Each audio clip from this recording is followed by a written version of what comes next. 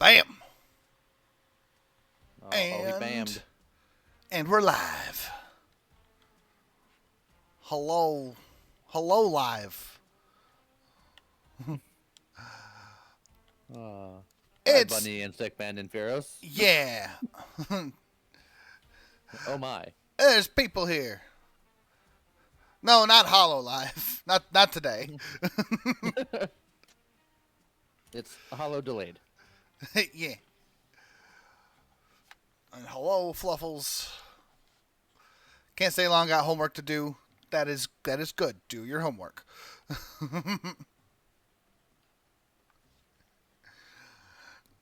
Homework is crap, but you still gotta do your homework. I haven't had homework in years.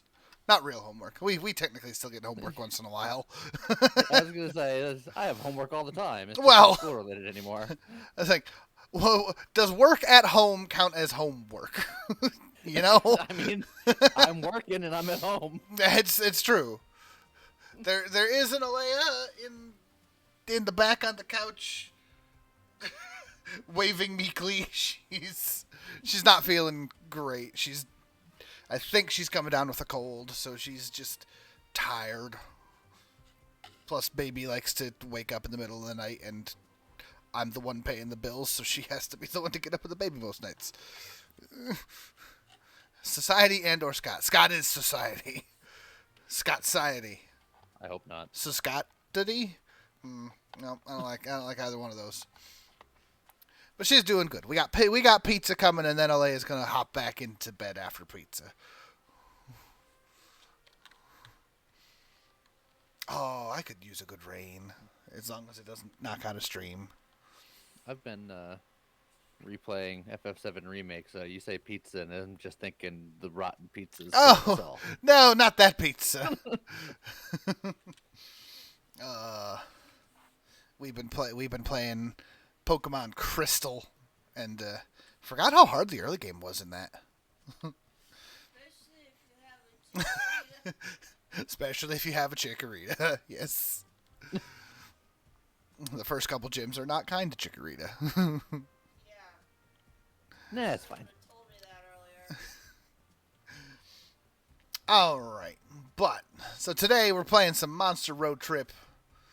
This is the third game in the Monster Prom series. I greatly enjoyed the first one. I never got around to the second one and always meant to. I should probably fix that at some point soon.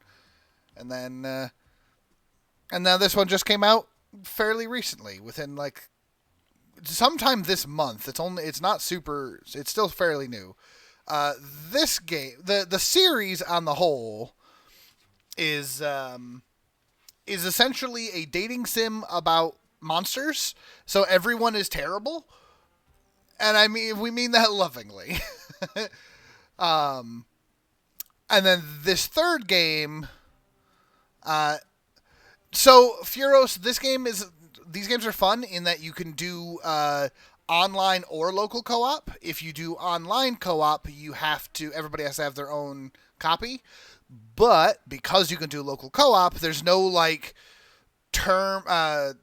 It's all turn-based, so you don't need to have like Lee is currently going to be playing the game here with me, but he's just gonna tell me what his options are, and I'll go put the options in. It's great. It's gonna be great. It's gonna be great. Monsters as in awful people, or as in Frankenstein's monster? Both, actually. The answer is yes. Yeah, they are all monsters, as in they are like ghosts and vampires. This character here is like a zombie. There's all kinds. Yeah. So, all right. So let's do. Do you want to hear awesome voice effects, or would you rather make them up as you go? What do you say, Lee? Let's have them do the voices because they're gonna do it better. That's true. Yay! Well, I mean, it's debatable, but Yeah, I mean you do voices pretty well. you do too. We could do friend hugger mode.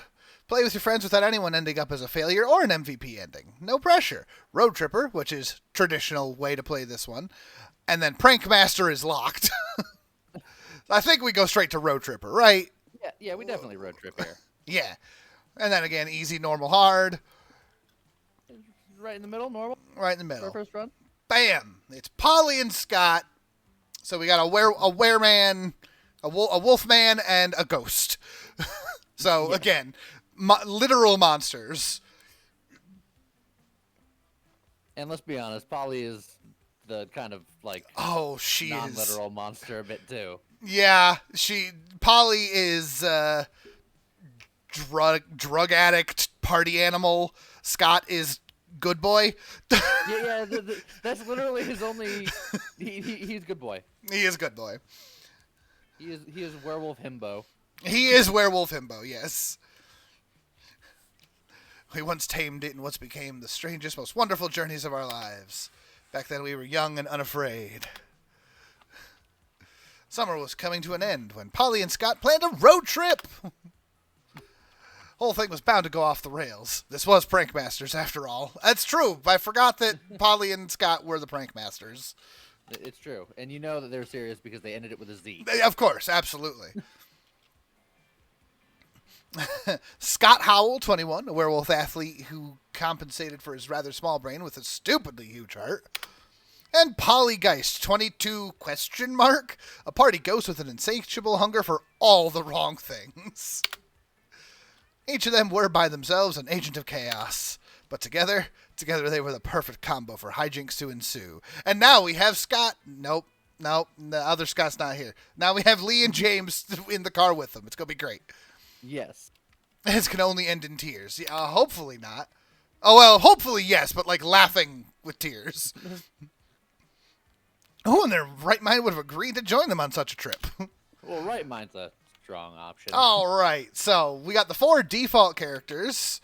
We got, they were literally like blue, green, red, and yellow, I think. They also have names, and I forget what they are offhand. But you rename them. So But yeah, you rename them anyway. So you got the 4 default characters. You got your zombie lady. You got I guess he's a zombie. Frankenstein lady. You got your zombie dude. You got fire elemental. And you got the Shadow Man. And then I also got the DLC because I really like this series. We got Moth Girl. We got Eldritch Abomination, who is apparently Ace, which is super cool. Glitch, which I don't even know what he is.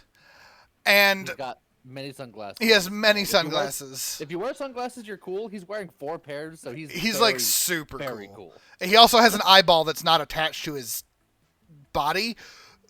It's just kind of floating up there. These things happen. And then the last character in this little circle here looks pretty normal, but then that is he's something. All right then. So I'm personally going with yellow because that's who I was most days. Oz, there we go. Up. It's gonna be custom name. And of course, I'm just gonna go with James. Bam.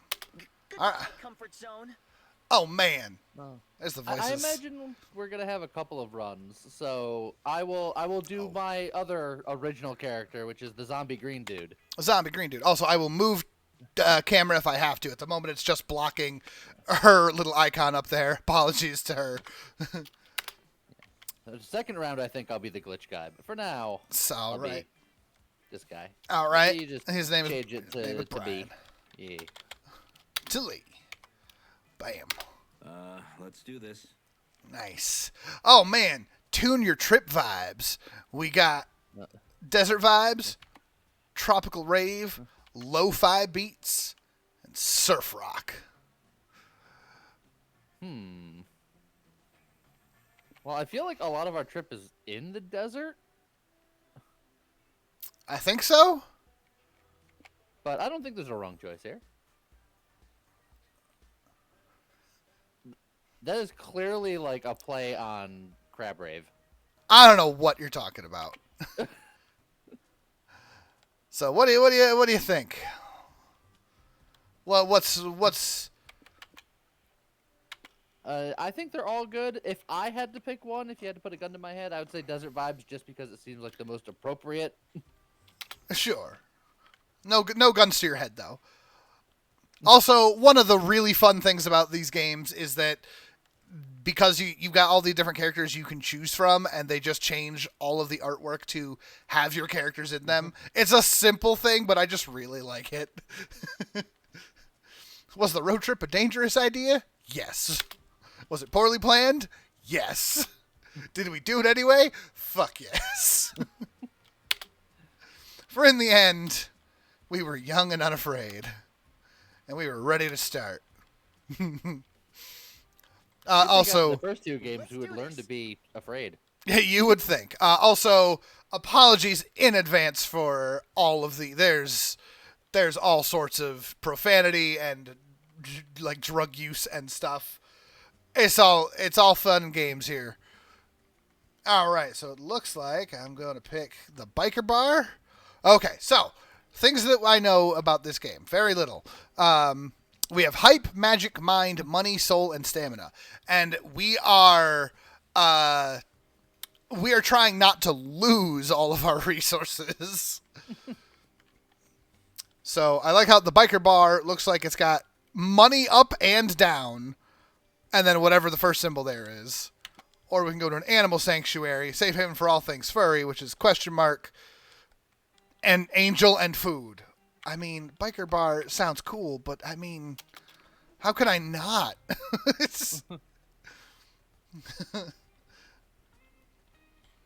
You don't need hands to drive. No, of course not. Welcome to the animal sanctuary. It even has a petting zoo. There are dogs, cats, goats, bunnies, alpacas, ducklings. Don't be shy. Warms your heart to see so many animals being loved and cared for. I'm about to get murdered by a goat. You are. Surrounded by all this wholesomeness and fur, what do you want to do? Polly, I have a question. Polly, That's... I've been meaning to ask you. How do you road trip? Look at that face. That is the face of someone who knows exactly what he's doing today. By asking you how to road trip after starting the road trip. Correct. No shame in asking. God, let me explain. All of us will share 6 essential resources. We need to manage them wisely to keep this trip afloat. So we need to be careful, because the choices we make during the trip can affect those resources. If one of them depletes completely, we can kiss this road trip goodbye. I get it. So our goal is to avoid running out of any resource and keep road tripping forever. Also, again with the faces. Scott makes the best faces. No. The lights are on, but nobody's home. Oh, absolutely. I don't even know if the lights are on, let's be honest. The goal is to reach one of the 6 destinations every road trip leads to. I have this travel guide that explains how each destination requires us to hoard a different resource. Okay, so similar to the dating thing, strong points in a specific resource gets you to a specific ending. Yeah. You can check said guide whenever you want. Forget that. Click on the destination tab to the right or press E on the keyboard or left bumper of the controller. There you'll find the requirements to reach your destination and win the game. Enough exposition, narrator voice inside our heads. Nice. Get it. Keep our resources far above 0 and hoard enough of one resource to reach a destination. Let's go. All right. So I feel like just for fun. So it looks like we need 25 of a thing. Right. And we don't know what the destinations are, so we know nothing here. So do we want to just... The stamina one's on a ticket. That's the true. The money one is like a scroll next to an envelope. Yep. Mind has like multiple photos. No, it looks like one piece that's folded over. Oh, fold over. Yeah. And then the soul one could be like a license, maybe? Yeah, it could be. And then the hype just looks like a poster. Maybe like a concert poster. I mean, it's under It sounds hype, like so. it, right? Magic, who knows? All right, so there's our destinations. For now, I say we just do whatever, and then if we start heading towards a specific route, we can debate, leaning into one or the others. All right, so we can pet the animals, which has a guess which resource you'll gain and which you'll lose. Volunteer with the rescued animals. Guess which resource you'll lose and then always gain soul. Or Cat Cafe, guess which resource you'll lose, you'll always gain stamina. Oh, man. Let's Cat Cafe, right? I was going to say, do whatever you would do. That's This is true. your character. What would you do? What's better than coffee and cute cats? Yes, this game understands me. You step into the cafe and see your friend Faith manning the register. Welcome to the Cat Cafe, guys. What brings you in today? I had to come and see my favorite witch. Also, we've been on the road for hours, and if I don't get some caffeine in me, I will literally die. We have been on the road for 15 minutes, minus the time it took us to start the stream. Also, you're already dead, Polly. Look, so she knows what she's talking about. She's an expert. Yes. Polly, it's impossible for you to literally die if you're already dead. Liberal use of the word literally destroys its true meaning. Mama like it. I love it when you talk nerdy to me, boo. Thanks for coming in and supporting the cafe. Cats here really love the attention and playtime. Yeah. And I don't know if I want to read. Knowing Polly, she's literally talking about a cat, but... She's talking about a cat butt. Polly holds up a cat she befriended in the cafe. See? Okay, but for real, I was talking about my vagina, in case that wasn't clear. I Oh. love how you didn't read the first line, but you read the second line. Yup.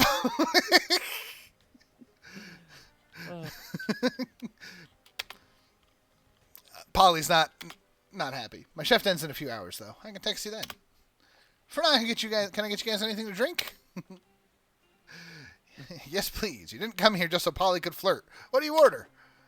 Cat coffee made for cats. Cat coffee made by cats. Cat coffee made of cats. Oh, no! I like how it's just a frowny face. It's a frowny face on a cup. Oh, Lord. Made for cats? I don't want to do the made of cats. That just sounds so sad. I think made by cats looks the best, but it's going to be so fishy, and I'm going to do it. Well, cat coffee made for cats is gonna taste like cat food. But that's true. It's exclusive, one-of-a-kind coffee we offer made by the cats who live here at the cafe. Awesome, bro. Oh, cool. They're specifically trained barista cats or something? No, they're just regular cats, but that's part of the charm, no? I'm going to go with no. Does the coffee they make taste good at least? That's sort of a matter of opinion. The cats really enjoy making the coffee, though. Is it even sanitary for the cats to be behind the counter? Of course, cats are very clean animals. They bathe themselves multiple times a day. Your many remaining doubts are dispelled when you see one cat flop on the espresso machine's power button to pour the coffee. A second cat knocks a cup of sugar off a high shelf into the coffee. A third bats at a ball of yarn until it turns the lever that dispenses your coffee into its cup. A fourth cat licks said foam into delicate latte art. Here's your coffee. Enjoy. Cats are all watching you rapturously to know your opinion. Or maybe they just like that. Cats do like to stare. You sip your drink. Blech. It's full of cat hair and it tastes like the last cat's tuna breath. Delicious. You got what you paid. Too money for, you guess. At least your shitty tuna-ish coffee boosts your stamina. I just want to chill. All right. All right. And now it is my turn. All right. So it looks like you could go to the lake to get wet. Or you can go to Roadside Wig Museum. Given the choice between the two, I would pick the lake every time. So All right. But a wig. I like museums. Don't get me wrong. But a wig museum doesn't really capture it for me. what if it was like a beard wig? No. Still no. Fair enough. Yes, the best part of these games is how absolutely incredibly chill about them being just dumb and horny. It's great. On a hot sunny day like this, a lake visit is the perfect way to beat the heat. Verbs again. Oh no! It's also the perfect excuse to see your hot friends in swimsuits. Not that you were fantasizing about that this whole time. Nope, definitely not. Anyway, what do you do now that you're here? Woohoo again! Let's choose an action and make an event happen. Yes, I'm ready for all the randomness these events involve. Actually, Polly, I was checking this travel guide, and it seems they aren't so random after all. Look, these different signs apparently refer to different kinds of events. The most common type of events is called exchange events. After making a choice in those, you always lose a resource and gain a resource no matter what. The trick is making the right choice, since that'll decide which resources are gained and lost. But if there's a resource sign next to the event type sign, that's called a known resource. Again with the Scott face. Ah. It means that the resource is guaranteed to be affected no matter what our choice is. If the sign is positive, then the resource is guaranteed to be gained. If it's negative, then you know you'll lose it. Yeah, we kind of figured that out ourselves. Like, for example, if we see an action with this sign, we'll know we'll lose money here. Our choice will only determine which resource we'll gain. Yup.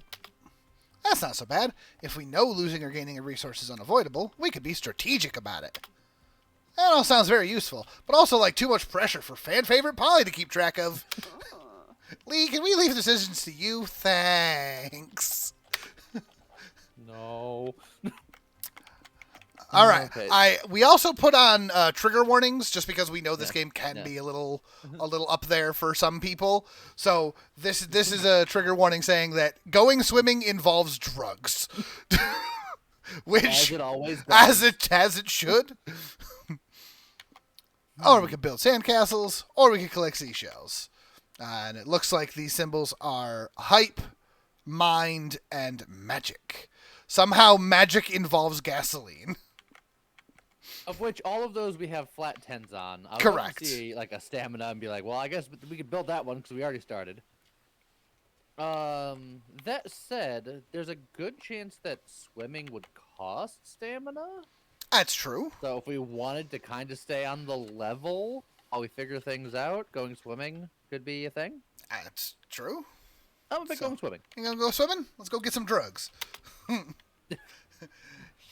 You're about to get in the water when a loud whistle stops you in your tracks. It's the lifeguards. Hey, long time no see. What brings you guys to the lake? We wanted to go swimming, and we can do that in a lake, right? Sure can, bruh, but only if you know how to swim safely. Okay, how do we do that?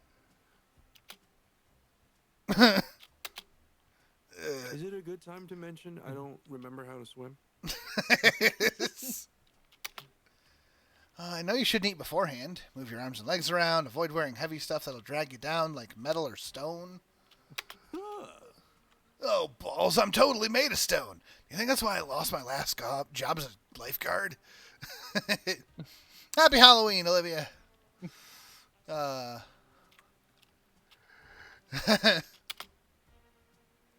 Oh, that makes sense. It must be why I got fired too. I'm usually pretty stoned. It's... But you guys aren't made of stone and metal, so you're safe, I think. Have fun out there. Huh. Are you sure that's all it takes? You haven't told us any actual tips on swimming safety yet. Fair enough. If you're nervous, I'm sure I've got something in my lifeguard bag that'll help you swim. Then again, I also have a lot of random shit in here. Does any of this crap seem helpful for swimming, Lee? Oh, here's your choice. The very small and intense swimming instructor that's as harsh as he is kawaii. Life insurance, just in case. Or a pair of bright arcane armbands that allow their users to cast a forbidden floating spell. Well, I think the life insurance is out. That's boring. So, do we do small and intense instructor, or do we do armbands of magic and fanciness? This is your decision. It's true. Forbidden magic can never go wrong. You know what? I agree. Forbidden magic it is. All right. Let's see what makes it forbidden. Oh, mad respect. The arcane armbands of buoyancy are super powerful magical items. Oh, man. Really? They just look like regular floaties to me. Dude. That's because you don't have the magic touch, dude. Wanda and I got ours from the wizard who lives at Fillet. Fill it. The gas station? That's just what they want you to think. The wizard who lives in the Fillet parking lot told us it's actually a magical pocket dimension. We were skeptical at first, too, but then the wizard gave us some magic cosmic brownies that totally opened our eyes. Also, Bunny, I actually don't know how long a run is. At least in the first game, it was maybe an hour or two. It wasn't too Yeah. bad. We'll be a little slower because we're reading things out and chatting And they're and giving whatnot. us like tutorials. And Yeah. things and, yeah. But that's half the fun of these games, is the conversation. Then Wanda and I were tripping magical balls. The wizard gave us the armbands and buoyancy to aid us on whatever you do next. I don't fucking care. But there was a catch. We had to dump magic into the armbands to make them work. Oh. We used the magic metal elephant trunks at Fillet to get the magic at the time. I don't know where you'll find any magic all the way out here. Oh, hey, that's what we've been filling our car with magic. Let's just use some of that. Oh, yes, this game is absolutely rated M. It's not... It never gets, like, explicitly lewd, but it has a couple of moments that kind of toe the line a little bit. It's definitely PG-13 plus, or is it somewhere between there? I'm pretty sure dumping our hard-earned fuel on these floaties would be a terrible idea. Spoken like someone who totally lacks the magic touch. Bro! Come on, Lee, we gotta do it. The flotation spell won't work otherwise. Fine. You lose 2 magic dunking the floaties in gasoline.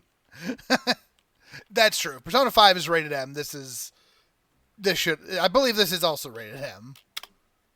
But technically speaking, our stream is always rated as mature audiences. We just tend to be more family friendly in general. Yes. At least you still have fun playing in the lake. You gain +2 hype splashing around with your friends. Yes, magic is literally gasoline. Come on. You can do this. All right, here we go. Got a national park, go hug a tree, nature nerd. Or a UFO sightseeing spot, I want to believe. Oh, man. That has 2 negatives and a question mark at the park. It really does. Why is it? That sounds terrible. And this is 2 Well, positives and a negative. Well, that's hype, Yeah. soul, and I don't know what angry is. Hype, soul, and soul. Oh. Hype, soul, and Oh. soul. Okay. Oh, that makes sense. Angel and It devil. depends on what and it just depends on what you choose. Okay, and then go hug a tree. We got unknown, Oh, and then mind and stamina. We just upped our hype, so getting more hype, we can just go for the hype. That's true. I'm okay with that. It'd be great if something random happened right now. Oh, jeez. Oh God! Something What? random happened. Why is the car stopped? Oh, I'm getting dizzy watching our resources go up and down. I bet you this is another tutorial. Yeah, man. Is it even possible to know what we're losing or gaining beforehand? Dang, we're doomed. Put something on the radio. We may fuck up this road trip, but at least we'll fuck it up while having some fun. Okay. Welcome to our humble radio show, where our guests give narratively convenient road trip tips. Hello, Action Zero. Hello, Coffee Now. Hello, Joe. Also, Coffee Now, you missed the cat coffee. I'm so sorry. there was cat coffee. Today, we have road trip survivors Cormac S. Thompson and Hunter McCarthy. Guys, what can you share with our audience? Let me start by saying that the #1 cause of road trip related deaths is not properly understanding how to manage resources. Ah, yes, the dreaded 6. Most unexperienced road trippers think they behave in arbitrary ways, but that's simply not true. When you're making choices on the road, you gotta look for little cues to infer that resource you'll be losing or gaining. Money might be the easiest one. You buying or renting something? Money down. Hiring somebody? Money down. Doing a job or selling something? Money up. But beware, sometimes the solution doesn't obviously involve buying something, but it involves using expensive stuff you may need to rent or buy. And what about magic? A mysterious substance that fuels our cars, apparently. Magic is tricky, because sometimes you'll need to use it for spells, summonings, and curses, but that'll mean lowering your magic and risking an empty fuel tank.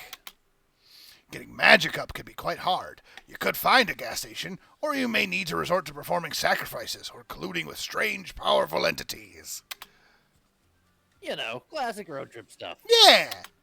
Our time's up, fellas. Let's discuss the other resources in future episodes of everyone's favorite radio show, Convenient Exposition. Applause. Ah, James is missing an ear. Fix. Blink. Well, that was stupidly convenient. Scott, did you take notes? I mean, you know that Scott is going to just know. Yup. Nope.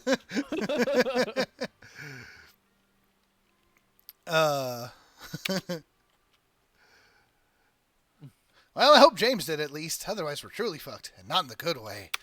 You came here today to answer the age-old question: do aliens exist? We're not alone. Who knows if you'll see any today, but at least it'll be fun to hang out with other UFO spotters. So besides, watch the stars and swap extraterrestrial conspiracy theories, what do you want to do? That cow is very surprised. We can look for UFOs, we can make tinfoil hats, or we can send a message. Ooh. Does that look for UFOs hype up? That is indeed hype up. We want to just lean into hype then? Oh, I mean, it's your choice. But... Yeah. Oh, yeah, that's right. Yeah. I mean, I'm down. Seem to be a lot of alien spotters in the desert tonight. You spot two of your friends with their telescope in the crowd. Hi, Kale. Hi, Abdu. You here looking for constellations? Have you seen my favorite one yet? I call it the Big Boy Frying Pan. Big Boy Frying Pan. Nice. I'm a fan of Aurica myself. Charioteering was the grandfather of skateboarding. Changed my mind. But today we're using our telescope to look for UFOs. You're welcome to join us if you want. Abdu and I are really into ufology. There's really gotta be other life out there besides us, you know? Yeah, at least I hope there is. I'd rather not be alone in the universe. Cheer up, dude. In the grand scheme of life, between our friends and the aliens and all the microscopic parasites living on our bodies, we're never truly alone. Dude, that's deep. That philosophical thought reminds me of something. Pass me the pipe.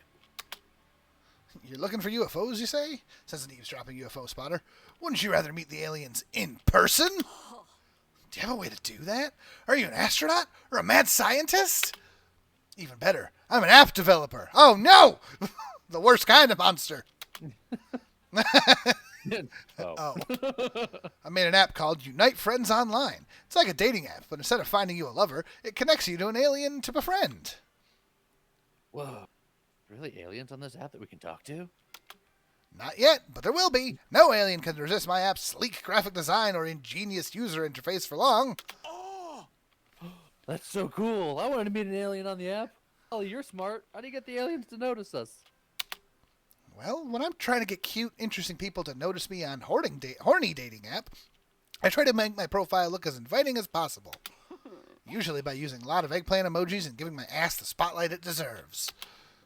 Too bad Earth doesn't have an ass to show off, but there's got to be a way to make its profile more inviting to get an alien interested in a casual conversation. No, invasion. Casual invasion. Oh, jeez. Hack into a satellite. It'll be for good reason. To take some pics from Earth from a high angle to make it look prettier. Or upgrade to the Platinum Planet profile to unlock advanced match preferences. It says here you can turn off hostile invasion matches. Well, the second one definitely costs money. Absolutely costs money.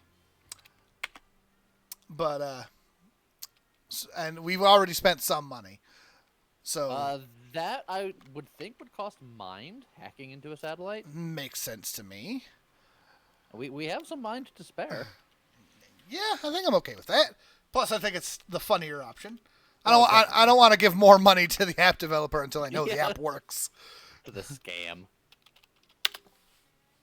Nice. Take a photo from a high angle with a high photographer.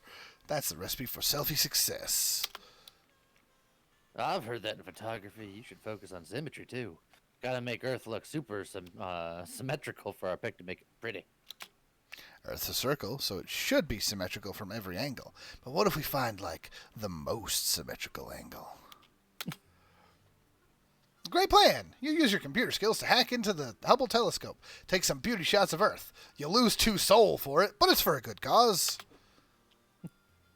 Done. What do you think? Not bad, but if we're going for symmetry, Australia's thrown it all off. We could edit Australia out of the pic. Let me try. I'm great at photo editing. Ta-da! Now the Earth looks pretty, and you get a sneak peek at the moon, too. Wink, wink. It looks nice, but don't you guys think editing Earth's look on a social profile is kind of dishonest? Well, that's true. Besides, if I were an alien looking to invade Earth, I'd want some warning about Australia. You know, scary animals, big spiders. Maybe we should just take a new picture. The shot is showing too much water anyway. We want the aliens to know there's Earth on this Earth. Oh, let's find an angle that shows off our poles more. Aliens always look for more diverse biomes and potential planetary partnerships. Perfect. This photo really highlights Earth's best angles while downplaying its rampant humanitarian conflicts. And the nice composition on Antarctica. Earth looks cool as fuck here. Literally. Yep. If I were an alien, I'd invade us. You don't meet any aliens, presumably because they all flock to the South Pole. But you still gain 2 hype taking pics with your friends. Sure. Nailed it. Aw. Hi and bye, Wraith. Olivia talks, not gonna lie, the girl is kind of goals. Polly is goals. Also, high razor blade. Okay. Go. We got a motel and an exhibit. It's a cheap motel where we know absolutely nothing about the options. Correct. And the art exhibition, which is potentially money up. Potentially money up. But also potentially sold down. Sold down. And then question mark. Yep. Those are a lot of stats that I don't particularly care about, and I'm trying to think if there's a potential for getting hype at an art exhibit. It could be. Could be hype at a cheap motel. That's almost certainly money down. Well, potentially. But it is also It's a it's cheap, a cheap motel. but it's not a free motel. Well, that's true. I'm going to go to the art exhibition. All right. We'll get some culture in this road trip. Do you think they'll have anything in blue? I like blue. Firos, this is all about the No-Toe Motel. Right. Art is beautiful. Art is emotional. Art is raw, unfiltered exploration of the monster condition. Interesting. Art is apparently painting a white stripe on a blue canvas and charging $40 million for it. Genius. It's time to get cultured. What do you think of what do you do with the art exhibition? You can display your own art, which is just random up and down. Yeah. No idea what's gonna happen. Interpret the art, which We'll gain money, lose something, and it's going to be sexy. or attend an artist Q&A, which will lose soul and gain something random. You know what? I'm going full dice roll. Are you going to go full I'm display your gonna own art? display my art and see what happens. Nice.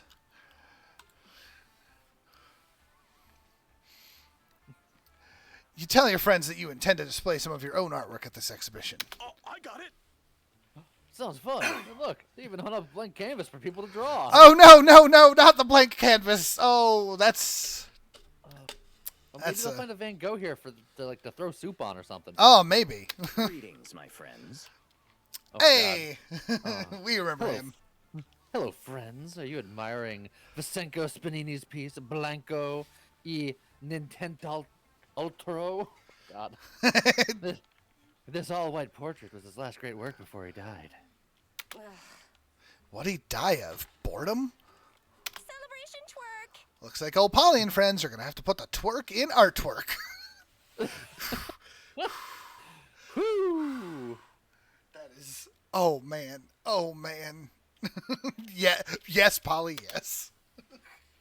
Yeah, let's draw something fun on that boring canvas. What? You can't draw on Spinelli's masterpiece. Be a crime against art. It'd also be against the actual law.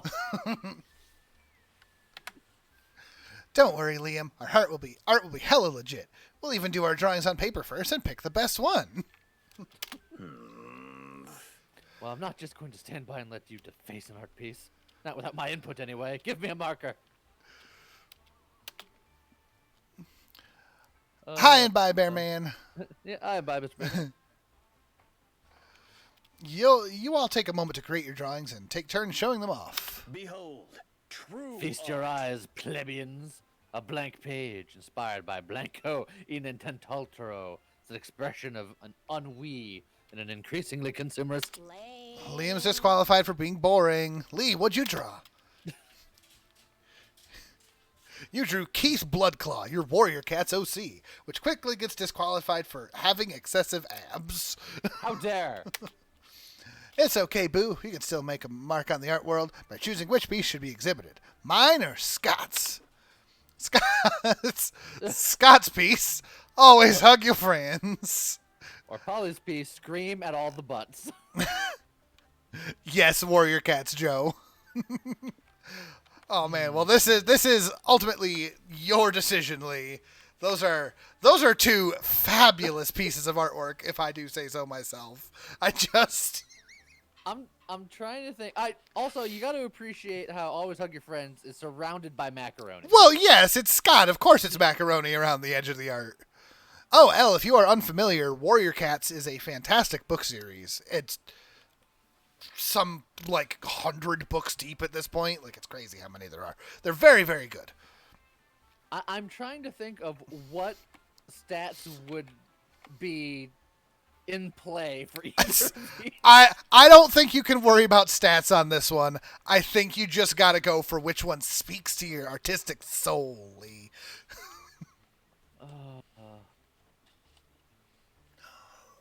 It's I know the popular answer is scream butts, butt scream. Scream butts. But a part of my soul looks at Scott's piece and it's just that's great. But Yes. We're in a museum. I'll go with the screaming butts. Those may be boobs. Razorblade says those may be boobs. I guess it is a little. know. It's interpretation, I suppose. Look, that's what makes it good art. That's true. Art is all about the interpretation. Are they boobs? Are they butts? Polly translates her drawing to the museum wall. Immediately, art snobs are falling over to discuss its melancholy color palette and abundance of absolute dump truck ass. It was butts. Madam Geist, says one art critic, can you explain what inspired you to choose derrieres as the main focus of this piece? Well, I was going to do a piece based on The Wasteland by T.S. Eliot and the feelings of oppression and isolation it evokes. But then I got bored and started thinking about butts, and the rest kind of speaks for itself. I can't believe you destroyed a masterpiece with a stupid butt. Vincino Spinelli is probably rolling in his grave. Oh, I wouldn't say that. In fact, Madame Geist understood my art better than anyone. The art critic removes his fake mustache and giant beret to reveal...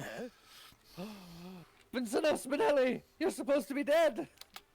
Nay, I merely faked my own death for tax evasion purposes. Came by to visit my old art piece, but it seems a rival artist has already laid claim to it. And according to the high art rules, if a rival artist covers your art with a superior piece, you must accept defeat and allow its display. Well done, madame.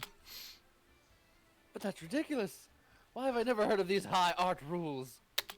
Well, if you haven't, that only proves that you're not a true artist like your friend. Wow. I guess not. Polly, I never thought I'd say this, but I was wrong. Not an art thing. Sorry. This game is 1,000% insane. There are no brakes on this train. What? Sorry, haven't really been listening. I was thinking about butts again. Classic. Butts. Oh, Polly, you admire her butt think piece, gaining +2 hype from its luscious curves, but the haunting nature of the rest of the piece painting steals 2 mind from you. That was actually perfect. We nailed it. Oh, time to stop and get some rest. But not at a I'm cheap not sure motel. where to go. Finally, a place to rest. Even this spectral booty needs to do some sitting after so much shaking.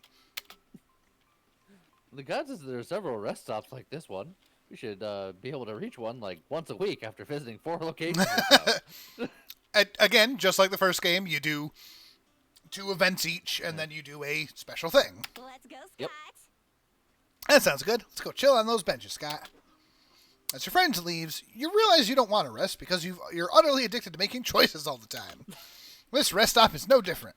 You quickly assess the 5 things you can check out around here. But beware, with the exception of the car, each choice can only accommodate 1 player. First come, first serve. Now, go and see what the different spots do. And we currently know absolutely nothing about any of the spots. Well, the trade one is usually the shop where you trade money for a thing. The car Oh, can yeah, have yeah. multiple people, but I presume that it's just like do nothing. Live in car. Rest area is probably socialized. Bus is probably go somewhere. Info is learn something. Well, I'm going to go get some info. Ugh, so many choices. I just because I have no idea what it could be, I'm gonna go to the bus stop. I like 'Cause it. I have no idea what that would do. Just choose one thing. You can do it. This is the map info board, where you can check a map that shows 3 potential locations nearby. Choose a location to learn how to get there. This guarantees that the location will appear on your next turn. Ooh, okay. Can use the map to reach locations with convenient resources, or just locations you think look interesting. Your call. Okay, so I can basically lock in a location, which if we're going for hype, that makes the experimental prison helpful. Also experimental prison. Hell yeah. What? I like We belong in there. Business Summit, join capitalism's finest, shopping mall, hanging in shopping malls. The 80s are back, baby. And then we brought the fun back to prison, and we've thrown the key away. No beds here. All right, then. This is the bus stop. You can either check for hitchhikers to pick up or have a conversation with the one that's already riding with you. Conversations are a chill narrative treat with no choices to be made. If you hold enough conversations with the same hitchhiker, you might score a date ending. Additionally, each time has a conversation with a hitchhiker, their passive effect is triggered. As you play, you'll learn what each character's passive effect does. Exciting! You can only have one hitchhiker at a time. If you pick up a new one, the prior hitchhiker will leave into the dark of the night. Well, you can pick up Liam or Moss. I like how he's on his phone, and he's trying to go for the light bulb. Do you think that Liam would want to hang out with us after that whole art fiasco? I don't know. Maybe he needs to hang out with Polly to learn. I say we go with Moss, and here's my reasoning. Okay. He sees the headlights on our car, and we can't get him away. I absolutely agree. Also, chat seems 100% behind Moss. You invite Moss Man to join your road trip. Gossip on wheels. Me on the road? Sure. We see so many tantalizing headlights. Oh man. And now we've swapped orders. All right. We're on the hype train, baby. Hype train! Happy Hypoween, everyone. It's terrible. So sleepy. Oh, I'm so sleepy. Alright, so it looks like you got a movie set, now with 30% more CGI, or a weird landmark, the Desert Foot. The heart and soul of the desert. We're going to the movie theater, both because of a movie set, because a movie set is cool and it's got hype. That's true. Look, horses. Never believe what I heard about those horses. They're actually frogs. What? Goodness. Everyone at some point wonders what it's like to be a movie star. And action. You still don't know what that's like. You're just humble road tripper trespassing on a movie set. But this might be the closest you ever get to Hollywood, so make the most of it now. What do you do? Huh?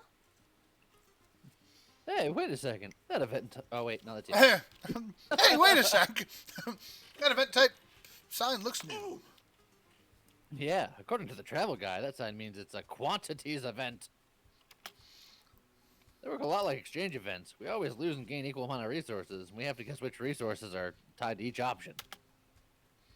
The main difference is the amount of resources that are affected by each option differ. They can be affected a bit, some, or a fucking lot. Scott! You never swear. That's how the travel guide phrased it. Dang. So what this foul-mouthed travel guide basically says is that we can choose to play it safe or go bonkers. You already know what Mama would choose, Lee. This one's up to you, Boo. Go for it. So we can get an autograph, which is just hype up and then something down. pillage the set buffet, which is, what was that, stamina? Yeah. Stamina up, something down. Or become extras. Which is something Something up, a lot, up potentially a lot. Or and then down something potentially a lot. down potentially a lot. Yeah. I'm going to go for get an autograph, because we're on the hype train. And, look, I could sell that on eBay Fair enough. for $7. You heard that cool Josh, the famous actor, singer, songwriter, esports champion, skateboarding prodigy, top 10 chess grandmaster, is filming on this set. That Josh sounds pretty cool. It's why his name is Cool Josh. You and your friends obviously need to get his autograph. You sneak onto the set and find his trailer next to some bushes. Psst. Oh, you can do it. You did. Psst, over here. Huh? Can anyone else hear that bush talking? I'm no bush. You've just fallen prey to my clever disguise. As the youths say, get wrecked. Oh, hey, Counselor Flodge. Didn't know you worked here. I don't. There's actually a warrant out for my arrest for breaking and entering onto the set. But those cops are no match for my costume kit. Nice. We've snuck on set because we heard Cool Josh was filming here. I'm going to get him to sign my bra. Well, good luck with that, kiddo. I've been trying to show Cool Josh my screenplay all week.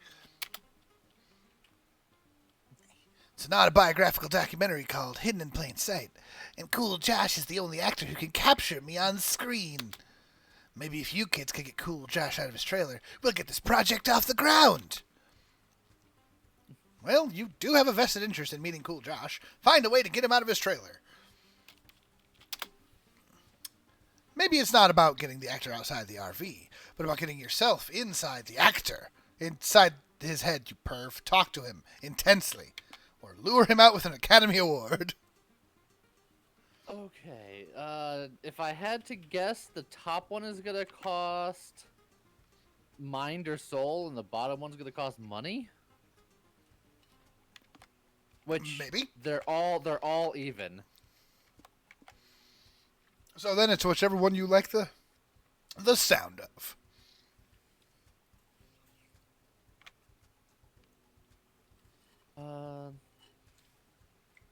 Let's go with Academy Award. We're gonna hit him with the Leo tactic. Gonna hit him with a Leo? Yeah. Why do we have an Academy Award? We're about to find out. You knock on the door of Cool Josh's trailer. Hi. We're with the Academy, here to present Cool Josh with an Oscar. I just need him to come out here and sign these legal documents.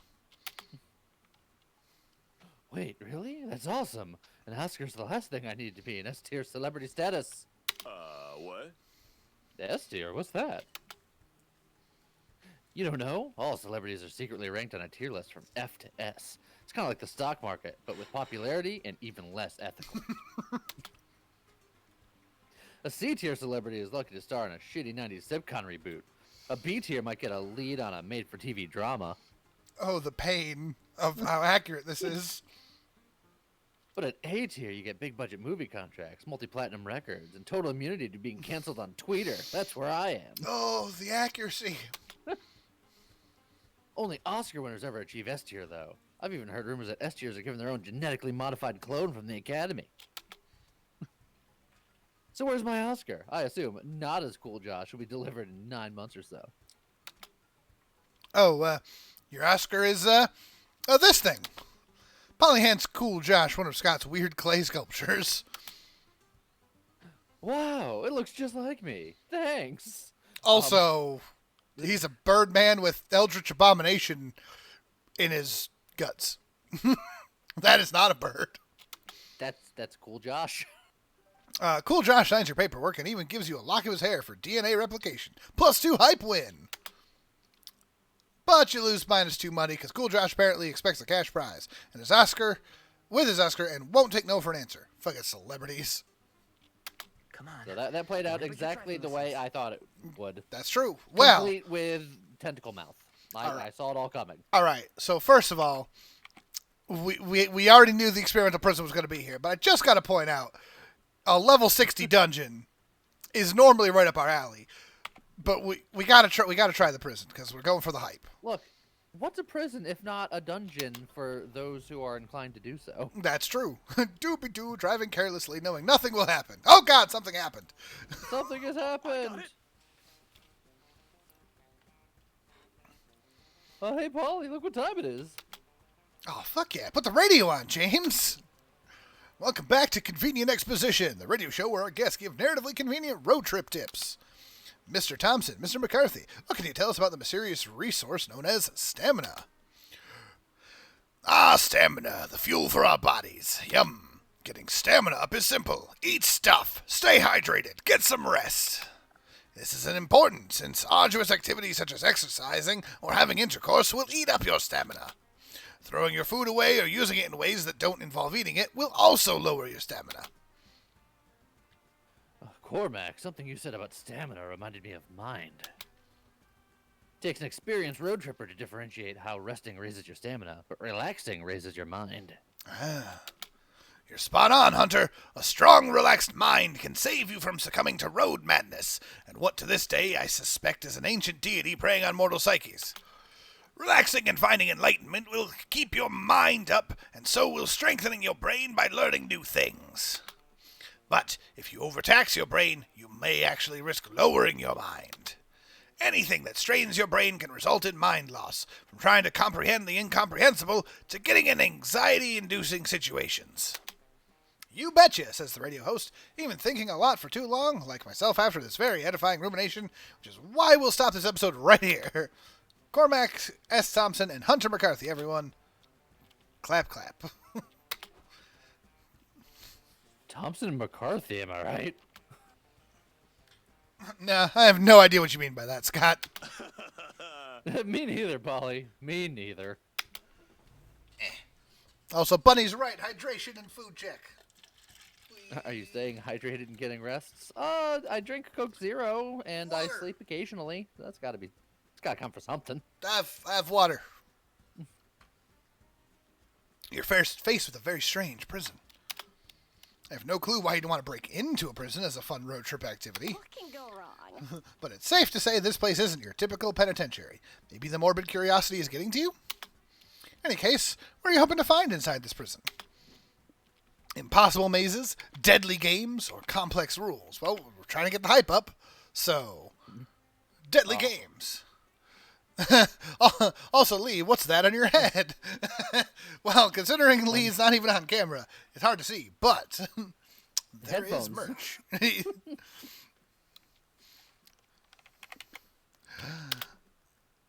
You all go to the prison entrance to inquire about a tour, but the security guards just beat you until you're unconscious. Bummer. Man. Oh, what happened? Did we go on a bender and I forgot?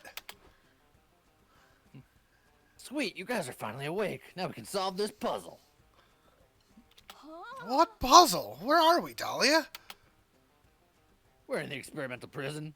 We were all kidnapped and put here as a metaphor for how selfish monsters are or something dumb. In order to escape, we need to solve this puzzle. There are 2 doors in this room. One leads to freedom, the other to certain death. Oh, certain death sounds bad. But there's a guide guarding each door. One guard always tells the truth, and the other guard always lies. We only have one chance to ask a guard a question and pick the right door, or we die. I know how to solve this riddle. We can ask a guard which door the other guard would tell us to. Hey. Boring. Don't be a boring boob, James. Let's add some spice to the situation. It's not often we get the opportunity to ask someone anything our hearts desire. We've literally always had this opportunity. Asking people stuff is free. Yeah, but now we got added stakes to the situation. And the stakes are meaningless to me because I'm already dead. So let's have fun with it. But Scott, Dolly, and I aren't dead yet. We'd really like to stay that way. Ha! I'd like to see them try to kill me. Worst case scenario, I just get another cool scar out of this. Good one, Polly. And my understanding of mortality is shaky at best, so I'd rather do this Polly's way. Well, dang. Peer pressure is your greatest weakness. I guess you can worry about not dying later. It's funny question time. Nice. Let's fight fire with fire. If these guards wanted to mindfuck us with a riddle, let's ask them a mindfucky question to get back at them. Emotional warfare. Guard of the left door. Is it true that you've developed secret feelings for guard of the right door? And FOMO warfare. Guards, now that we're all good friends, I thought about renting quads for all of us. Want to join us for a day of thrill, fun, and quads? That one definitely costs money. Definitely costs money. This is That fun. one- This is funnier anyway. That's got to be a solar mind, right? Probably, but it's not money, so let's do it. Oh, nasty. We're definitely going to lose 2 soul for playing dirty, but fuck it, I want to see what they say. Stroll up to the first guard and ask him your question. Well, I don't know what you mean, he says, sweating. We're co-workers, and office romances are usually bad news, and... Ah, fuck it, I can't tell a lie. It's true, I'm hopelessly in love with guard number 2. After years of working together, all the nice conversations, I couldn't help catching feelings. We have so much in common. We both guard doors. You really love me? Guard number 2 gasps. Guard number 1, I don't feel the same. Because he always lies. Oh. It's- How could you break his heart so casually, bro?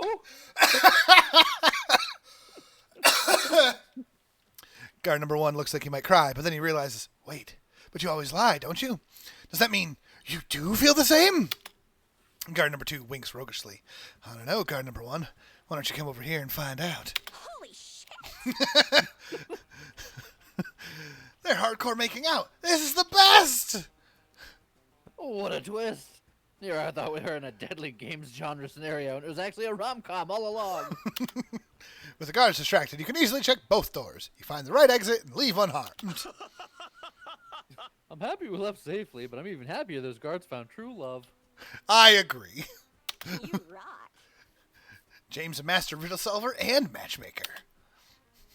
Yep, you're the total package, and also the proud owner of +2 hype. Good work, champ. I just want to chill. Nailed it.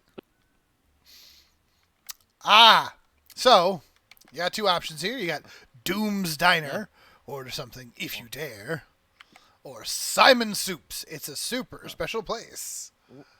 I mean, obviously the hype one is Doom's Diner, but even if I didn't, if there wasn't an incentive to go to Doom's Diner, I would go to Doom's Diner over Simon's Soups.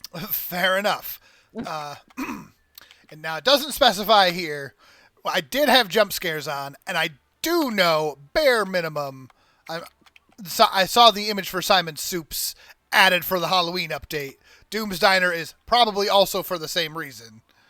Great. So Wonderful. just be ready, just in case. Doesn't mean it's gonna happen. We're gonna find out. Yes, Prison Break. You read about this diner on a listicle off the 10 most cursed restaurants you should never ever visit. So hungry. Obviously, you took that as a challenge. Seriously, after all the dark magic you've messed with over the years, you think you can handle a diner. That does say Dom's Diner. Yeah. So now that you're here, what do? Use the jukebox, order something, or look for a booth. I'm gonna use the jukebox because they probably got some cool tunes at Doom's Diner. Yeah. You all enter the diner and approach the jukebox. Yep, words. To play some tunes. Before you can pick a song, your eerie waiter shows up to ruin your good time. I wouldn't touch that if I were you. What? You, were us? When were you us? I never noticed. It's okay, Scott. Shh, Scott, it's okay. Gerard, stop confusing Scott with your past conditional tenses and be of service here. We're obviously not you, because unlike you, we're cool and fun and sexy, which means we're gonna play some music. You think you're better than me? Ha! Cool, fun, and sexy as nothing on stressed, depressed, and hot and sickly Victorian child way. I was 2 for 3 with him. Also, Joe, Dom's Diner is the opposite of Subway. Oof. Besides, I'm trying to do you a favor. The reason you shouldn't use the jukebox is because it's cursed. Only cursed thing here is this picture I found of a squirrel that ate a whole melon. How did the squirrel manage to fit a whole melon in its body, Gerard? Shouldn't be anatomically possible, Gerard. Look at a squirrel, Gerard! Stop, your bubbly stream of nonsense is cursed enough already. Go ahead and use the jukebox. It's your funeral. No, it's not. My funeral was in a way cooler dive. Lee, choose a dope cursed track to play. Oh, man. full DDR. Valkyrie Dimension and Beethoven Virus back to back, or 10 uninterrupted hours of the Happy Birthday song. Well, the bottom one is definitely like gonna break someone's mind. The top one is probably gonna go against stamina, and we have stamina to spare. And also, I don't want 10 hours uninterrupted Happy Birthday song. Just full stop. No. Yeah. Sometimes you gotta pick the option that speaks to you more than the stats. So, definitely top. As soon as you hit play, all the lights in the diner go out, and demonic arrow-shaped sigils appear at your feet. The devilish chimera song begins, and you dance faster than ever before. Your feet are a frenzied blur. What a tragic affair. The song is 2 of the hardest DDR tracks ever created, magically stitched together by a sinister necrodancer. Ah! Does he have a crypt somewhere nearby? Yes. Even I would never create a curse so despicable. The only dance moves I condone are the headbang and the stoic lighter sway, anyway. Whoa, intense. How long is Lee going to be dancing for? Who knows? You can't stop dancing. You dance out of the diner. You dance all day, every day, ceaselessly. You dance your way into your dream job. You dance during your wedding vows. You have children, and you and your beautiful family dance together. You grow old, and you're diagnosed with terminal dancing syndrome. And your doctor is also dancing? You only have 6 months left to live. 6 months left to dance! Make the most of that time until you begin to see the light, and you dance towards it, ready at last for rest. Light clears and you're lying on the diner floor. Everyone is staring at you, and they burst into applause. You rock. Oh my God, Lee, you broke the curse! You broke it with your sick, nasty moves! You gained 2 hype for braving such a hard-ass 2-headed song, but lose 2 stamina because this was too much dancing for one day, maybe for one life. Come on. Any amount of dancing You is can too do much this. dancing for one life. Nah, you got this, Lee. Oh, man. Well, we got Abandoned Village, which does have hype, It does have hype. but there's also a monster truck Oh. deathmatch, and also has hype. Heck So yeah. you pick whatever one you want, but I mean, there's only one correct answer. we're getting there. Let's hope nothing weird happens. Oh, geez, something weird happened. Scott! Dang it, convenient exposition.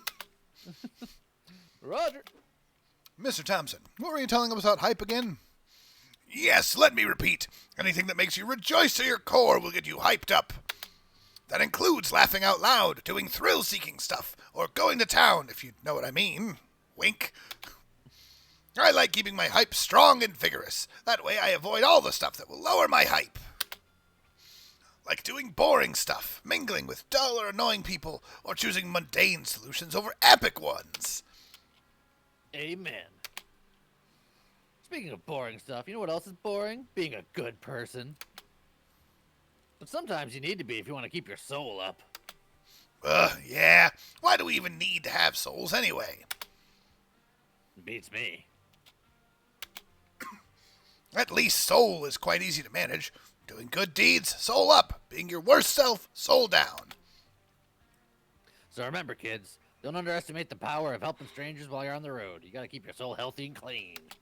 Amazing. Simply amazing. Your tips have been extremely helpful and incredibly expositive. Blah, blah, blah. You've provided a great tutorial for anyone who aims to have a successful road trip.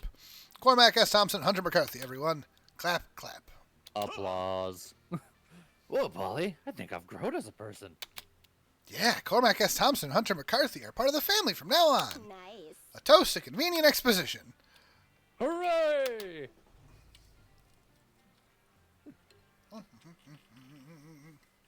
Oh, man. Nothing's as fun like 2 huge trucks on huge wheels wrecking the shit out of each other. It's like trucks, but bigger. It's true. Stands are filled with cheering, hooting fans ready to see some vehicular carnage. As for you and your friends, you're ready to watch the show, take a joyride, or pose as food vendors. I mean, we could use some money, but, I mean, we get to ride in Monster Truck. Also, that is We're Cerberus. close to our hype goal. We are close to the hype goal. That's true. But it's also only week 2. I don't know how long it goes. Don't know. Your plan to drive a truck in the Monster Truck Deathmatch is going well until security says you can't drive a truck in the Monster Truck Deathmatch. Bummer, dude. What do you mean you don't have security clearance? Do you know who I am? No, I don't. Oh, hey, Plank, thanks for the 8 months. Goodness. But I'm the Turkmenistan Worldwide Monster Truck Deathmatch Champion 3 years in the running. Oh, shit, are you serious? So sorry. We didn't know you were coming today. Let it slide for now, gentlemen. But the Turkmenistani Emperor will hear about this. Oh, Turkmenistan has an emperor now? Times sure change. Security guards let the Turkmenistani champion, Polly, and her hype squad, you and Scott, into the arena. We did it again. Can't believe that worked. Let's ride, gang. Bros. We still have a problem, bros. These trucks are way too tall to climb into. Oh, fuck, you're right. Stupid monster truck engineers only caring about how high they could make their trucks, not how high they should have. Polly, if we're getting in. We need to do it quick. The crowd's getting restless. What's happening? Someone better figure out how to drive that car quick, or I'm going to get real pissy and restless. Shit, it's true. You need to think of a way to get into that car. This is why God invented giraffes, probably. I don't know, conjure a giraffe? Or transcend the sense of self until space makes no sense anymore. You are everything and you are everywhere. Therefore, you're already inside the monster truck. This is a combination of magic, soul, and mind, but I couldn't tell you what's what. Uh-huh. Conjure a giraffe, probably magic?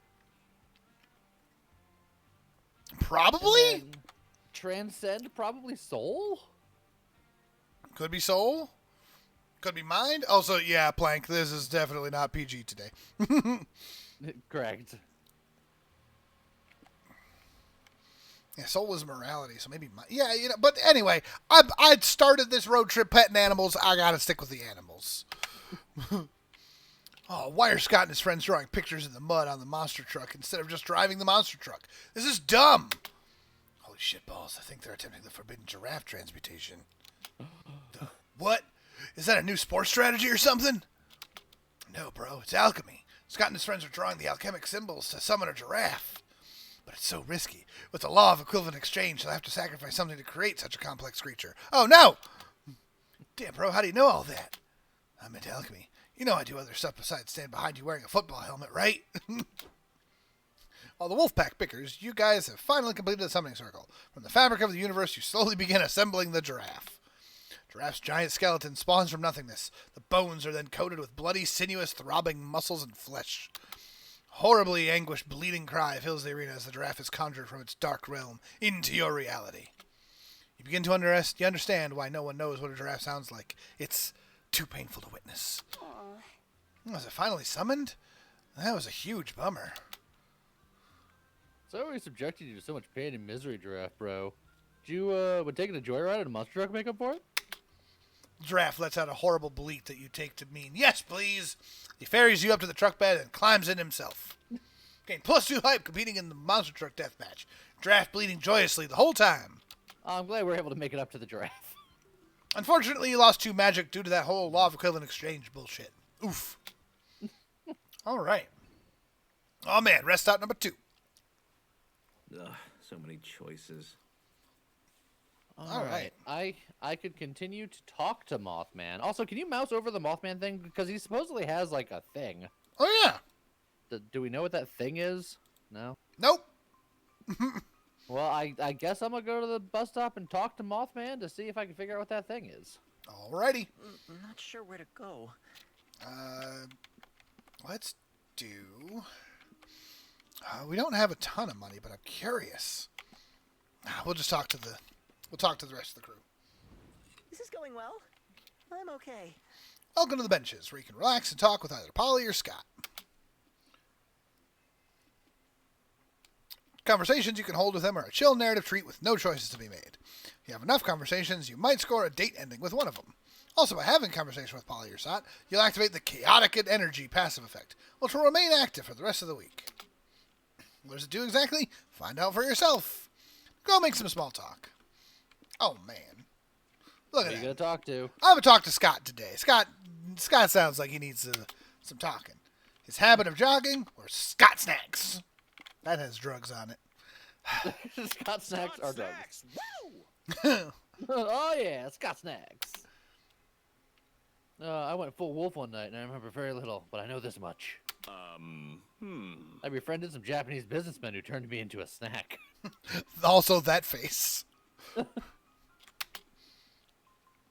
offered me a royalty to use my likeness. Scott has the best faces. Just all of the faces.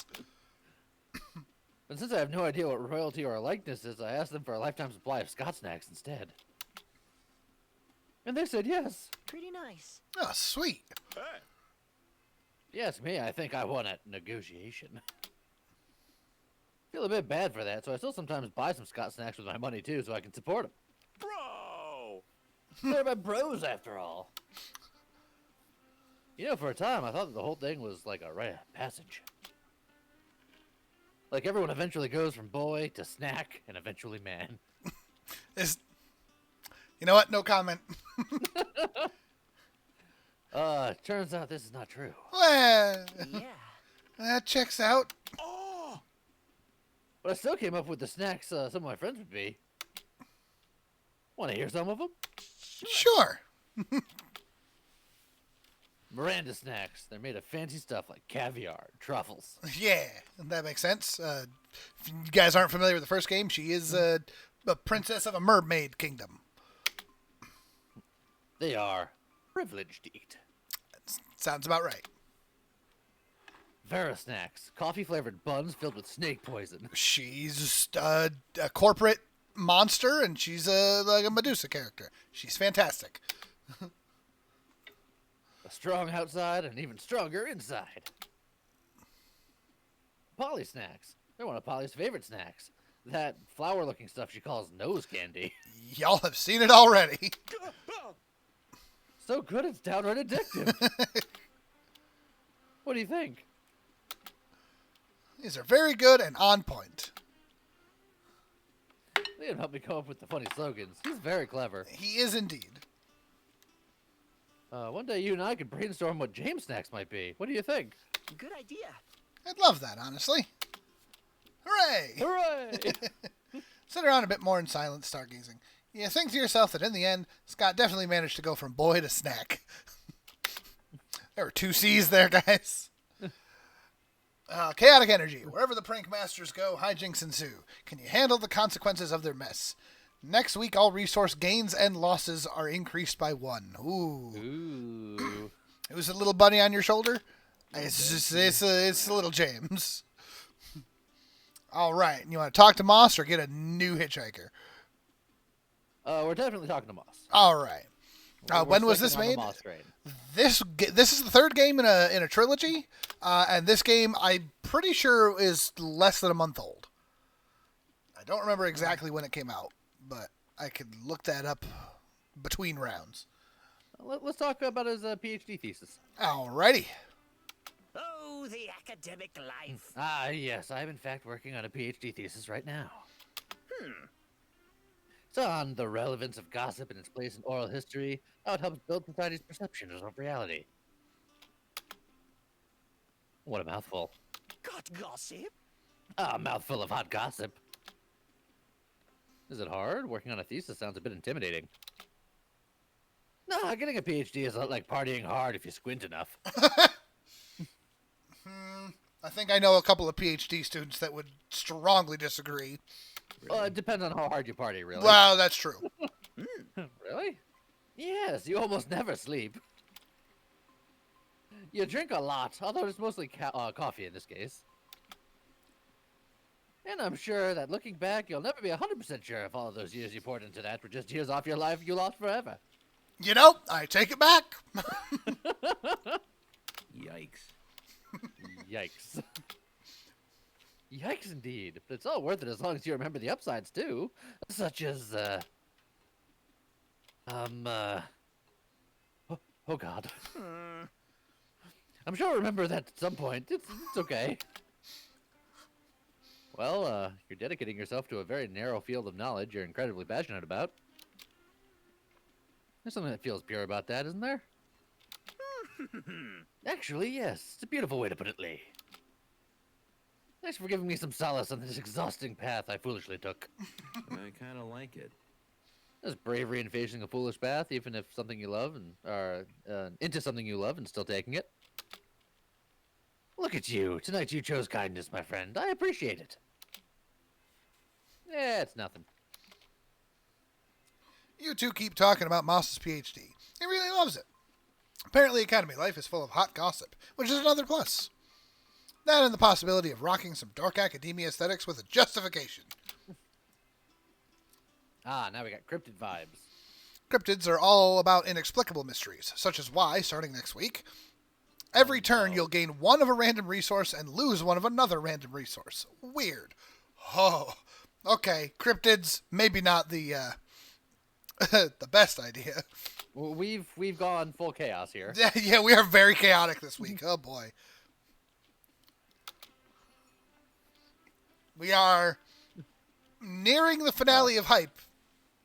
So we'll see where we go from there. It's like, does it end when we reach the hype, or do you still got to make it to the end with that hype? No idea.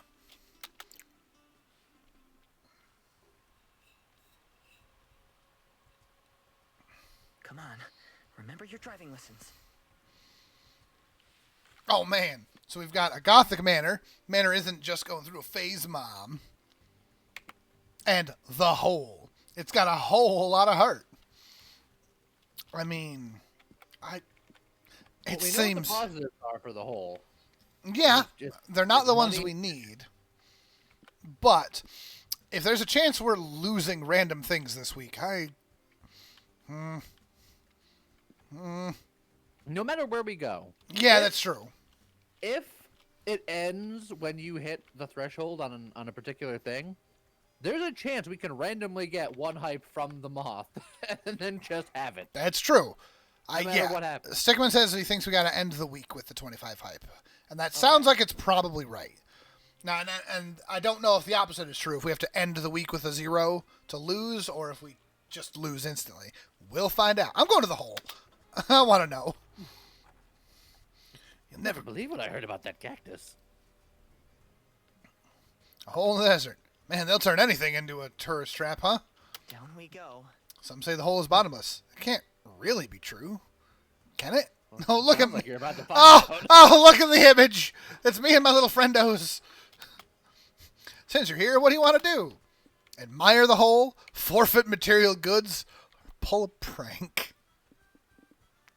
I would like to point out that you are full prank masters mode right now. I am full prank masters mode, but think about that.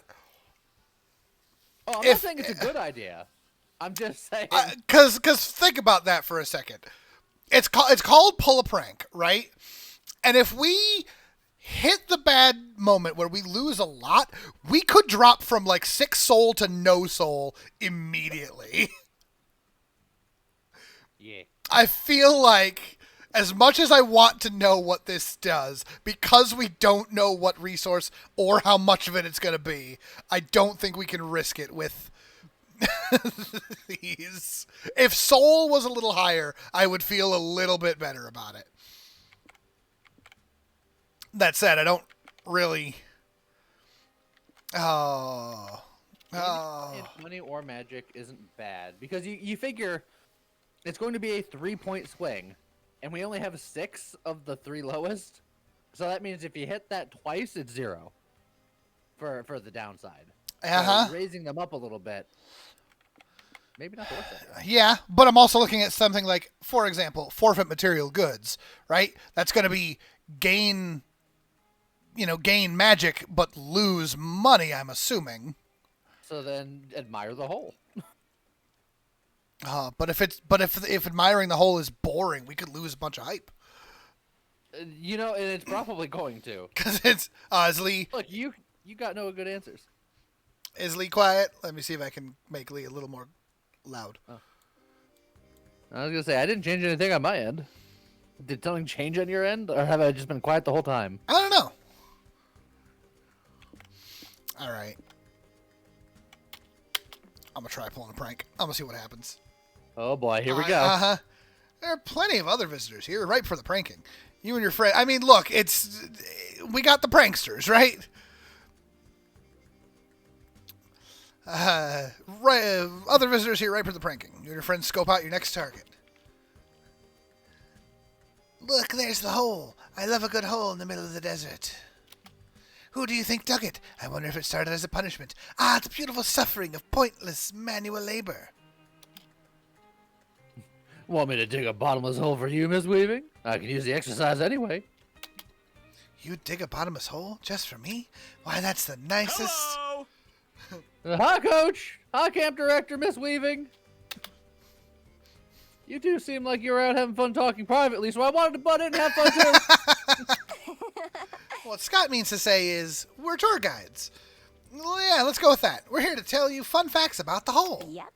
Fun fact, holes play a big role in the 3 pillars of modern society. Straws, grave digging, and the donut industry. Hey! Fun fact, I love digging holes. It's my favorite hobby. Hello there. Oh, hello, Broken Focus. Thanks for the follow. Also, L, I see you're suffering today, and I apologize. I know, Mr. Howell. We passed some of the holes you dug on the way here. It's a wonder we found the true landmark at all. Well, James, Polly, and Scott loaded the bases. Now we're up to bat. Give us a real hole-in-one whole fun fact. Fun hole fact. Oh, There's 3 small, choices. medium, and large. The hole is so deep you can most likely fit like 30 pies in it. Many have argued the mysterious origins of the hole, but in reality it was a very weird marketing stunt pulled by a pizza place in the 80s. Or, if you listen carefully, the hole will whisper your darkest desires to you. Don't get confused if the hole sounds a lot like me. Sheer coincidence. I really don't think we can go full blast. Because I'm pretty sure that if we go here, We die. we're gonna knock them in the hole and lose all of our soul. No. I'm gonna go with Don't bow to the peer pressure. don't bow to the peer pressure. So I'm gonna say that it's a stunt from the pizza place. No, guys. Plank. We need to get a good ending. We need to get an ending. It's going to kill us, and I don't want our first run to be a failure. I'm going for pizza. Yeah, I was gonna say, go for either pie option. Nope. No. Winning is content too. I think the pizza place option is the best sounding one anyway. I have trouble believing that digging a hole in the middle of the desert seems like a terrible marketing ploy. Oh yeah, it was definitely a bad move. Cheapskate Cam's Pizza. Cheapskate Cams. There you go. Cheapskate Scam. Right? Yeah. Did a lot of terrible marketing stunts before they finally shut down. Look, we could still lose this, guys. Don't worry. Tried the hole. They did a sweepstakes where the winner got to name the CEO's firstborn child. They tried declaring oysters as the new cool side for pizza. Fascinating stuff, kids. How come I've never heard of Cheapskate Cam's Pizza before? Huh. You're really surprised? This is the company that thought digging a bottomless hole in the middle of the desert was better than just making a commercial. Honestly, it was the 80s. Chances of these marketing stunts were fueled by ludicrous amounts of coke. And Coke Zero. Same great taste on the calories. Yeah. Well, Ms. Geist, I still think the story has many holes in it. But I lived the 80s and I saw several coked-up marketing stunts for overpriced fast food in my day, so the jury is still out. In any case, this is what happens when young folks stop cooking their meals at home. Oh, I didn't know you liked home-cooked meals. Gonna make you my famous lamb heart muscle milk vitamin A smoothie sometime. Great for your hamstrings. Why, yes, that's thoughtful of you, Coach. I actually love consuming my food pureed. Prank achieved! You get +3 hype out of it, but you lose 3 soul for deceiving people. Boo! But we got the hype. Ladies and gentlemen, yeah, but we now got the hype. But now we just gotta survive till the end of the week. Oh man! We also gained 1 mind and lost 1 stamina from the cryptid. Which is fine. That's fine. Okay. We got the Dynast, which Soul up. soul up, or a circus. My problem is I feel like putting soul up almost automatically means that hype goes down, but we need to fix soul. To be fair, we only need 25 hype. We're above our limit. It's true, but because of you and your chaos shenanigans, it's a swing of 3. No, to be fair, you could make it a swing of 4, because... I could. So which one do you want to do? You want to go for safer option, or do you want to just clown it up? Let's go for Dynast, because there's 2 soul up options, which means that there's 2 different ways that can go down. That's true. I don't like being completely soulless. The Dynast is a classy locale made for the road tripper with discerning tastes. Sadly, it looks like everyone and their mother is a road tripper with discerning taste. This place is packed. Only way you're going to get seated anytime soon is if you sit with someone else. Yeah, Al, I'm pretty sure that these are only going to show us what they are when we finish a run.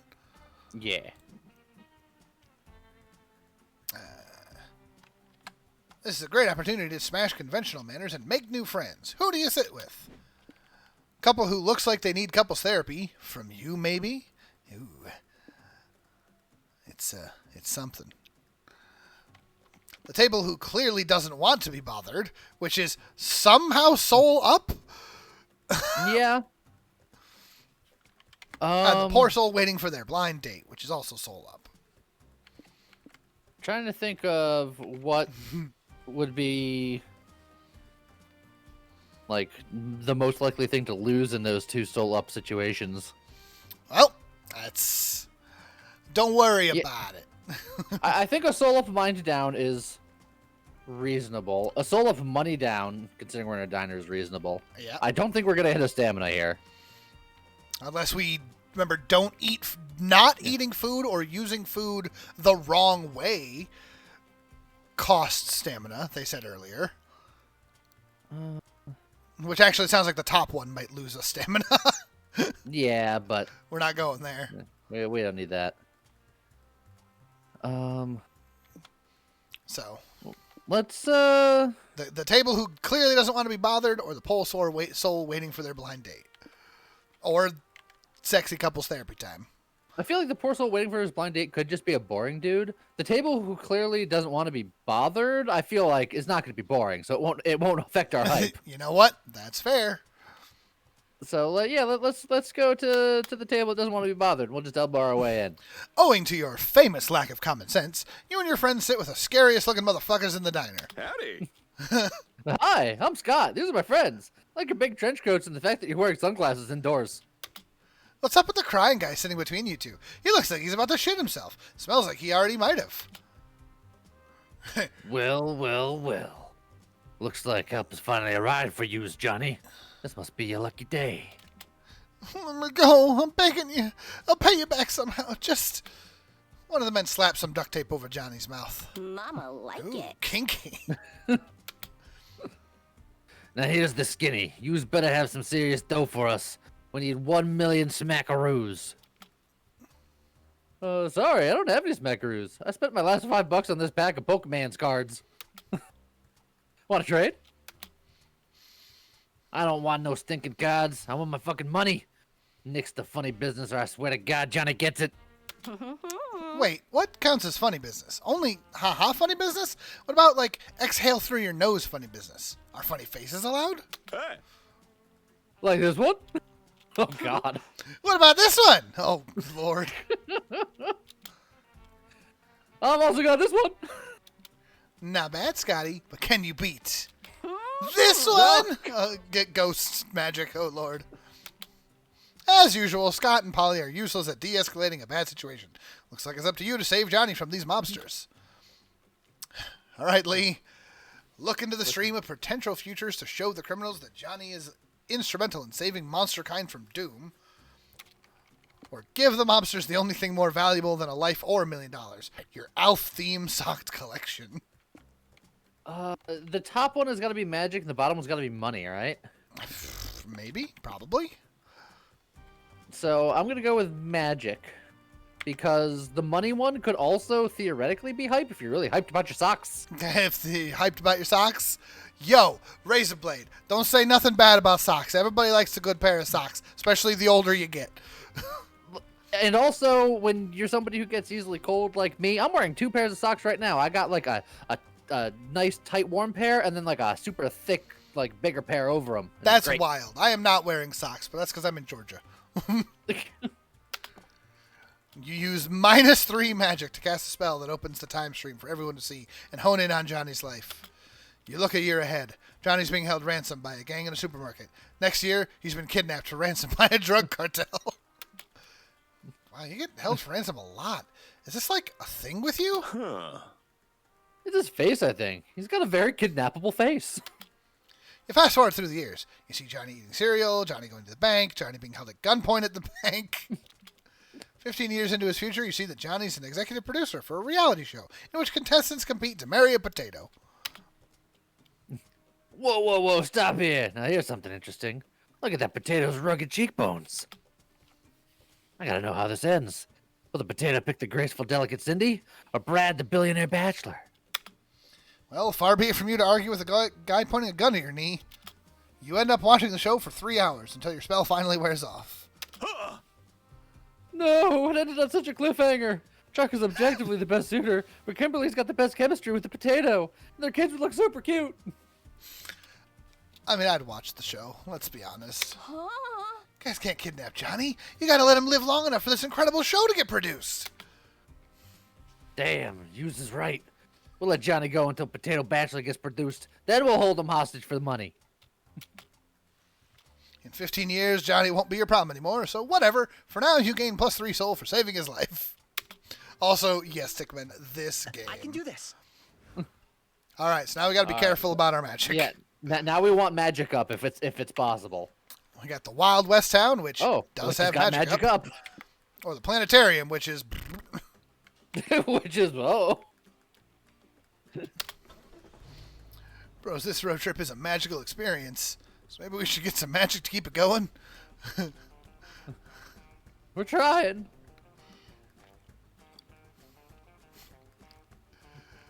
Welcome to the land of 6 shooters, outlaws, wild stallions, and 10-gallon hats.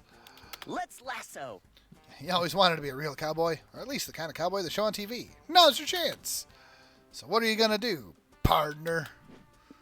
Duel at high noon, visit the saloon, visit the horsies. Oh, no. You got a duel. But animals.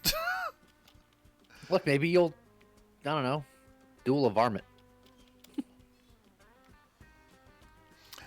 Also, duels sound tiring. We got stamina to spare. That's true.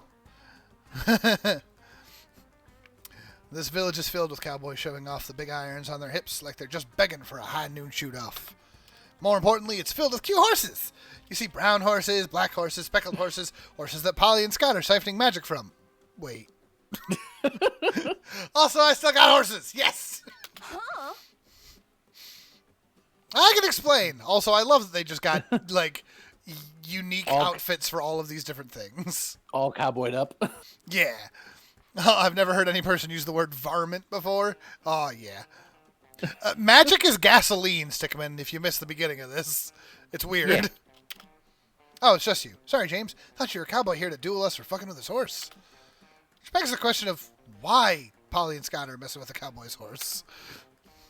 Well, we're low on gas, and nobody can give us directions to the nearest gas station. Oh! But I thought cars have horsepower, right? Let's get power from the car straight from the horses. Oh, story checks out. It checks out, but Lord, Scott's got no brains. No brain head empty. You say that, but it appears to be working. I mean, it's true. Can you believe it worked? We just got some free +3 magic with no consequences. Hey, you hear a cowboy shout. What in tarnation are you doing to Cheddar Biscuit? Oh, spoke too soon. That guy looks mad. What do we do, Polly? Same as always. Blame someone else. James did it. I saw the whole thing. Oi, Polly! Under the bus, why don't you? God. I reckon you and me got a problem, James. Draw your gun and duel me at high noon if you ain't yellow-bellied. Nobody calls me yellow. Great. Looks like you're not getting out of this without a duel. So you better suggest a duel that you have a chance at winning. Turn your backs on each other, walk 10 paces away, and just keep walking. Start new lives, never look back. Classic duel to the death, but replace the duel to the death part with a truth or dare match. Oh. No, I mean, the top one's got to be stamina, right? Maybe. Could be. It could just be boring. And we could lose hype from it. That is true. That is true. I think the truth or dare match could be any number of things, and I'm willing to take that gamble. Do it. But truth or dare's not near as exciting as a regular duel to the death. Ain't even a duel at all. I agree with that. Truth or dare doesn't pack quite the same. See? Arg! Look at what you've done! Oh no! Oh no! James kept the word classic in the name, so by law they're technically the same. Can't argue with that. Let the truth or dare duel begin. No! Well, that just means we gotta get a little more. Look. Maybe Moss can save us. Round 1, the cowboy gets you to admit that you wet the bed until you were 13. Rough start. You retaliate by daring him to lick a mescaline cactus. He dares you to bare-knuckle box the purple fairies flying around his head. You point out that you can't do that because he's hallucinating them, but you lose a point anyway. Oh no! It's looking bleak. Then inspiration hits you. You dare the cowboy to shoot himself in the leg. Normally, I think shooting myself in the leg's a pretty dumb idea. I don't want to lose, and I didn't get to shoot anything earlier, so why not? Cowboy shoots himself in the leg and quickly remembers why not. Fatal blood loss! Touchdown! Good work, bro. You live another day. Or at least until Scott or I endanger your life with our antics again. Yeah, or just a thought. You and Scott could do your best to not do that. Yeah. Unlikely. Let's go. We got a road trip to survive. Come on, Mothman. Are we Stamina there up, yet? hype down. Tired. Mothman, you misunderstood the assignment. Well, he got the spirit. No. Oh, and there's no hype situations here. There could be. There's question marks. We got caves. Someone said spelunking. Be sure to bring your spelunk crown. Or charming village. An idyllic little village where absolutely no atrocities ever take place. We're going to the charming village because we could deal with that. It's fine. Well, this is the last turn until the next rest stop. Yeah. Unless we can get that 25 hype back, I think. I need to find hype, and I think I can find hype in a charming village. Look how charming it is. Now, so Plank, again, if you missed the beginning, whoops, wrong button. If we want, God, why do I keep missing? There we go. We need 25 of any given resource to win.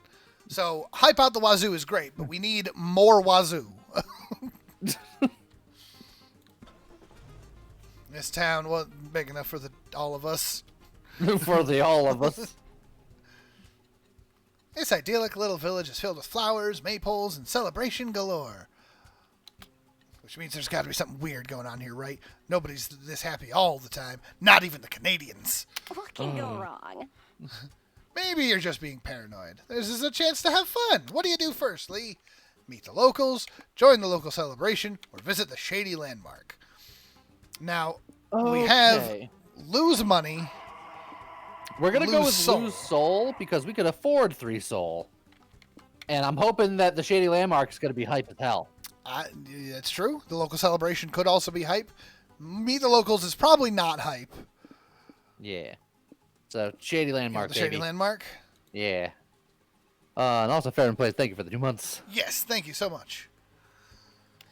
You, Polly, and Scott check out the village's most sacred landmark, which turns out to be a sacrificial altar. Person is getting skinned alive at the center of the altar, while the crowd looks on silently. The hell is going on? Oh. Ah. Alright then. It's the summer festival of skinning, of course. Most of our skinnings are done in private to conserve modesty, but once a year we publicly make a sacrifice to our fleshless overlord, Graftamet. It's a beautiful ceremony that builds camaraderie amongst the village. Camaraderie, huh? Seems like a pretty raw deal for the guy getting skinned. Oh no, it's a great honor being chosen for the public sacrifice. Trust me, he's having the time of his life. Oh, the pain! Cries the skinned man on the altar. The endless, horrible pain! Ah, music to my ears. Pass me the popcorn, dear. Polly, I have a question. Well, this seems weird. Should we? I'm sorry. Paul, this seems weird. Should we stop them from hurting that guy? I'd like to, but a bunch of road trippers versus an entire village of cultists doesn't seem like good odds. Okay, so what do we do? Well, you know what they say. If you can't beat 'em, join 'em. Yes. Take it off. Show some skin, honey. Polly, no. Show less skin, I guess? Looks like not even your friends are immune to peer pressure. Since you're gonna watch, how will you maximize your enjoyment of watching a man get skinned alive? Good audiences have catchy chants like, sacrifice, use that knife, this is cool because it rhymes. Or, if you comment on it enough using cryptic adjectives, people will agree with you just to avoid looking dumb. None of these sound very hype. I mean, the top one could yeah. sounds more hype, at least. Yeah, the top one sounds more hype, so we're gonna go with the top one, and it's also the one that I would choose out of the two. Yeah, of the two, yeah. Let's do it. Bro, good plan. Everything's more fun if you cheer by chanting in sync. What rhymes with skinned alive? Don't worry, I got this. Peel his skin like bananas. B-A-N-A-N-A-S. Oh, what a fun chant. Can we teach you the one that we know? No, thank you. Oh, dear. The cultist's eyes roll back in their head and they chant gutturally in an ancient language that sounds like it must be really hard on the vocal cords. Hey. Oh, not bad. Maybe you should try adding some rhymes. People love rhymes. Interesting. We've been trying to make public skinning rituals more popular among tourists, so they adopted them in their own towns.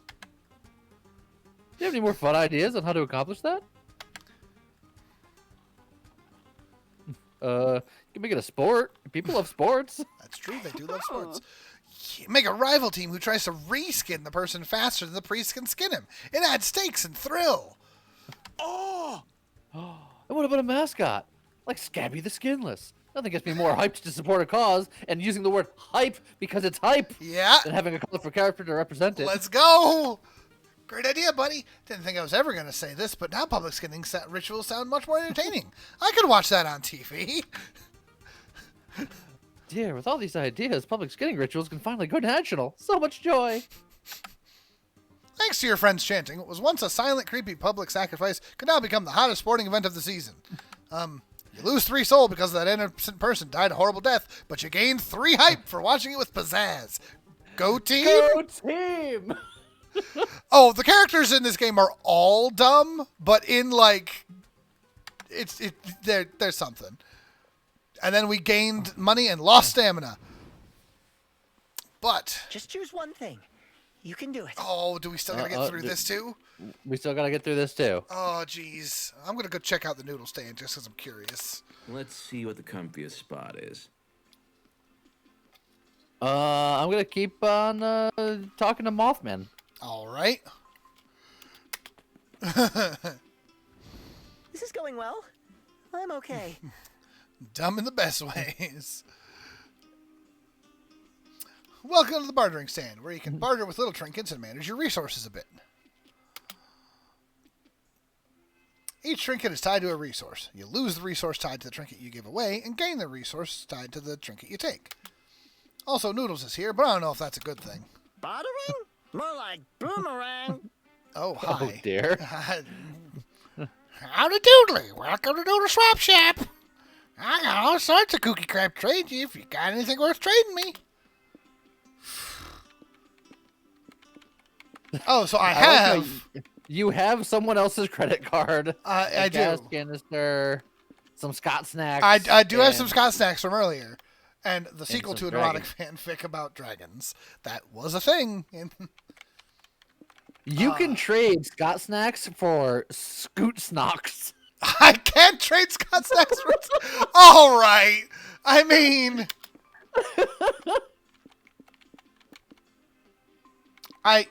a nobility title, emergency goat blood, off-brand Scott snacks, or an inflatable boyfriend. It's gotta be the Scoot It's Snocks. gotta be the Scoot Snocks, but I gotta say, I just like the... If you look at Noodles over there, he's just like, there's stuff, and maybe you don't want that. I'll trade some Scott snacks for some Scoot Snocks. Really? Stamina up and stamina down. Heck yeah. You actually took that? I just set that out to make all my other products look better by comparison. What's the But hey, not my fault you're a sucker. No refunds! Time to chill out. Oh, that was something. I'm going to talk to Moss. Heck yeah. After some conversations, you'll activate a deep conversation. This is your first one. Oh, we're getting deep. Deep conversations can end in success or failure, and they're the key to scoring a date ending. Oh, man. Hitchhikers have only one coveted deep conversation each, while Polyans gotta have two. So once a player succeeds in a deep conversation, and sometimes even if they fail it, no other player can attempt it. Act fast, because whoever gets there first will be the only one with a chance at finding love. I can love a moth. You can love a moth. During the first half of a deep conversation, your mouse friend will hint at their preferences on a topic that's important to them. Think of these hints as rules. When looking at the options, search for ways in which they break the rules. 2 out of 3 will break the rules somehow. The one that breaks no rules is the right option, so choose the one to show your friend you really know and understand them. So, are you a good listener or not?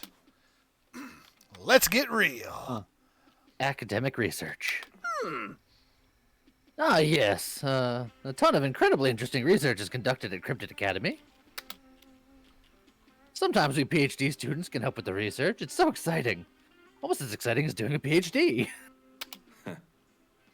Of course, the epitome of excitement. You could say that. What's even more thrilling is that they sometimes let us suggest ideas for new research topics. Nice. After some time studying there, I think I'm finally ready. I'm ready to propose a super thrilling, mega edifying academic research theme. Oh, man. Sure. Fuck yeah.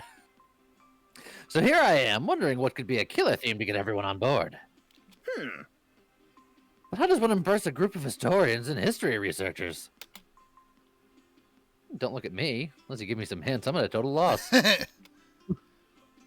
Well, whatever research I choose, I'd love it if they were tied to my specialization. Do you remember his specialization? Which is... The gossip. oral history! Yep. I did that. Yeah. Yes, of course. If we want to make it thrilling, we need to balance the inherently highbrow nature of academia with the sexy lowbrow nature of pop culture. Makes sense. For instance, we can mix the tradition of oral history with the modernity of contemporary gossip. Yep, that's his thing. It shouldn't be hard, and yet I still haven't found the perfect topic. But maybe you could help a friend out. Sure, a topic that makes academic research on oral history fun and thrilling. Easy peasy. Utterly convincing. A study on how the overuse of adverbs can make gossip sound more believable.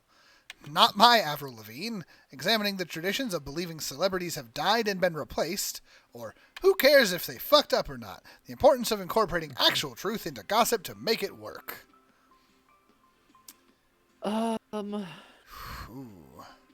Okay. The last one is out because that doesn't have to really with much to do with oral history. Okay.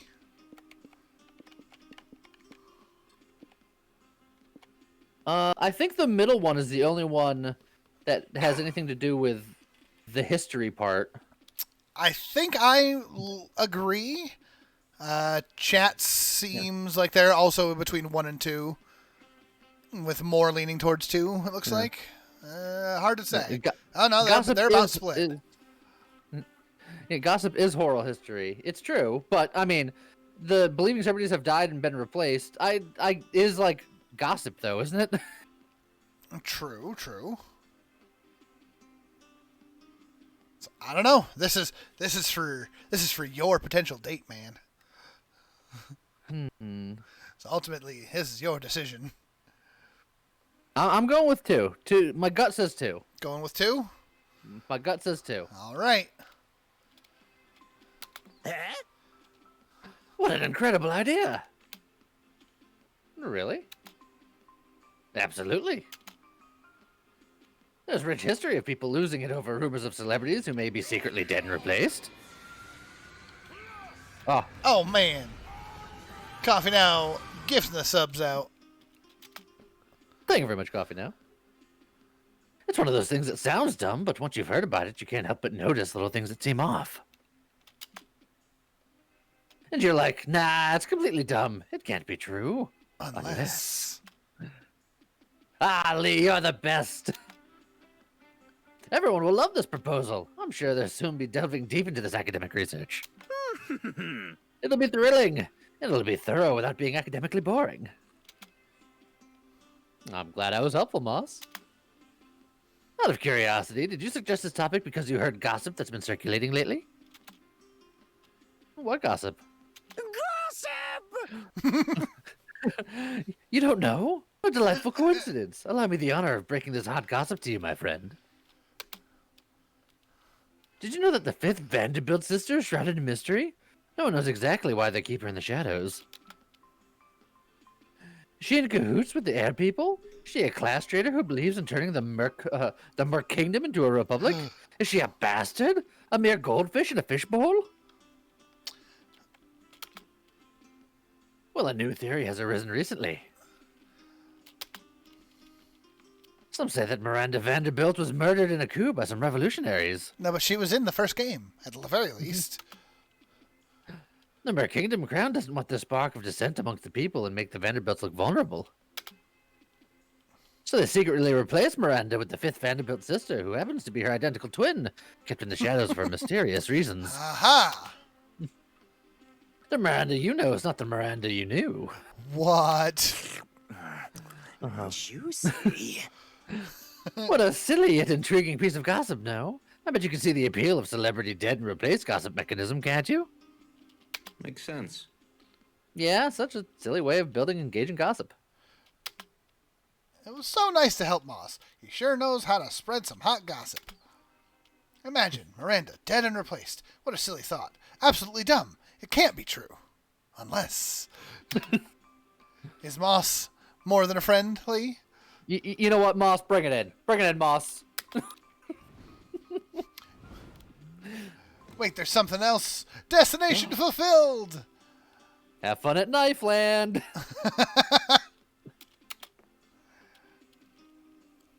Oh man, we made it to Knife Land. Oh man, look at that place. That's so hype. I want to go on the saw blade go round. Do ya? The road trip comes to an end. Knife Land. Oh my. Land of fun and knives. I like the knife flume. Oh, what about the blender? How about just the dick smasher? Oh no! I just looked at that more closely. Yep. That's nope. We're moving on. You ride all the rides twice. They're awesome and deadly in equal parts. Oh, how about the knife bumper cars? Oh, thank you.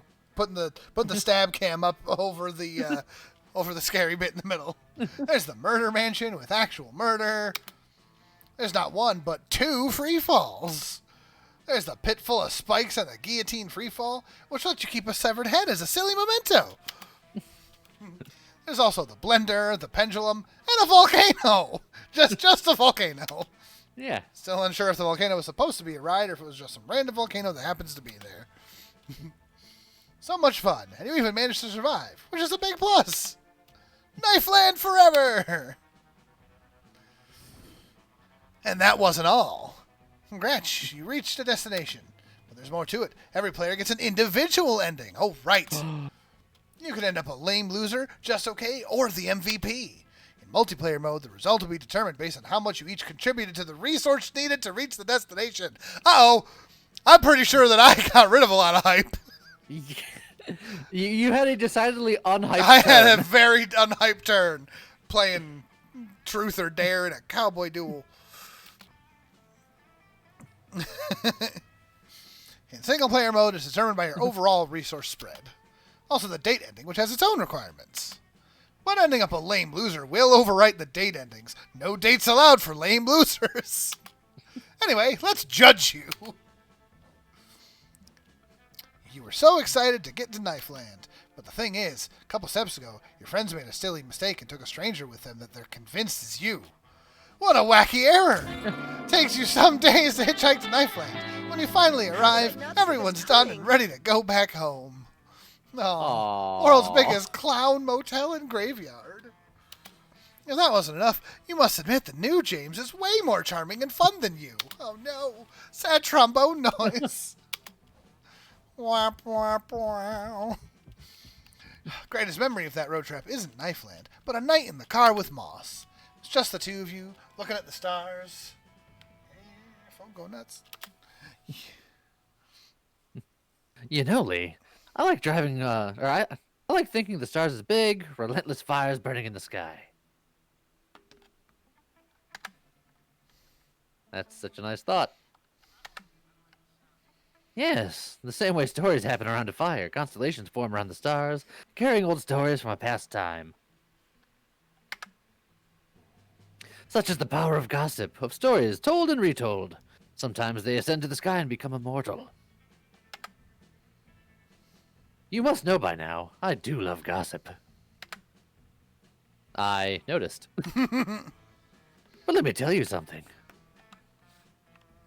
He leans into you and whispers, his warm breath on your ear. I took over the narrator powers for that one sentence. That's fair. This is all you. There's also a power in stories never told. To hold something against your chest, to carry its magic to the grave. A secret of yours, a secret of mine. What if we did that? What if we turned tonight into a gossip of two, a story untold? Oh my. And he kissed you. And then there's like a puff of dust because of the moth. And then, well, that's something you will hold dear against your chest, close to your heart. No. Oh. Oh man. Wow, you were so hype. I was on the hype train. That's a lot more. That's more than double. No, almost. No, yeah, it's more than double. Did you have a hard time figuring out if 11 was more than double of 5, James? I was replaced with a fake James, and nobody noticed. Noticed? This game is doing things. Those bars are not to scale. No, they are not. Bunch of new stuff. We got. Oh, there are 3 destinations for each type of resource. And there's 62 good endings and 701 outcomes. Uh-huh. Of 347 events. Jeez. Yeah, 1 of 62 good endings. That's why. Yes, there was consent there. Also, yes, that is one of the things about these games is they actually have a ton of events, a ton of replayability. Even if you start seeing some of the same events, it's eventually you'll start seeing some of the same events. And then because it's like a roguelike in that regard, in a weird way.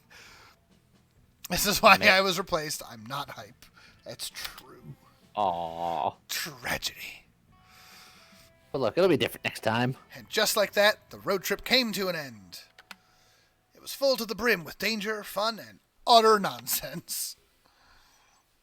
So this is going to take more than 15 minutes to 100% complete. Yeah, it's considering it's been 2 hours and that was 1 ending. There's everything you could expect from a trip with Polly and Scott, and then some. We not only survived the whole thing, but we conquered it and came out different people. It all turned out to be a pilgrimage into self-discovery, a rite of passage, a quest for growth. That is to say, a fucking good trip. As we were headed back home, I thought about how all of this was just one of the first stops in a much bigger journey that was only just beginning. Whoa, man. It felt ominous and scary, but it was going to be alright. Because we were young and unafraid, and we were ready to start. But now I'm old and scared. Oh man, animated. It is animated. That's not me. That's not me.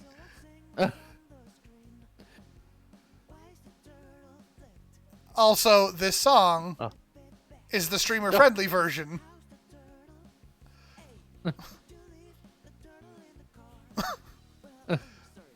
Things are happening. Also, the... Bar fight. Yep. Oh, we skipped the bar fight. We did.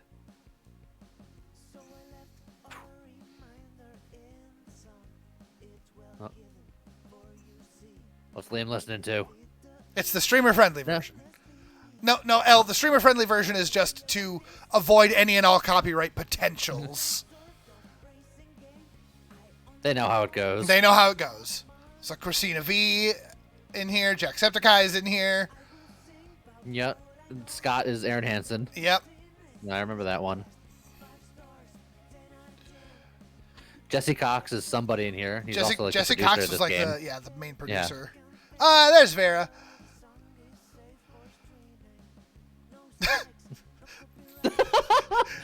I just listened to the song for the first time. That's what I was saying. The song is safe for streaming. Also, that was the giant potato. Oh, there's the pies in the hole. Oh, you can fit at least 30 of them. At least 30 of them.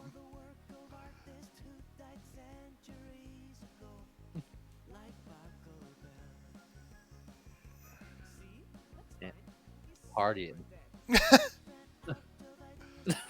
Oh, see how I blended in there? Yep. Like a ninja.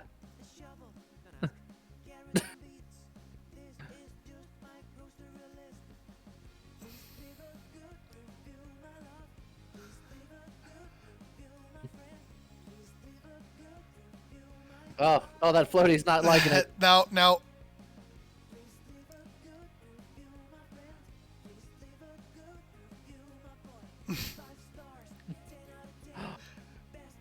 Miranda Vanderbilt. I heard she might actually not. died and was replaced. I know. The fifth sister. It's dumb. Couldn't possibly be true. Unless.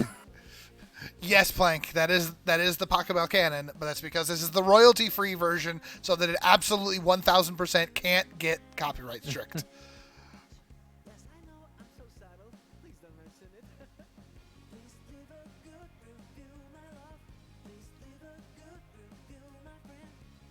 This weird little game, yeah.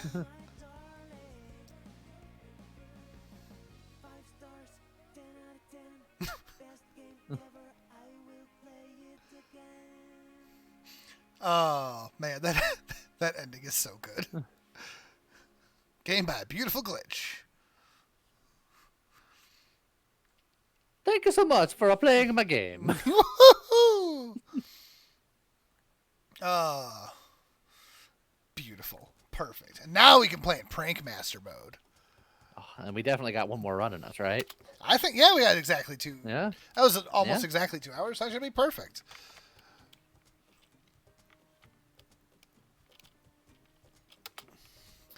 So unfortunately for you, Elle, I do believe that it is Scott and Polly every time. Yes. I had some cutthroat mechanics to decide who's the MVP. Beautiful glitch declines responsibility for broken relationships.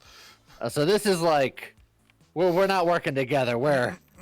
This is like hardcore mode. Well, but we still have to be able to make it, so we have to work at least somewhat together. Yeah. And also, Elle, having played plenty of the first game, the other characters aren't much better than these two.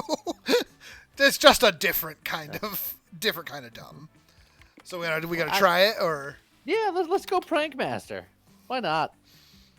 All Probably right. keep it on normal though. Yeah. I don't know if we want to go Prank Master hard. No, on easy we have higher initial resources and you can't fail deep conversations. And on hard it's lower resources, the higher destination requirements, resource changes are tougher, and no extra attempts at deep conversations. Wow. All right. It's hard. It's hard. Yeah. So, because this is essentially Polly and Sam, Polly and Scott's road trip. It's the chaos team, the prank masters. With a Z. All right. Take care. Take care, everyone. Heading out. I know a couple people are saying that already too. Okay. Well, now I get to be Glitch Boy. Yeah, It'd be prank so cool masters. if somebody comes that's as right. Ba-ba. All right. Okay, so So who are you gonna be this time? I could be your love child. Oh my. So you're gonna go Glitch. Yep. Zoe is great. And then this is just, what are we looking at? I mean, if you didn't just date the moth, I would have probably been like Buff Cat because I'm curious. But I mean, Razorblade, you don't need me to answer that. I feel like I've got to. Pronoun they. Oh, Hazel, cinnamon, or other. that's pretty great.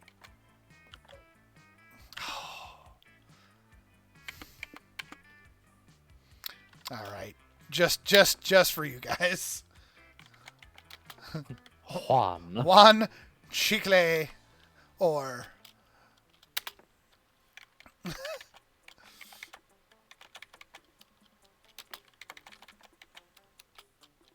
why am I doing Where's he this? going? I don't know. Gato. Gato grande. Viaje en carretera. Oh, He sounds like Gato grande. you know what? I'd take it. Yeah, I'm definitely going glitch. That means big cat. Yes, it does. Glitch, error, or custom name. What's your glitch name, Lee?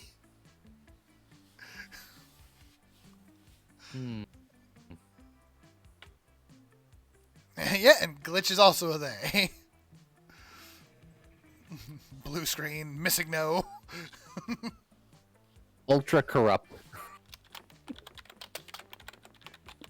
Oh, well, I can fit ultra corrupt. Or just spell it wrong. It could be like corrupt. And I believe you can also change the pronouns. We'll double check in a moment here. What do you think, Lee? Yeah, just keep it spelled wrong. It's fine. We could just be like corrupt. You know what? I like corrupt. You like corrupt? Yeah, I like corrupt. And then, yes, you can change the pronoun he, she, they. It looks like he, she, or they are the three options. Yeah, put it on he, because it's still me. It's still you. I'm just ultra Windows corrupt. Vista. Yep. All right, so we got desert vibes, tropical rave, lo-fi beats, and surf rock still. It's your turn to pick. I picked the last one. Oh, man. I think I want the lo-fi beats. All right. Oh, Jeez. Lord. Yeah, You did this. I no chat did this. Also, yes, the eyeball floating above you and the one on your tail are fantastic. Also, I love your hat, by the way. All right, Stickman, take care. Young and unafraid. You're ready to start. This game is ageist. It's because I'm old. This mode includes a new big mechanic, prank dares. They're like missions to gain personal points for you to get better endings. We'll explain in more detail in a minute. For now, choose a prank dare. Gato Grande. 2 resources have the same value. Acquire a trinket that gives you hype, or stamina is the lowest resource. Whew. Wow. See, this seems like it's going to be technically the easiest to do because I can just do any 2 resources. Stamina is the lowest resources. You can actively just be like, you could fight me on that directly. It's true. This I have more of a chance to play it around a little bit. So I think I'm going to go with just 2 resources have the same value. Didn't even want to look at the trinket. I thought about the trinket. All right, Lee. Only 1 resource is above 10 for big money. Yeah. Acquire a trinket that gives you money, or choose to be a risky traveler at the rest stop car. Ooh. So you just go to the car at the rest stop and something happens there that allows you to be a risky traveler? Probably. That's probably also why it's the lowest cost, Yeah. lowest value there, because it's probably the easiest to do. And yeah, we'll aim for a different ending. Yeah, but we're also going to be aiming for shenanigans because we're prank masters. Correct. Something about the glitch being a risky traveler doesn't sound right. L is a good innocent bunny. It's the easiest one, but I'll do risky traveler Okay. because all the other ones I feel like could be fought upon. It's Plank confused boner alert. Yep. All right, weird idea, but what if we create a dumb currency of our own? Like bison bucks? Oh, Oh, we can give it a cool name like prank dollars. yeah. You betcha. We can encourage our friends to be as fun and random as we are by giving them prank dares that'll pay out prank dollars when they're fulfilled. Prank dollars, hooray! Can you buy snacks with prank dollars? Absolutely not. We can count them up at the end of the road trip to decide who's been the MVP of the trip and who's a lame loser. Sounds fun. I feel like this prank mode is going to be so much better with a 4-player game. Oh, absolutely. And cutthroat competitive. You can check the overall prank dollars count by hovering the mouse over the player tabs on the right or by holding Q or RT on the controller. You can check the current prank dares by clicking on the player tabs or pressing 1 to 4 on the keyboard. Or right bumper on the controller and then moving through them with the right stick. Prank dollars! With a Z. Yes, he understands. You ever seen a cat drive? I have not. Oh, we got a cheap motel or a fancy motel. Well, it depends. If the cat is also the bus, does that count as the cat driving? Oh man, that's a great. Oh, Fluffles, bad idea with the water. Oh, you'd start with 100. I'm not gonna lie, I've already forgotten what my prank dare was. There we go. 2 resources have the same value. We start with 6 resources at the same value. So that's probably going to be pretty easy to keep that way. I assume that it checks these like at the rest stops. Yes, I think so. Would be my assumption. Or at the end of the game. Or at the end of the game. But I imagine it's rest stops because then you get more prank dares. Well, I'm going to go for the fancy motel because look at me, I'm fancy. Oh yeah, can we check the destinations? I will check that as well. What on my face makes me feel so alive. So you have 6 destinations, and it looks like Hype is going back to having fun at Knifeland. Yeah. So, where do you stay when you're too cheap for a real hotel, but too fussy for a regular motel? Here, apparently. Ooh la la. This place is full of class, charm, and poise. 3 things you've always lacked. Which means tonight is the perfect night to cosplay as a rich, fancy person. What do? Prank call the front desk, visit the bar, giggity, or explore the amenities.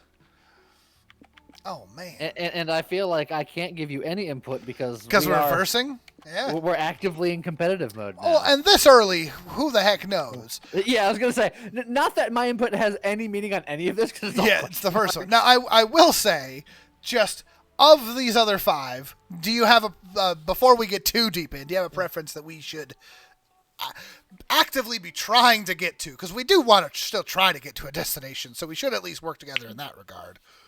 I'm happy with anything that's not hype. That's not hype? All right. I'm going to visit the bar. I don't care what it says. It's careful with this, but we'll find out. Scott is sleeping, and Polly's busy reorganizing her nudes, so you head to the bar to do some classic drinking alone. Before you can order, though, the bartender brings you a drink you didn't ask for. Guy sitting at table 3 ordered this for you. He said to tell you that my wife really digs your vibe. Do with that what you will. Here, check out the couple. They're a couple of hot silver foxes. Drink your drink and get up to say hi when another drink is delivered to you. Hey again. This one's from the Warlock at table 2.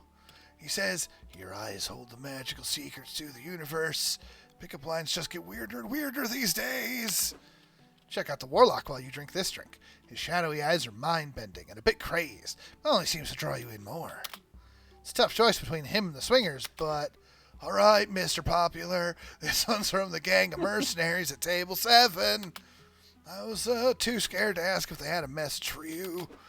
Oh, you got the message, all right. Those mercenaries are armed to the teeth, with lots of scars and rippling muscles. Mark you down as scared and horny. You'd happily try your luck with everyone if you could. The spirit is willing, but alas, the flesh is weak. Kind of tipsy after 3 drinks. You decide to sit with the swingers, the warlock, or the mercenaries. Good lord.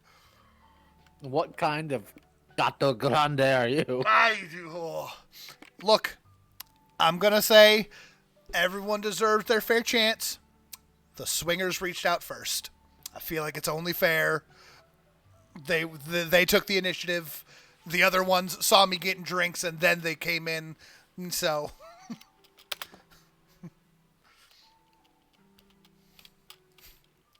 The warlock would pull a medic. Let's find out how this goes.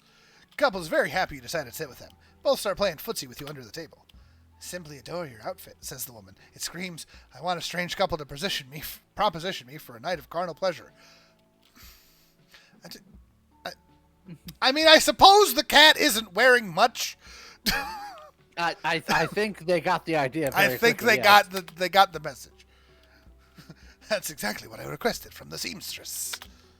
This is sort of our hobby, explains the man. We're exceedingly wealthy and have several mansions we could be vacationing in.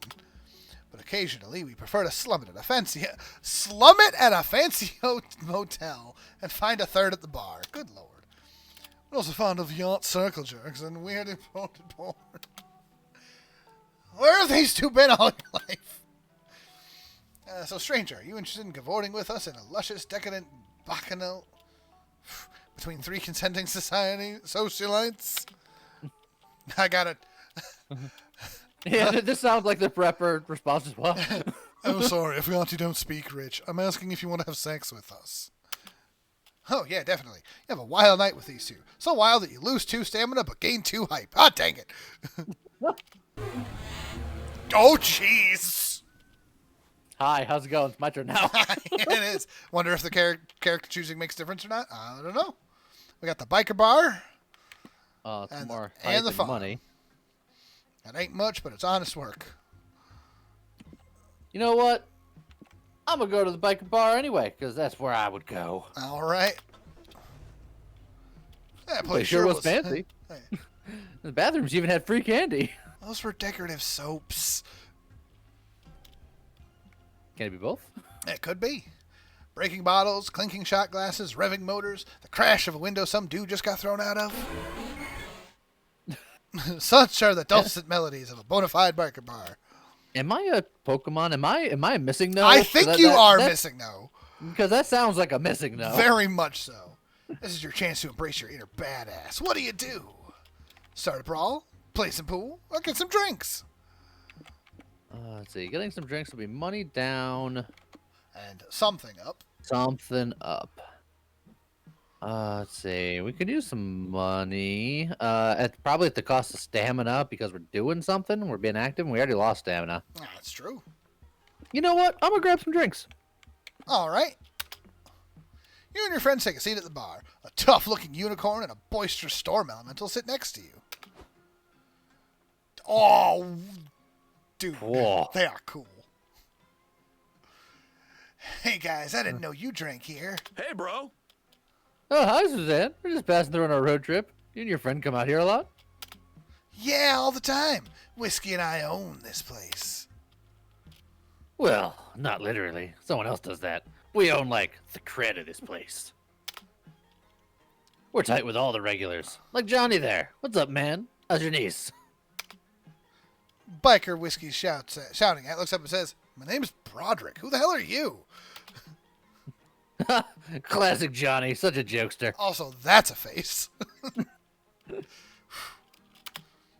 Right. So what's good to drink here? Try the fermented gasoline. It'll put hair on your chest. Sure, the gasoline's pretty good. But if you're into fruity stuff, I'm a screwdriver man myself. Bartender slides whiskey a literal metal screwdriver in a pint glass. He starts chewing on it vigorously. You gotta love the authentic rustic flavor. Okay. What are you going to order, Ultra Corrupt? No pressure. We're totally going to judge you based on your choice. Punch in the face. The strongest spirit, the spirit of someone really strong, or a glass of water. Let's see. I mean, I'm gonna drink the strongest spirit, the spirit of someone really strong. That Because makes maybe then sense. I will get strong. Maybe. The glass of water. It's the hydration check. Yeah, there's no Coke Zero option, unfortunately. You pay 2 money and the waiter brings out a ghostly brew. Spirit of an extremely muscular man comes pouring out of the glass. Ultra Corrupt, he says. I'm the spirit of the strongest man in the world. Halfmar? I have many names, but you may call me Mr. Worldwide. Well, now I know what Halfmar's going by. Tell me, are you worthy of consuming me? What feats of incredible strength have you performed? Oh man, too many to mention. I just wrestled a dragon. That's true, you did. Well, push-ups aren't my strong suit, but my pet fish died last winter, and I bore the crushing weight of his loss every day. Impressive. Have you ever used your strength and heroism to help others? My mom calls me a strong, helpful little boy when I help her carry the groceries. Good enough. You're clearly strong, but now it's time for the true test. You strong enough to lift this pint glass? Try to pick up the cup you've been given. Wow, this thing is heavy. What kind of Goliath was the bartender who brought it to you? Halfmar. Want us to help you lift it, Ultra Corrupt? If we work together, we could do it. Go team! Yeah, true strength comes from friendship and teamwork. Yep. Well, that's a little corny, but fuck it. Whatever gets this alcohol into Ultra Corrupt's bloodstream the fastest. These people never heard of a straw. No, you are not getting a straw for a... Your friends work together to tip the strongest spirit into your waiting mouth. Tastes like an old gym sock and +2 soul from the literal soul of Mr. Worldwide. Refreshing. Your turn. We got the weird landmark, the Desert Foot, on the Troll gas station. Order something if you dare. Let's try it. Not sure if I want to deal with trolls. They're so mean online. This gas station looks like it was lifted straight out of a children's storybook. P-troll. Yeah. A children's storybook where the fantasy heroes drive cars, I guess. But nonetheless, Got the ice. despite all the weird and whimsical elements, looks like this gas station still has all the normal functions. What do? It's petrol. Stay away from the voodoo. I fill the car's tank, use the restroom, or go to the shop. What's that one again? That just mind. Yeah. So mind up, magic up, which are both currently 10, or money down, which is 8, and it will increase something. Fill the car's tank should be magic up, money down. I would assume. I would imagine so. Use the restroom is going to be mind up, hype down because it's boring. It's either mind up, hype down, or it's mind up, soul down, depending on the state of the restroom. And go to the shop, you have no idea. I have no idea. It's money down, and we buy something cool.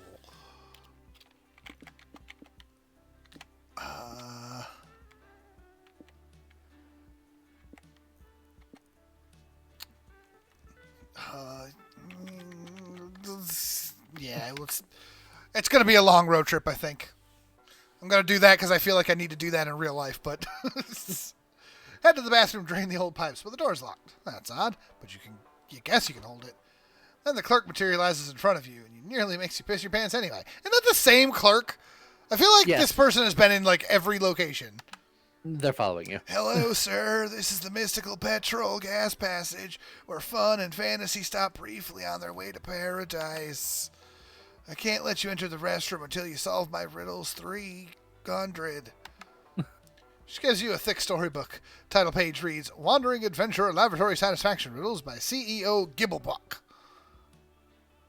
Well, seriously? Why is she making you fill out a customer satisfaction survey before you even use the bathroom?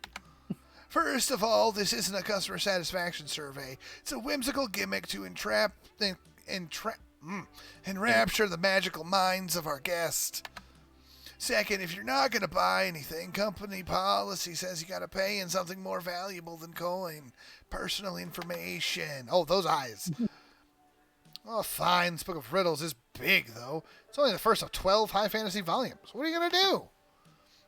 Suck it up and feel out the book. 120 pages on your feelings about using the bathroom.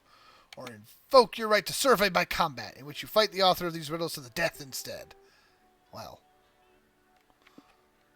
Oh. Filling out the book's going to be boring. I'm going to fight to the death. Right, let me get my standard issue survey horn. Clark pulls an ancient bullhorn off her belt. She blows into it, and an enormous troll in a business suit appears. Hello, employee number 58359, he says. Have I been summoned to defeat a plucky adventuring party? Or perhaps a feral soccer mom with expired coupons? Oh, jeez. Ah, you're fighting Gato Grande. He invokes survey by combat. Gato Grande meets CEO Gibblebach. Great, says Gibblebach as he swings a briefcase of Warhammer at your face. Thank you for choosing the gas passage as your preferred method of death. You fight. It's intense, bloody, and made worse by Gibblebach asking you survey-related questions while you beat each other up. How did you first hear about the survey by combat? Would you recommend this ass-kicking to a friend? On a scale of frowny face, neutral face, or smiley face, how satisfied are you with my roundhouse kick? You lose 2 stamina in the fight, but finally you've brought Gibblebach to his knees. I guess it's true. The customer is always right. But please, before you kill me, I have one last request. Will you rate this duel to a death 5 stars on Welp? I rate it 0 stars! You scream as you valiantly behead Gibblebach. Wow, okay, you can go to the bathroom now. In fact, you can do whatever the hell you want. That guy signed my paycheck, so if he's dead, I'm going home. Good show, hero. You gained 2 mind in the bathroom and slayed CEO Gibblebach, scourge of ye old Silicon Valley. You did it. I did something. How is this so epic, Plank? I don't know, man. These writers are something. Business Summit. Join capitalism's finest. Money up, or something. I'm going to guess it's money up. Or the fortune teller. I foresee this location in your future. Money up, money down, or soul down. I mean, the fortune teller foresaw this location in my future. That's true. So, I feel obligated to go. Oh. They saw it already. Ah. Who am I to say no? $30 for a seance? Here I am talking to people for free. This is only the first week, and you've already murdered someone instead of peeing on the floor out of spite. Is fortune telling real, or is it all bogus? Oh, what was that? I was just gonna say we have standards. Yeah, of course we have standards. Only one way to find out. Shiny ball? Psychic who runs this caravan has a sign posted outside with the different services she offers. So many different ways to glimpse the future. What do you want to do? Palm reading, tarot reading, or seance? Palm reading somehow makes you money. Yes. Tarot reading loses you soul, seance loses you money. And then you have no idea what any of them... You don't know what you lose here, and you don't know what you gain here, so... You know, I'll do the palm reading. I'm interested to see how this works out where I make money. It sounds good to me.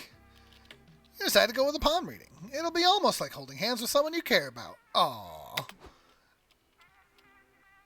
Welcome to Hope Halco's Tent of the Great Beyond. Are you here to get your palm read? Yep. I'm always making decisions on the fly with no foresight or planning. Be nice to know what the future holds for a change. Oh, that sounds like you again. Look, I don't know how to do a glitch voice. No, I just meant the throwing yourself at with no future planning. Oh, well, yeah. Okay, let's have a look at those palm lines. Oh, wow. Well, Hope, what does it say? Shh, quick talking. I'm reading the best part. She is quite small, yes. The best part? Of what? My hand wrinkles? Also, I have hands? Yeah. Oh, shit, I never saw this was coming. Pretty sure the last thing you want to hear from your psychic is, I never saw that coming. Wow, okay, this is gold. Ultra Corrupt, I promise if you stick with me as your agent, there'll be lots of money in your future.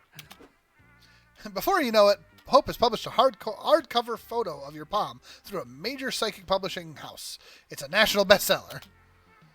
Ultra Corrupt's palm trends on Twitter for weeks. Your palm has millions of fans. A movie adaptation gets made. Michael Cera plays your hand. I've finally made it. Congratulations. You're welcome for all the instant success, Ultra Corrupt. Now, per your contract, you owe your publisher, that's me, a sequel to your best-selling palm. Give her your other hand. Huh? How would I even do that? Both my hands are identical. Never even signed a contract. Are they identical? Don't you remember your road trip contract, Boo? If any road trip participant writes a best-selling book, or palm, the author owes all other travelers a cash cut and a sequel. Curses. I don't remember. Not don't reading remember the reading terms that. and conditions. Fucked you over again. How are you going to write a sequel that captivates palm readers everywhere? Yes, Joe, this is unhinged and I love it too. Oh, here you go, Lee. Look into the near infinite timelines in search of a different version of yourself who has an interesting poem to publish. That'll cost magic. Let's see. Probably. Or the sequel of a person's life is their offspring's lives. Phase 1, get a baby. Phase 2, use their baby palm for a sequel. Phase 3, profit ka-ching. That probably costs soul. I don't even know. Which way would you rather do it, Lee? Yeah, we don't need magic. I'll use my magic to magic some magic. Magic some magic? Yeah, I'm gonna magic some magic.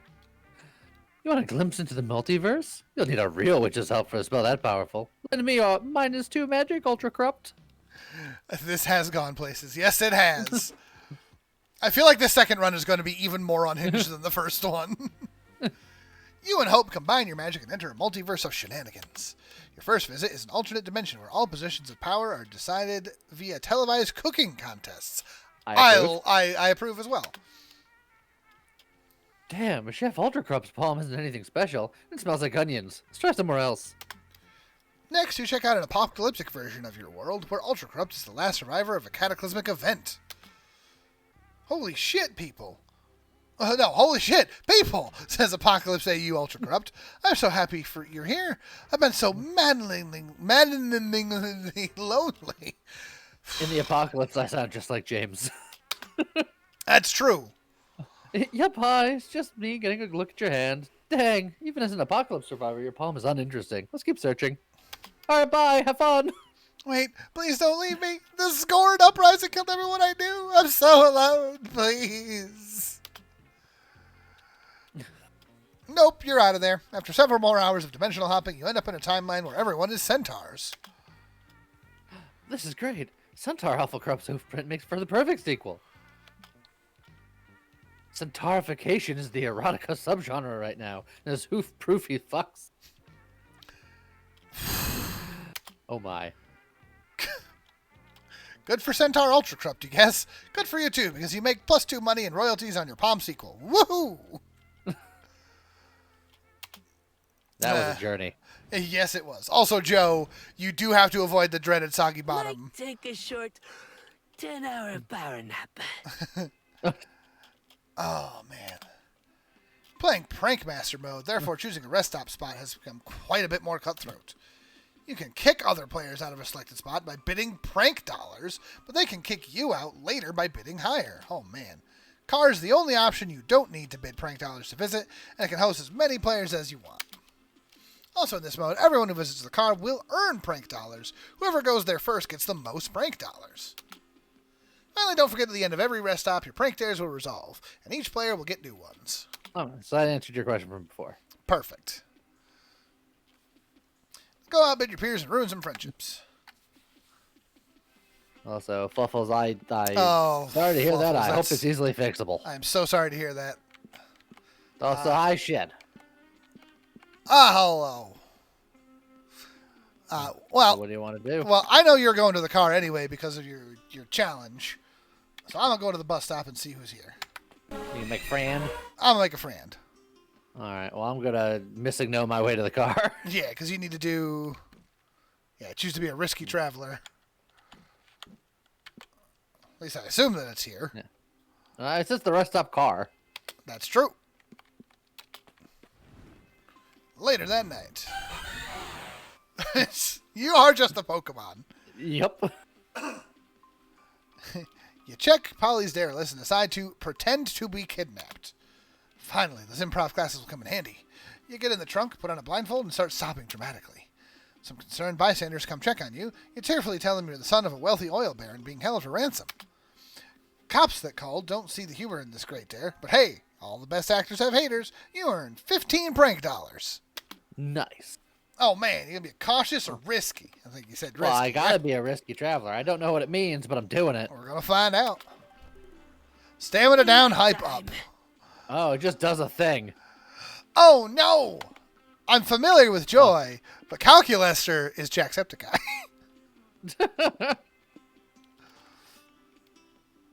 Well, You You invite Calculaster to join your road trip. Oh, at least no voice yet? Oh.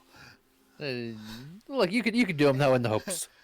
Thank you, friend Gato Grande. This road trip just became 78.6% more fun.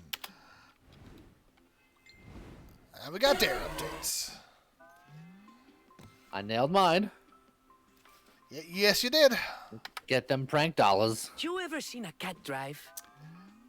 Oh, you did. Just 212. Yeah, there were 3, but you gained 1 hype from your shenanigans in the trunk.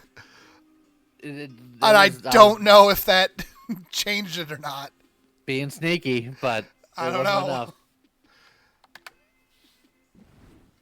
But yeah, getting that one that you got on the first option is pretty good because everything starts at 10. It's really hard to mess things up. All right. So here you go. This one's asking you first, Lee, this time. Acquire a trinket that gives you money. Hype is the lowest resource at the end of 1 week. Expires in 1 week, and it is currently our highest resource. It's so true. I'm not taking that one. Or activate a hitchhiker effect. I don't know what that means. That means you gotta get a new hitchhiker. I do know what that means. So, theoretically, you know what? I should have first dibs at the next rest stop. I believe that's true. And I think, even though you picked up Calculaster, I should be able to talk to him. That's true. So I'm going to pick Activate a Hitchhiker Effect. All right. Your turn. Activate a hitchhiker effect twice. I don't even know how you do that. I don't know. I guess I'd have to take 2 weeks to do it. Talk to Polly at the rest stop. I was going to say, they reactivate, like... Unless you can keep that one. Unless you can keep them, maybe. Oh, because otherwise, why would they have to specify expires in 1 week?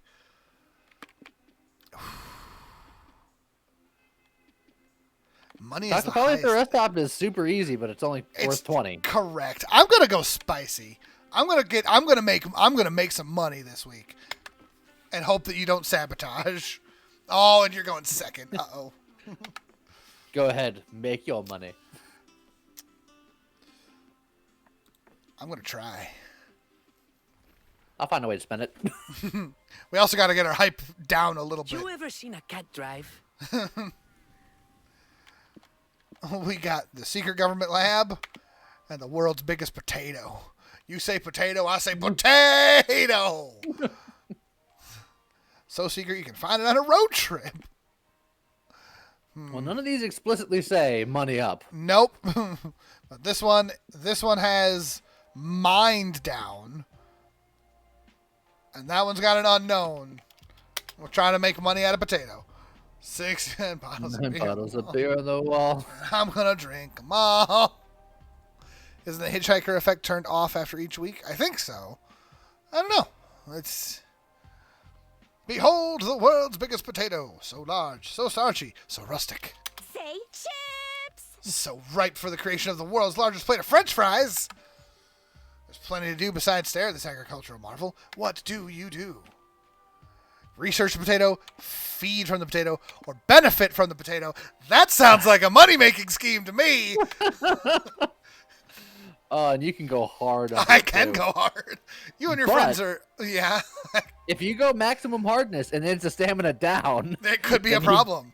You've done some things. But I'm willing to take that risk. You and your friends are admiring this agricultural giant when you announce your intent to benefit from the potato. Benefit? No idea what that means. It's got fit in it, so it must be a good thing, right? You betcha, Scott. Means we're going to make some sweet profit off this potato. Let's pretend to be tour guides and make up funny stuff about the potato. Let's do it. Sounds fun. Who are we going to prank? Ah, it's these two again. I feel like we've been down this road before. Oh, but we're going to be down this road deeper this time. Oh, the muddy potato. A wonderful tuber, second only to the yam. Yams get first place because they go great with marshmallows. That's so true. I personally dislike how they cook these things in so many ways. Smashed, pureed, grilled, baked. Can't you just stick to one thing and be good at it? No! Boil them, mash them, stick them in a stew. Potatoes. I miss the good old days when people just shoved perfectly good raw potatoes in their mouths and shut up. Well, I guess this is a potato-potato situation, isn't it? Yams and sweet potatoes are technically similar. And yes, Al, it's definitely, I don't know I don't know about other places, but it's definitely like a U.S. thing where you do sweet potatoes with brown sugar, butter, and marshmallows, little mini marshmallows. And it's a nice little like sweet and savory side dish around Thanksgiving. I actually could make some of those. I don't have the marshmallows or the brown sugar. I can't make those right now, but I want or the to. yams, or anything. I actually have yams, oddly enough. It sounds horrifying to anyone that hasn't tried it, but it is incredible. Yeah, but it's definitely a sweet potato. It isn't. Howdy. Hi, Coach. Hi, Camp Director Miss Weaving. What are you guys doing here? No, not much. Just enjoying one of the only weeks of my life when I don't have to hear anyone call me camp director. Yourselves? We're volunteer tour guides for the Big Potato. I'm getting internship credit for it. I was thinking about majoring in French fries in college. That's great, kiddo. Never stop setting goals for yourself. Want to hear a cool potato fact? Potato this size could have stopped the Irish famine. Well, maybe not stopped, but it would have at least slowed it down a bit. Oh, I got it. Here's one. Potatoes only grow underground, except for this one, I guess, since it's above ground. That's what makes big potatoes so special. Mr. Howell, has it occurred to you that perhaps they simply dug the potato out of the ground so we could see it? Holy shit. Okay, Gato Grande. I'm passing you the ball while Scott hits the bench. Give me a real slam dunk of a potato fact. Although potatoes may seem rare, they're secretly hidden in a lot of common foods, such as french fries or chips. Not in fish, though. Fish are not made of potato. Vodka is made of potatoes. Therefore, if you eat enough potatoes, you'll get very drunk. Little known fact, potatoes scare alligators. Now you can purchase this bag full of ketchup-flavored anti-alligator talismans. Yes. I mean... That's... Oh, he's gone big. Wow, I'm genuinely stunned by how idiotic that claim was. What, are you saying we're wrong? Do you see any alligators around right now? Of course not. It's because they're scared of the big potato. Checkmate. Nailed it. Yes. Fascinating. I never knew. Thank you, kids, for reminding me every day that a mentor can also learn things from his mentees. You're the real coach today. I'll buy those ketchup-flavored alligator talismans from you. I'll always support your passions. You never know when you'll face some hungry alligators. Shen, yes, what the hell is correct about this series? Look, the coach is just trying to support his kids. Absolutely. Good coach. You gain +1 money and +2 hype for your great profitable prank, but you lose 1 stamina for giving away your chips. We are dangerously low on stamina. I also gained more hype than money, which is actually not what I wanted. Hilarious. You also lose 2 soul for taking advantage of Coach. Or did you take advantage of him? A few days later. I can't believe we're being chased by hungry alligators at the world's lowest security alligator farm. What are the odds? Don't worry, Coach. I have a pistol in my purse. You run for help. I'll light the bastards up. No way am I leaving a soldier behind. I have those anti-alligator talismans with me. Told you they'd come in handy.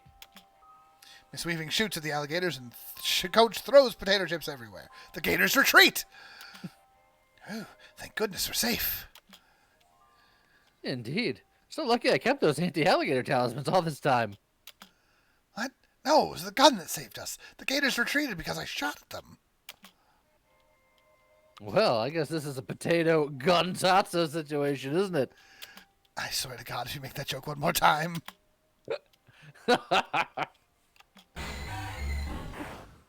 Oh, man. Well, you got a ranch, ready to embrace your inner horse girl, or gently used cars. Gently used cars is a way of making money, and I gotta make sure that we don't do that. Ah. So let's go to the ranch. Gonna go to the ranch? I unironically definitely want to try to fix our stamina situation that you may have put us into by giving away our alligator talismans. So we're going to go here and ride some horses and spend more stamina. Look, no, you gain stamina because we'll eat the horses. Oh, okay. I like it. Look, that's my favorite cactus. You say that about every cactus. Can they not all be my favorite? Sunshine, open fields of rolling wheat, and pounding hooves. This truly is a horse's paradise. Horsies! Those horses are amazing looking. They're derping up a storm over there. Science has proven there are 3 key activities to do with horsies. Question is, which one are you going to do today? Ride the horsies, whisper to the horsies, worship the horsies. Well, and you know nothing about these. Good luck, Lee. Don't kill our stamina. You went in hard. 4? Uh-huh. I can go in hard. You can go in hard? You want to worship the horsies? Let's go. You all approach the stables, but find they're already full of other people visiting the ranch. You're surrounded by young girls in blue jeans and ponytails. They're bowing to the horses and filling diaries with horse doodles. You also see a familiar ginger fuckybus you met at summer camp. I said fuckbus, and I was about to get confused. Not that fuckybus is much better, but... Oh, hey there. Howdy. Hi, Sawyer. Huh? Oh, what's the weird stuff happening back there?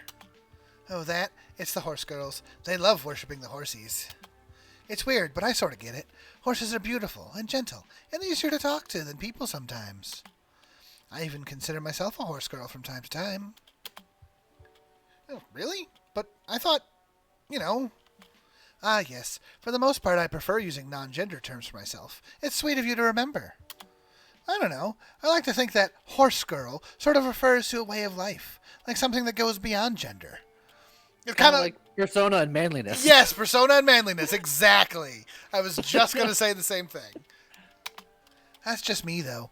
It's not one size fits all. It's best to always ask first. Oh! You know what, Sawyer? I may not be a girl or a horse, but I think I might be a horse girl. Nice. So are you not joining the horsey worship with the other girls? Nah, they can get pretty intense. They say the worship grants them secret horsey magic or something. Touchdown! I'll try it. Now that I'm a horse girl, I'll honor the horsies by playing the basketball game horse with them. I'm sure they'd love to be included. I mean, horses aren't really known for their basketball skills, but sure, knock yourself out. Celebration twerk. I'll knit my new equine overlords a beautiful saddle blanket, except I'll knit it with my butt to honor them with my incredible booty. Okay, then. Ultra Corrupt, are you getting in on this? Obviously. Horses aren't even in the top 5 weirdest things you've ever worshipped. How do you worship them? Scream horse until your throat gets, hoarse. To show loyalty, kill the horse's natural enemy, Travis Packard. Fucking Travis Packard. Do the Horse Girl Pact. Complete devotion by braiding your hair and filling 1,000 notebooks with drawings of majestic horses and essays on how much you love them. I said go big or go You home. did say go big. I'm going big, and hopefully we don't go home. Shen, a horse girl movie that starts with the death of a horse, follows the girl as she delves into dark magic to resurrect her best friend. Can't beat this dead horse. Grab some notebooks and get to work. You fill thousands of pages with equine doodles, poems, and heartfelt essays about your horsey overlords. I love horsies. You're right. I really, really love horsies. I love them so much. I guess it's technically your writing, so... I've loved horses ever since I stared into their soft, soulful eyes of a friendly horsey and knew that this majestic creature understood my very soul. Horses are so pretty. Their manes are so shiny. Their legs are so strong and supple. I love the way their flanks ripple and undulate as they gallop. I wish I was a horsey. Then I could be free to gallop through the grasslands. One with the wind. I wouldn't know about taxes or high expectations my parents put on me. Ah, that's fair. Okay. I drew this picture of me as a horsey for you. Please, horsey, accept my worship and let's be BFFs. XOXOXOXOXOXO. Ultra corrupt. You know, Lee, technically speaking, that was a jump scare. Happy Halloween, guys. We did it. We survived a jump scare. I drew a pretty horsey and you're calling it a jump scare? Yes. Yes, I am. I mean, it like popped on the screen and went like, rah, it's sort of jump scary. No, I don't know. That was just me making my noises. My Pokemon noises. You show the horse girls your work. They're pleased with your offerings and they prepare you for the horsey altar.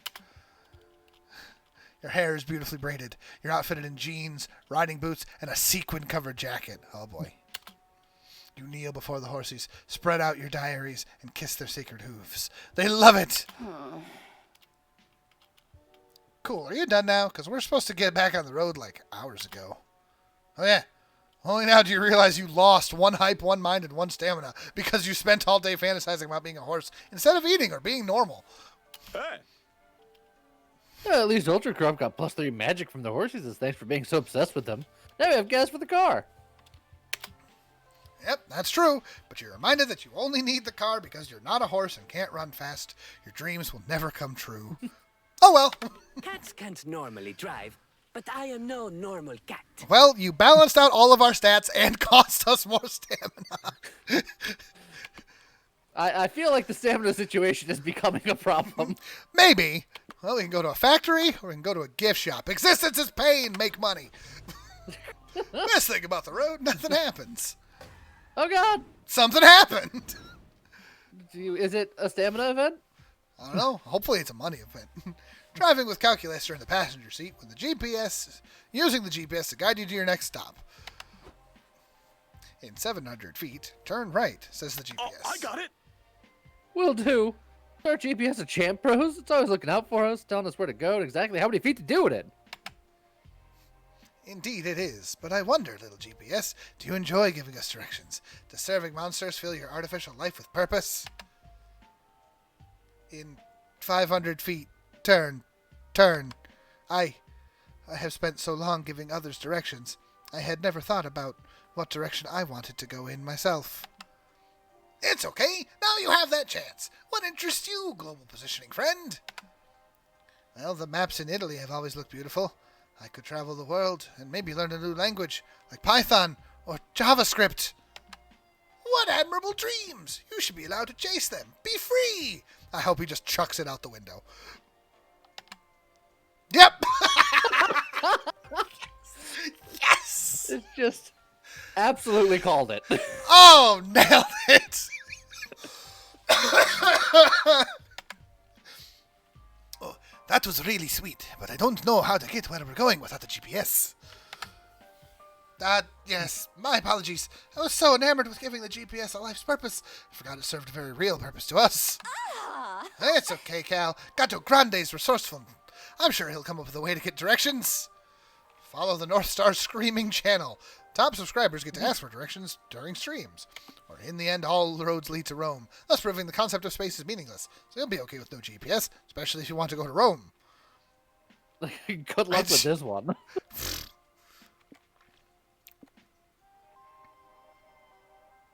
Top subscribers get to ask for directions. That costs money.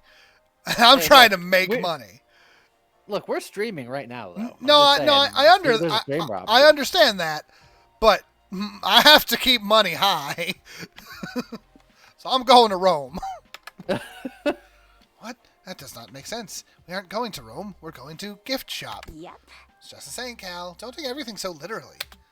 I am physically incapable of taking anything other than literally. Excellent. Message received, James. Hello, Blank. Thank you for the bits. And try thinking of it like this. What goes around eventually comes around to wherever it was going. Or it ain't about how fast we get there. It ain't about whatever's waiting on the other side. It's the climb. It's the climb. Me. I've got one. We'll burn that bridge before we count our chickens when they hatch. I love Scott. I love Scott. My My CPU is reaching its nonsense capacity. I fear I may overheat. I feel like that's L today. Sorry, Bunny. Look, Al, when something doesn't make sense, remember what they say. The wizard did it. That makes sense. Whatever a wizard did or did not do won't change that we're lost and we may arrive at gift shop late. But a wizard is never late, nor is he early. He arrives precisely when he means to. Alas, I do not get it, but I suppose I must accept that this is our life now. Onward to Rome or something. Or, hear me out, you can all just get a new GPS later. There's no way to save the 2 mind you lost in that nonsense conversation, though. You got like a 2-in-1 situation here. Whew. What sort of gift shop event even is this? Just a pop-up stand in the middle of the desert. What? What are these products for sale? What are they for? What are they even made of? This is definitely weird, but you might as well bring the shop to the next level, get the good stuff, invest in this clearly booming business. Which is drug-related. Bring the shop to the next level will gain us money. Invest in this clearly booming business could gain us or lose us money because it's an investment in a shop in the middle of nowhere, right? And I will say that at least initially, investing typically costs money. So I think I'm just gonna go for the known plus money here. Try to Just get my hope that points. you don't cost us stamina because we don't have stamina to spare. I'm hoping that I can be boring and make money. If I'm being honest. You and your friends get out of the car and enter whatever this place is. Welcome to my gift shop, global consumers. Feast your eyes on my shelves of products. Yeah, you got a lot of cool rocks and stuff for sale here. What does it all do? Why ask questions where you could just enjoy things in ignorant bliss? Hey, good point. That's most of what Scott does. Noodles, you've got a really great business idea here. Ever considered bringing this little gift shop stand to the next level? Of course. Soon my shop and I will ascend to the next evolutionary level, and then I will fight God! Cool, but how are you going to profit from that? Huh? I guess I never considered that. Do you have any ideas? Yes, the squid did take Dipper's hat. Oh yeah, my friends and I are total business masters. Tell him, Scott. Now, to be fair, James's first fancy ending in the first game was I did go on a wild business spree with Vera, and we owned the town, and it was fantastic. So I got Scott has Scott snacks. Scott does have Scott snacks. And Scoot Snorks. Snonks. Yeah. Scoot Snonks. Scoot Snurks. Can't talk now. I was spelling Noodles mystery rocks and got one stuck up my nose. That sounds like Scott. Inhale harder. Embed my creations into your brain.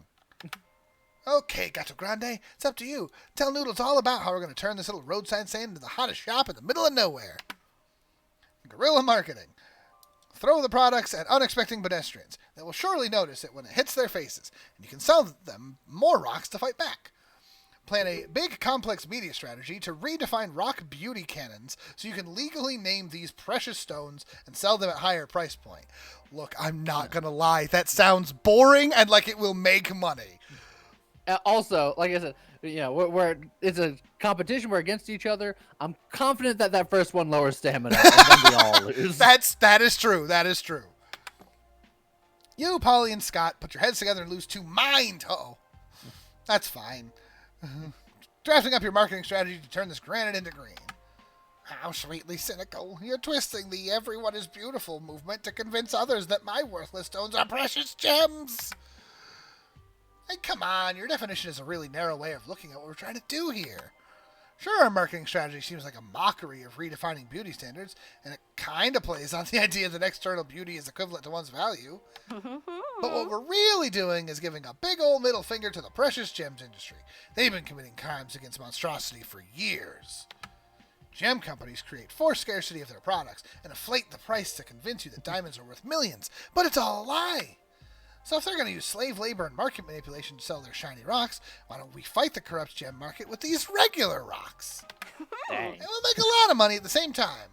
Everyone who matters wins. Wow, you gain one valuable insight from this conversation, which isn't a stat in this game, but maybe it'll come in handy someday. More to the point, your marketing campaign works, and Noodles is soon rolling in that sweet precious stones money. He pays you +2 money for your help.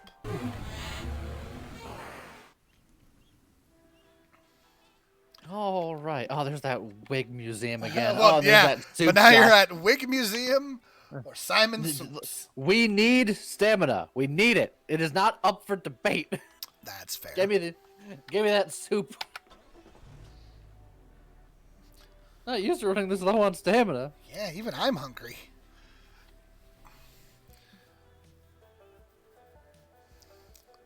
This rundown soup restaurant seems to be years past its prime. Still, you're hungry and a bowl of soup would really hit the spot right now. What's the worst that could happen? Some kind of murderous robot pops out of the shadows to kill you? Okay. Now, I will warn you, Lee, this place is specifically on the image on Steam for the Halloween thing. And clearly this is referencing Five Nights at Freddy's. So y'all just be ready for a jump scare that may or not be happening soon. Thanks, I hate it. Go Yeah, on. I know, me too. Yikes. Nah, that's way too unlikely and weirdly specific to happen. So what do you want to do at Simon's Soups?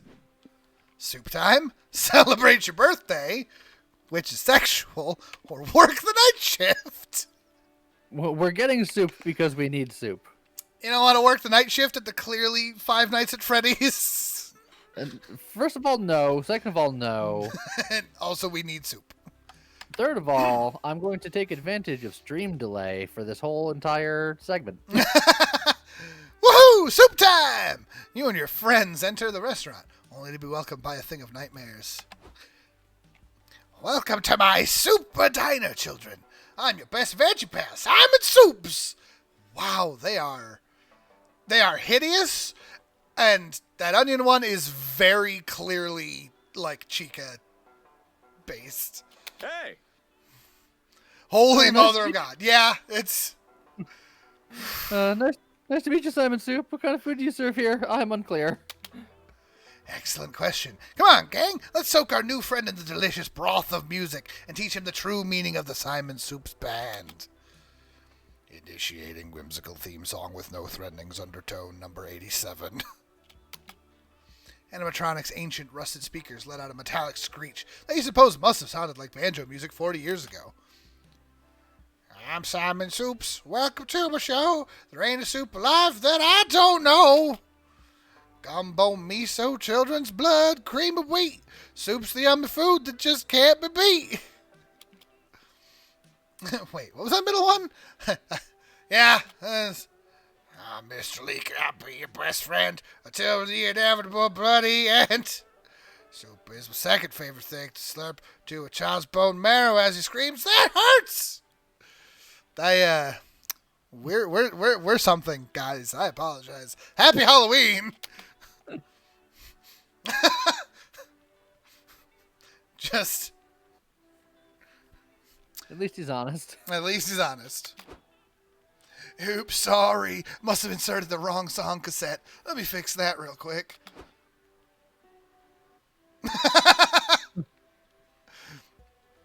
Yeah.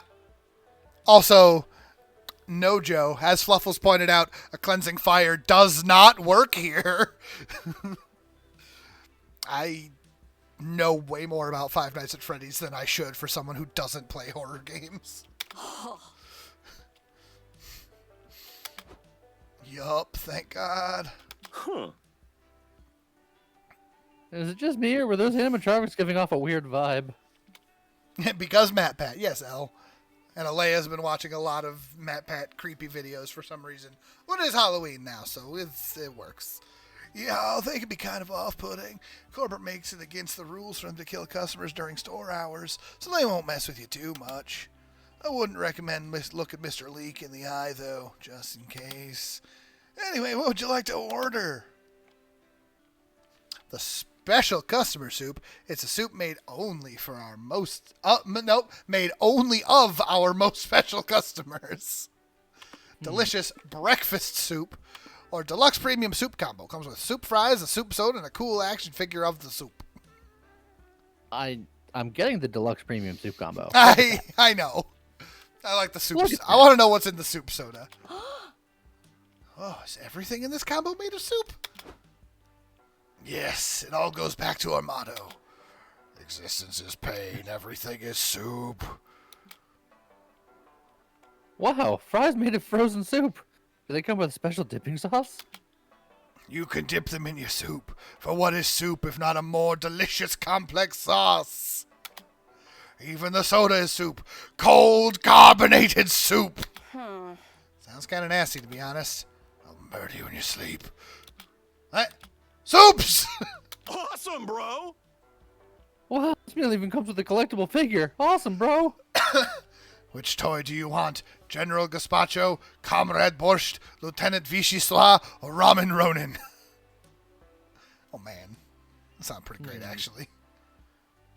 General Gazpacho, please. Waitress brings out your meal. General Gazpacho has a pull cord that sprouts various phrases, such as Ole, mi arma. Yo, que te comas sopa. Pa gazpacho el mío. Soon enough, Scott is deep into the soup verse. It was worth spending the -2 money in the deluxe combo, if only to make Scott this happy. Now my money! Haha. And you still get +2 stamina from eating so much soup in so many different shapes. Alright, we got out of there without any real jump scares. But that was still I creepy need as my heck. 14 hours of sleep. Oh, Lord. So I still get first dibs, Oh, interesting. but I can still make money. Can I make? You can. The noodle stand, you could I can try to punch make some money. things. I'm going to the bus stop. Yep, because you need to talk Yeah. and do a thing. Nighttime. Welcome to Noodle's little shop of weirdness. See anything you'd like? I'd love to make a trade. All right, I need to make money.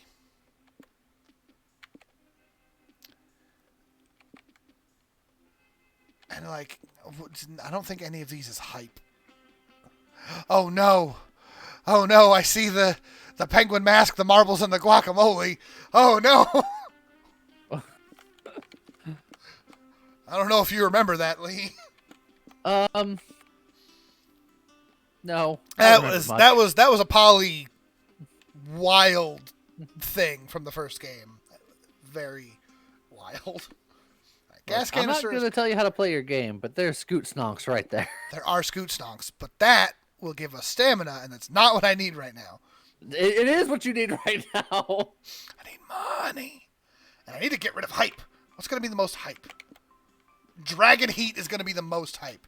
Have my Dragon Heat. An evil deity trapped in a snow globe. Off-brand Scott snacks. Ashes of a man whose dying wish was to be given a random road trip. And marbles, guac, and a penguin mask. Which, that's hype. That's going to be hype. That's going to be food. That's probably going to be soul, so I guess I'll go with the evil deity. I can smell danger. Magic up, hype down. Oh. You did put hype down. I did put hype down, but I did not So gain you were hype. correct for half of it. All right. That's okay. Actually, I got that at your 12th birthday party. What? Bothering what's Have a good night. That's all right. I won't make my big money. Talk to Calculester or change his hitchhiker. I'm going to talk to Calculester. His hobbies or his dreams and fears. I feel like hobbies is probably where you want to start the conversation. Probably. Hi, Calculester. Nice to meet you. What are your dreams and fears? I mean, to be fair, look at the way you're laying on that table. That absolutely sounds exactly like the question that character just comes You know out what? with. Do it. Done. I do not have dreams, Ultra Friend Corrupt. The Ultra Friend Corrupt, yep. I do sometimes enter sleep mode, but it's not literally what organic beings understand as sleeping. Therefore, I do not dream. Let's focus on the fears aspect of your question, then.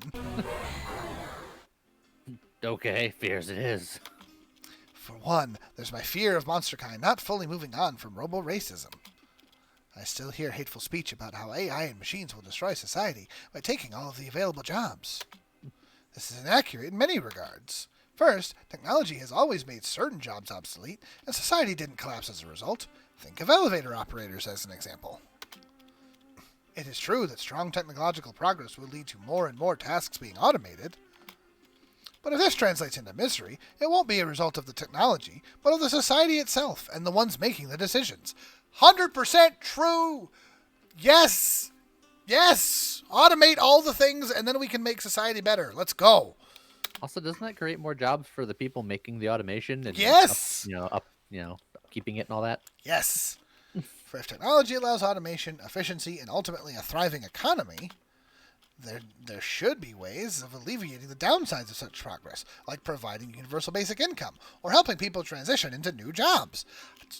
Just man spitting out facts. I could definitely use a bit of universal basic income myself. Give me the money. And I would give it to you if it were up to me. I just would appreciate if MonsterKind wouldn't blame us robots. Anyway, there are more fears encrypted in my code, like the fear of breaches in the integrity of my rules, which could provoke what's commonly known as AI neurosis. All right, Farron, have a good one. See ya. Happy Halloween and whatnot. Or just plain inaccuracy in my internal rules. I lack common sense, and that can be tragic if the rules I followed aren't properly presented. Oh, what do you mean?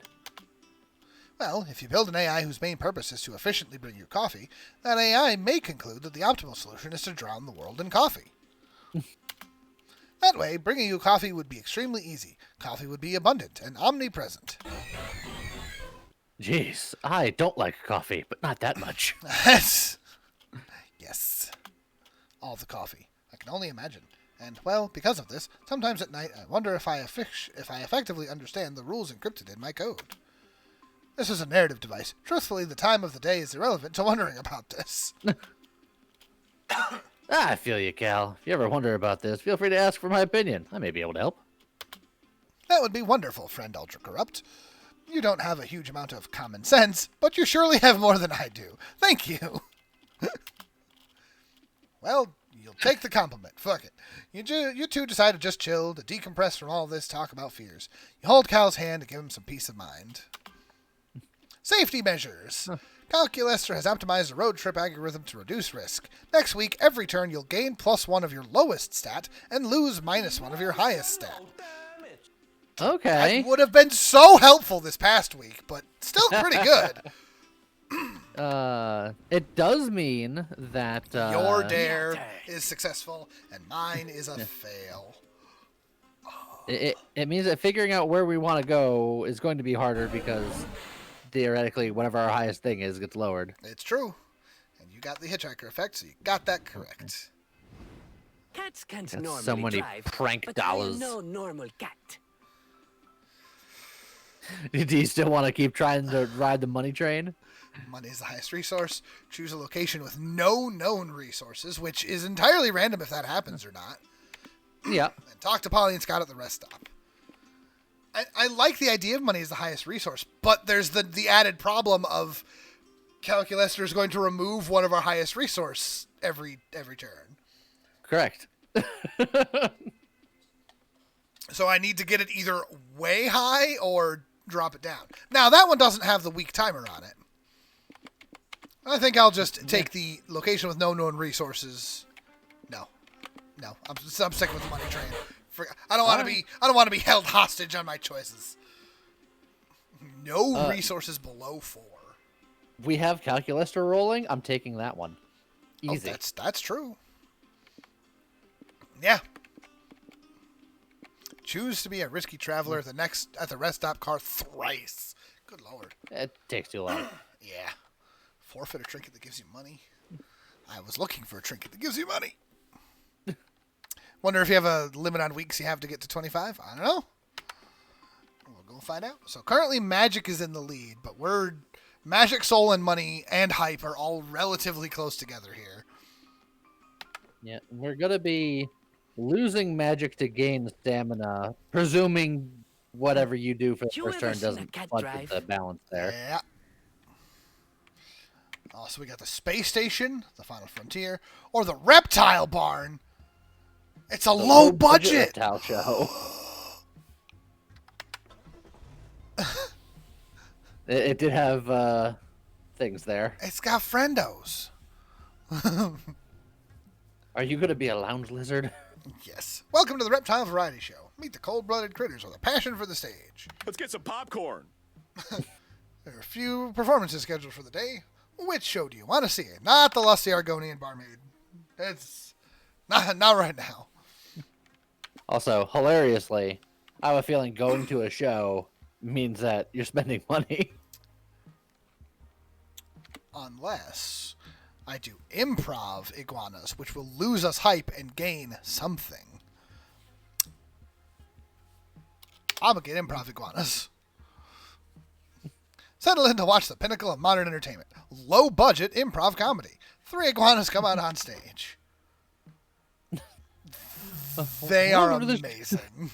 Welcome to the show, guys. We're gonna start by drawing a scene from a hat. The scene is pirate ship. Irving, that's not the scene we practiced. You were supposed to draw the rom-com scene. Oh no, you're right. I really messed up. Guess we'll just have to wing our improv. The guests. Yes. Oh, Lord. We sure are on a pirate ship right now. I'm the pirate captain. You can tell by my accent and my hand covering my eye in place of an eye patch. I don't get it. How's this hand an eye patch? I don't understand the scene at all. Oh no, Irving. Pirate Irving. There's a storm coming. No, there's not. It's a clear sunny day. Irving, why aren't you yes-anding me? Oh, right. I mean, it's a clear and sunny day. Yes, and there's a storm coming.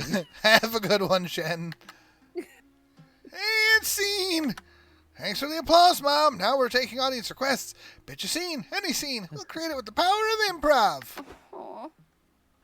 Gato Grande, go suggest something entertaining, please. I'm literally dying of -2 hypitis. -2 hypitis right now. Yikes, that shit's contagious. What do you pitch to the improv iguanas to save their show? The scene is a group of very good improv actors who feel truly beloved by their audience, realized in their careers, and finally accepted by their emotionally distant parents. Or, scene is a group of iguana actors in a dystopian future where actors pay their audience. Oh no, Robert Irving! In the distant future, all of our brains have been implanted in robot bodies. Oh no! How can we, impassioned players of the improvised stage, still entertain our audience with these emotionless mechanical bodies?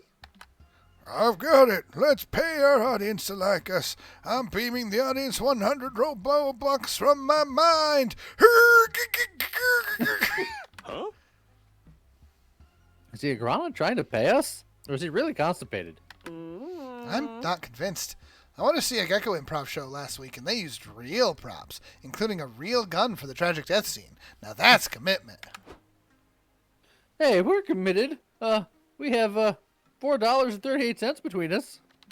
It was our bus fare to get home, but we'll walk if it's for the noble art of theater. Nice. Come on, you can do better than that. This is improv, people. If you don't have enough money to pay us, you gotta improvise a way to get some money. No, I've got an idea. Just go to a bank. Banks have money. Improv the bank into giving you money. Scott coming in clutch with the suggestions. The improv of iguanas break into a bank wearing robot masks. This is a stick-up from the future. Give us all of your money or we'll shoot you with these super real ray guns in our pockets. Well, we're fine. They're actually giving us the money. We're like the most convincing actors ever. The iguanas distribute the money to the audience amidst roaring applause. Their utter joy is priceless, especially knowing they won't be nearly so joyful when they're arrested. But who cares about them? This is about you, and you just got +2 money. And then, the money was tied with magic, and I was hoping Calculester would take the money back, but he took it for magic. We got the border of a one-person country, which has negative soul and negative mind. And we're going to that one because I saw Wealthy Mansion is all about the money. I know, and that's so tragic. So also, we're not going there. I like someone died on the banister in that mansion and fell off. There's just Yeah, look. blood on the banister and below. It's a wealthy mansion. That happens. So we're going to the border of the one-person country. Yes. In 500 feet, turn right. Why did I say that? Oh, no. Because you threw out our other GPS. Border control. You had no idea there was another country out here in the middle of the desert. Of course, geography was never your strong suit. Or maybe this civilization is new? What the fuck? Whatever the case, you're hella curious to check out this place. What do you do when you cross the border? Learn the country's customs, smuggle something out, or international relations. Oh, All right. So our mind is already pretty low, so I don't want to do international relations. Our soul is decent. That's true. Learn the country's customs could be anything. I'm gonna learn the country's customs. Oh, go full rando? Oh yeah. This country is little more than a cottage in a small field. You knock on the door.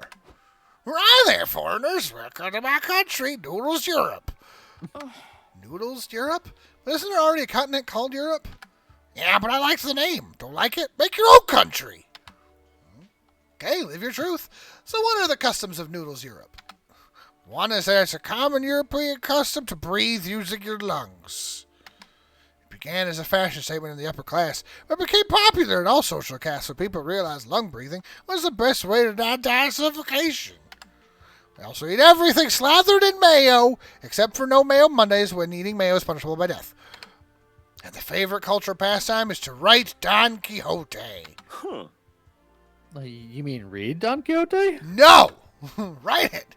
No European has ever read the original work, but we know about it through pop culture. So whenever we have free time, we take to writing the story ourselves. Did you just rewrite the events of Don Quixote verbatim? Not rewrite, silly. No one's ever read it, remember? We just write what we think is the closest version to Don Quixote we can imagine. Hey, in case you foreigners are for a treat, today's a special day in Europe. Oh, cool. Is today a holiday or something?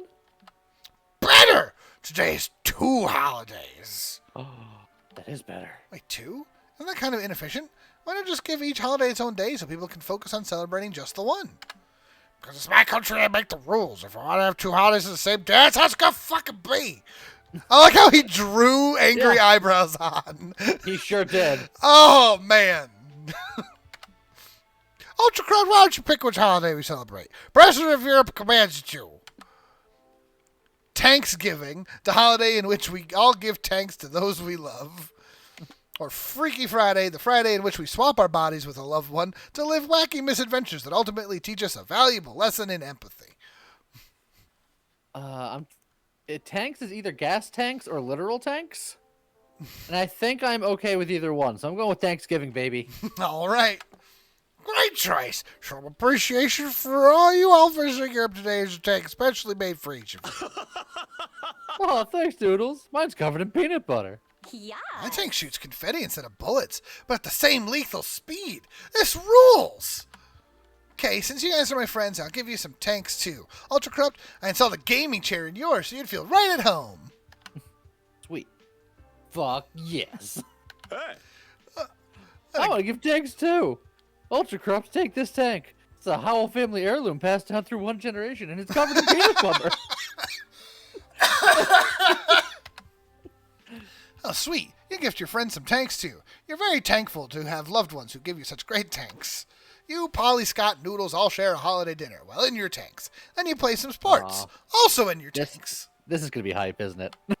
Full contact tank football was fun and destructive. Tank yoga was more experimental, but tanks are more flexible than you'd have thought. Thank you all for celebrating Thanksgiving with me. Enjoy your tanks.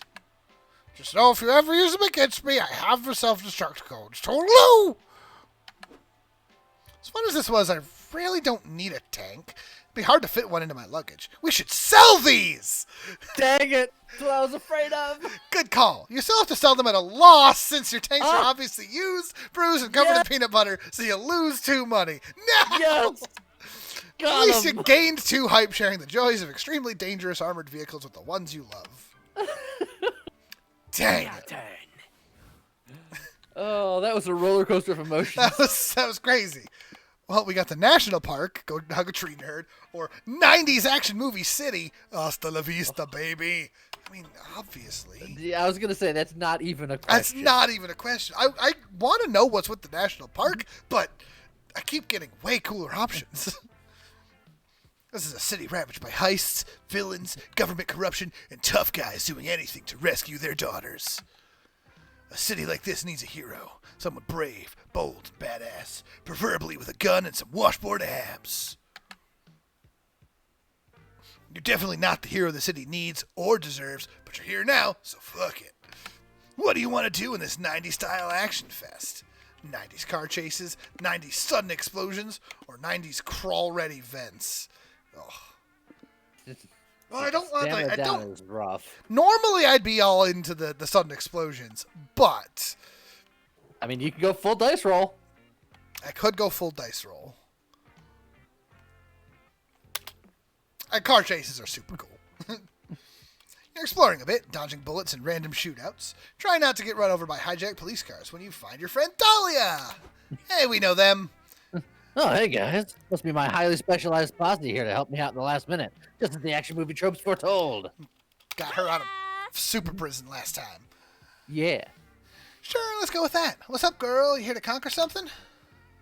Nope. I just stopped here to ask for directions, and then through a series of increasingly unlikely action-packed events, became the hero the city needs. But not the one they deserve. Right now, I'm trying to deliver these disarm codes to City Hall before the dastardly Dr. Mediocre releases a deadly neurotoxin in the atmosphere. Oh, dang. Uh-oh. Oh, no. That sounds bad. It is bad, right? It's very bad. I'm the only one who can stop him, but there's one problem.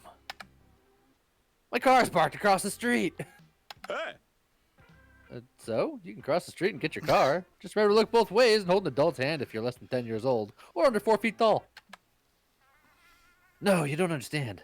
In this city, crossing the street is one of the most dangerous things you could do. Watch. Please just grab a bystander and huck him across the street. Ah, it's a tomato, not a person, but still. Tomato could be a bystander. It's true. Dahlia tosses a tomato in the street. It's immediately run over by 7 cars in a high-speed chase. Then it spontaneously explodes. I see your point. Pedestrian safety does not seem paramount here. Ah, paramount. Movie studio. Ah. That's why I need your help. Can't save a city if I'm a muscular blue smear on the highway. What should I do, Gato Grande? Hire an expert. Call a professional chicken. You cross the road and maybe finally understand the chicken's elusive reasons to do so. Pray, then trick God into thinking it's very necessary for you to acquire the power of parting the sea of traffic. Well, I don't want to hire an expert. That sounds like it's going to cost money. So tricking God. Well, that'll give you plus soul, probably. Probably, but it won't cost money. Of course, religion. The de facto solution to all of life's insurmountable problems. You start screaming to the heavens for a deity's help. Boo, stop. You shouldn't invoke the divine without at least giving them, like, a warning text. If you want a divine intervention, you can just ask Zoe. Isn't she an eldritch goddess or something? That's a great idea. Yeah, call Zoe. Gato Grande, what's up? I'm halfway through a 10-hour Garfield creepypasta video compilation. So if we could keep this short... Oh, you want eldritch powers? I mean, yeah, I could totally give them to you, but granting mortals infinite cosmic power can have some pretty icky consequences. It's an emergency, you say? Okay, but is it a real emergency, or is it a Gato Grande shenanigans emergency? Like, this isn't just to fuck someone, is it? I respect the noble pursuit of horniness, but that's not quite an eldritch power scale emergency. No, I'm not trying to fuck anyone this time. This isn't a dating sim. Dang. Fine, if you promise this is important. Can you remind me of your email? Yep, it's Gato Grande stank6669 at gmail.com. Amazing that you could fit the space into the email. I know, right? That's impressive, actually. Very impressive. I already regret this. Okay, it's sent. I have to go now. If this all goes south, I wasn't involved, okay? Takes a few minutes for the email to arrive. Eldritch powers are a beefy attachment. Soon you get a message titled, Power, Forbidden Power Lol. Hits your inbox. Sweet. Zoe is fantastic character. I want to see more of them. It's an invisible underscore. Yes.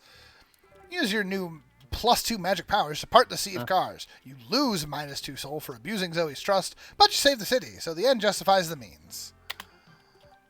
And we gained mine and lost magic. Magic is still too high, though. Got a picnic spot. A beautiful day to eat outside.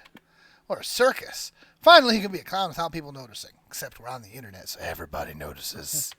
One of those things there is making money. And I imagine that circuses also gain hype, and we're not really going for that. So I'm going to go to the picnic spot. Okay, sounds good. We can also gain stamina here, which is still our lowest.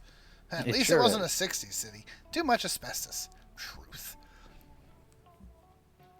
We aren't clowns, we're the entire circus. Good point, Joe. Good point. Not the entire circus, you're not in the chat. Oh. The sun is shining, the birds are singing. On days like this, kids like you... Okay. What? No. Answer eagerly anticipating Burning eating hell. your scraps. That What is kind of adorable. Little cat ears. My corrupted Z's. Yeah. Got your picnic basket and your checkered blanket. All that remains is deciding what to do now that you're here. Have a nice picnic, crash other picnics, or play fetch. Which, playing fetch can have major consequences. And it feels like that would cost stamina. Maybe? I don't know. We're going to gain a stamina from our beep boop friend. So I'm going to roll the dice. I'm going to have a nice picnic. Want to do a nice picnic? Gotta roll the Have a dice, but smally. Well, it's because play fetch sounds like it's going to cost stamina, and that's the one thing I don't want to go down. That's fair. You got the picnic basket of food. I just thank you, Yogi Bear. Picnic is 3 syllables. It's Yeah. just I'm just stuck there. You got the nice day. You got the friends to enjoy it with. You just need to decide where to spread your checkered blanket. Let's do it. Don't worry, guys. I know how to find the perfect picnic spot. I'll do it for you, too. We learned all about this in Monster Scouts. The first step is to make sure your spot has nobody else's pee on it, because it's rude to picnic on a spot someone has also already claimed. The perfect picnic is also best enjoyed with 3 to 6 friends. It's a good thing we're somewhere in that number. Because there's 1 to 4 players and Scott and Polly. Correct. Yes, thank you, Bunny. It's nice to hear. We're awesome. Yeah, we are. Yogi Bear is a Hanna-Barbera cartoon from 60s, 60s, 70s? Yeah, 60s or 70s. Also, don't know offhand. I think it's got to be 60s. Probably. And it was just a bear in a park that liked to steal picnic baskets. Hey, boo boo. Let's get some picnic baskets. Okay, Yogi. Let's look for a place on a high hill with good air. I'll lick my finger to test the wind while we walk. I've seen people do it in movies.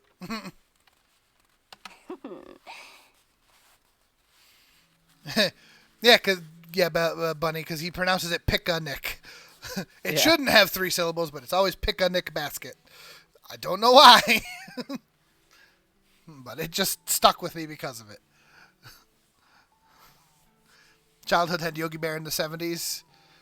Oh yeah, it definitely rolled into the 70s. I want to say that Yogi Bear came out in like 68, if I had to guess. But I ain't Googling right this moment. Whatever you got say, you, man. bud. I'll just follow you around until you find a place we can sit. You indulge Scott in his picnic spot hunting antics. He finally finds 1958. Ooh. Finally finds a patch of grass deemed suitable, and you dig into sandwiches and potato salad.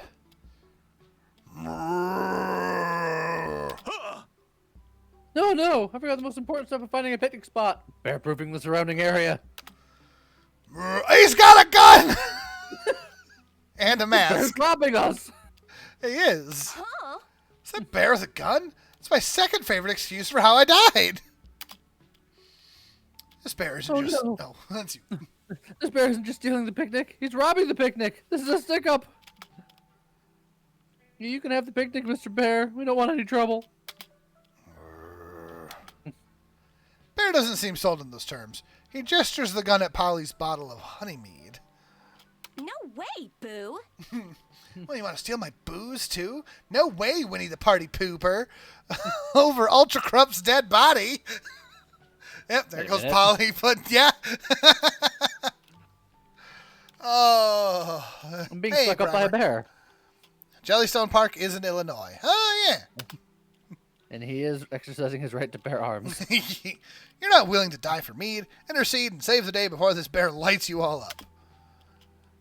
This bear's behavior is probably due to nurture, not nature. Trying to learn what circumstances brought it to the life of crime and help him from a place of empathy.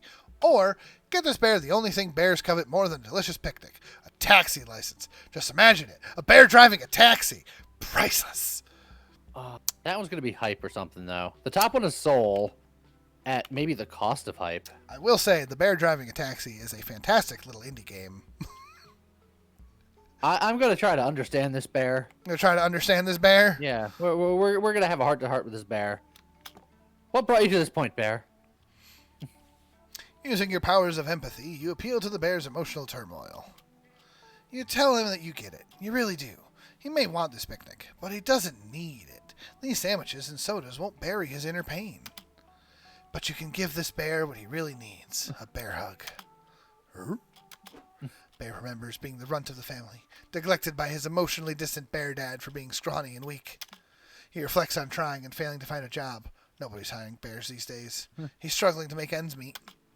His bear wife berates him for being unable to provide for their cubs. Can barely afford the rent of their cave. Damn forest gentrification! He wandered the forest after a particularly nasty marital dispute. He was hungry, frustrated, filled with rage in an unfair world. The bear remembers passing a box of firearms with "Free guns for bears" written on the side. He knew what he had to do. A Who tear left that rolls there? down the bear's snout as you hold it. Probably Polly. He pats you on the back and walks back into the forest for some much-needed introspection time. Lame. So you solve the bear's problems with compassion and understanding? Lame! I mean, don't get me wrong, I appreciate you saving my mead. No, and Scott's life, too. That was objectively the least interesting way you could have gotten that gun out of our faces. Correct. Sheesh. A simple thanks, Ultra Corrupt, wouldn't go amiss here. You know in your heart you did the right thing, and despite losing 2 hype, you gained 2 soul for helping the bear. Which is exactly what I wanted. Stamina up, magic down. Oh, there's still a chance. There's still a chance. 10-hour power nap. Go back to the noodle stand. Alright. What was my thing again? I don't even remember. No resource below Oh, yeah. 4. Oh, yeah, the one that was free. Got it. Yeah, basically.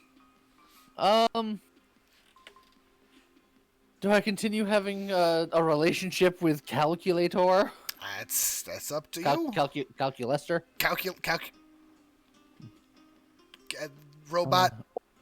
Or do I switch for a different traveling mate because Calculester is making it difficult for us to win the game? That's true. You could try a new one.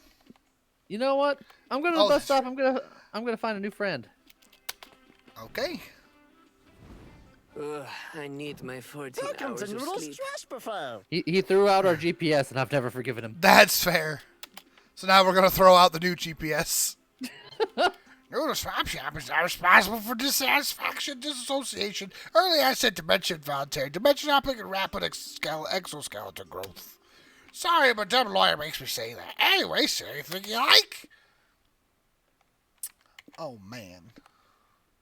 Oh, we got some actual Scott snacks again. We do have some actual Scott snacks again, but I know that a gas stamina is magic. Oh, And donation to Noodles Charity for Impoverished Noodles sounds like that should be gaining money. A possibly too smart noodle sneaky toilet. snake. CEO action figure with real business advice might also give money. And then a rad tattoo. But I'm going to try the donation. Sucker. Oh, it was soul up. No. Oh, and it was sold up by a lot. Dang. Oh. Everything's that coming was so much soul. Oh, for sure you want that? Could I choose a different item if I don't? Wonder Which is Nope, actual why? games right now. I should have went with the CEO. Changing the hitchhikers. Zoe or Liam? Oh, where did it take Zoe? Hi, Zoe. She gave us like Eldritch powers earlier. That's true, they did. You invite Zoe to join your road trip. My fanfic just came true. Come with Oh you. my. Spoiler alert, this road trip just got awesome. So you gotta talk to him again in order to get the added bonus. I did not finish my dare. You ever But you seen still cat have it. drive? Still have it. So soul is the highest resource. Probably shouldn't get that with money as the highest resource. Oops. But During the currently, trip, soul is our highest resource. that is true. Oh, true. By a lot, too. Yeah, well, you just did that, That's true. During the trip, meet at least 2 hitchhikers. which We've is already done, successful. but it's only 20. Or forfeit a trinket that gives you mind. But Find a way to forgive me. But, you know, soul is the highest resource. Makes sense. While soul is currently the highest resource. I'll just have to get money to be ready to switch with it later. During a trip, meet at least 3 hitchhikers. Choose an action without a known resource, or stamina is the highest resource. Well, that's probably not going to happen anytime soon, anyway. As it is currently tied for the lowest. You know what? During a trip, meet at least 3 hitchhikers. Yep. I have a feeling that Zoe is not going to be with us for long. At some point, you're going to want to get rid of Zoe. Yeah. All right. Also, we really got to start boosting something. We're on the long haul of this road trip. Yeah, we are. It's fine. It's fine. We'll manage. Cats can't normally drive, but I am no normal cat. Caves. Oh. Some said spelunking. Someone make sure to bring your spelunk crown. Or battle royale. The odds are not in your favor. Oh, God. That's terrifying. I'm going to go to caves. Isn't it cool how nothing ever happens on the road? Oh, no. God. Something happened on the road.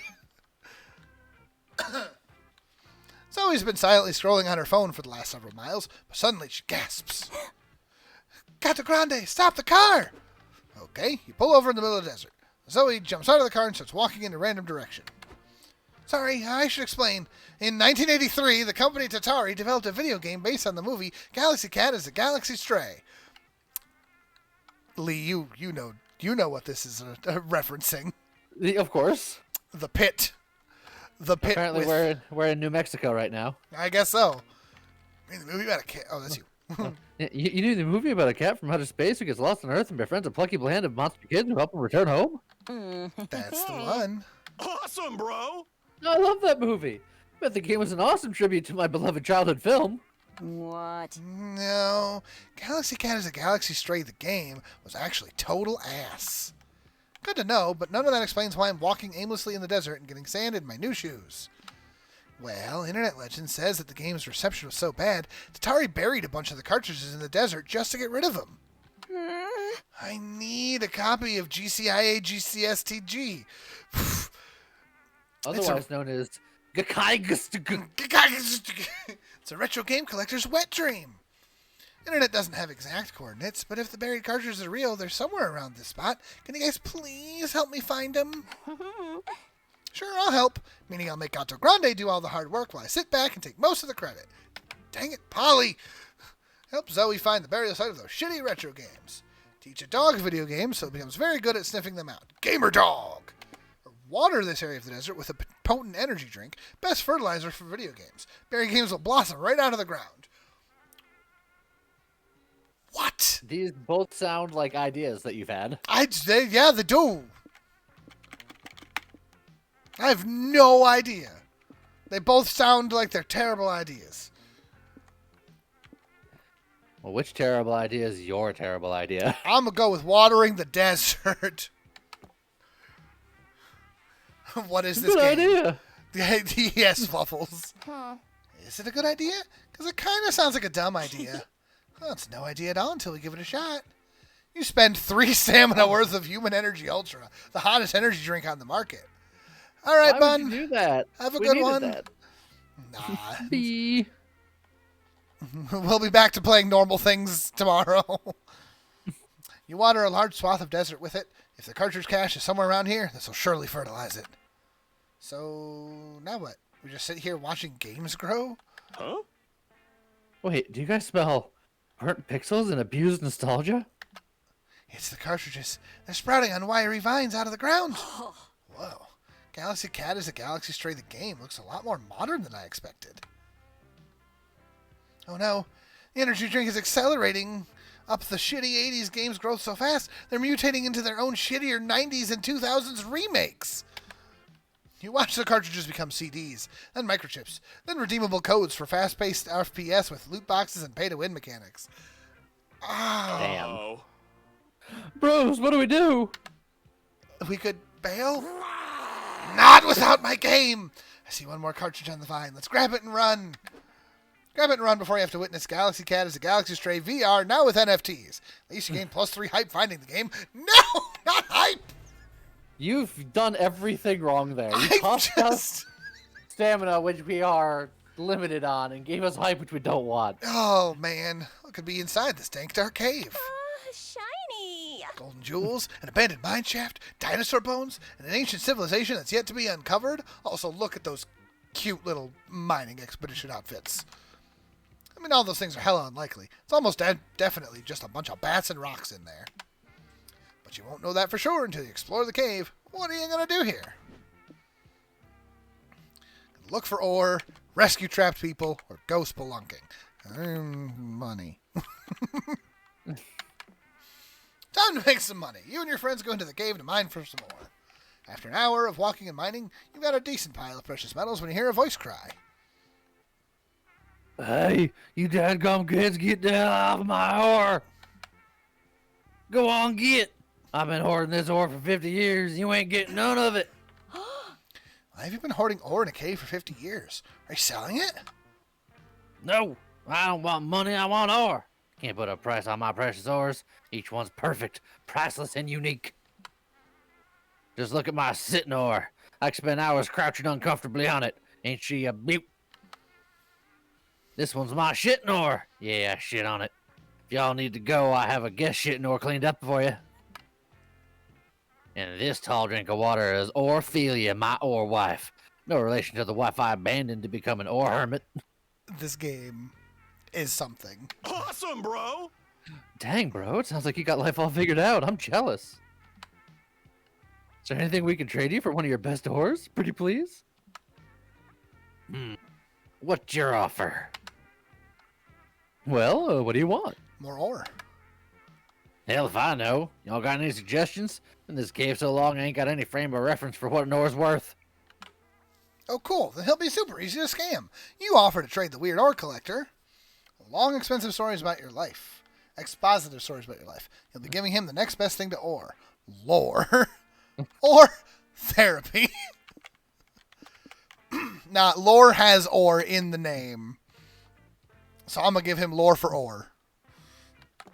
And maybe he'll want some more. That's right. Let's see. What's a juicy lore fact about fan favorite Polygeist? Here's one. Even though I've got a reputation for being happy-go-lucky, there's still a few things that really stress me out. Like children. They're annoying, demanding, and you can't give them alcohol. How am I supposed to relate to that? Man. Also driving. I hate driving. It took a long time for me to be even cool being in a car again. But driving one, that's still too much for me. Every so often, the game just pulls out little nuggets of, oh, there is actually some deep stuff in here. That's actually how Polly died. It was in a car crash. Sports! I guess it's my turn. Lore fact about me is that I like sports. That's great, bud, but a lore fact is supposed to be something not a lot of people know about you. It is? Dang. I know there's going to be a Scott Pop quiz today. I would have studied more. Oh, I know. The lore fact about me is that I have trouble remembering the order of the days of the week. Huh. I know when Monday Night Football is, but I always confuse Tuesday and Tuesday. What does Earth Day fit in? What about you, Gato Grande? Tell us a lore about you. If she insists, you launch into your favorite 2-hour tale of your secret hobbies and passions that were foundational to your character development. Oh, now I know why lore rhymes with bore. That story put me to sleep. Your story wasn't that boring, was it? Apparently it was because you lost 3 hype. Yes! At least it satisfied the ore collector. Any story you told was bound to be more interesting than his conversations with Orphelia. You make +3 money from the ore he gifts you. All right. Well, now I have ore and soul, both which need to be the top. Dang it. All right. Cryptic Tech Company, testing the limits of tech and ethics, or the shopping Absolutely mall. Hang in the I'm gonna shopping go- malls. I'm going to that shopping mall because we need stamina. What are you talking about?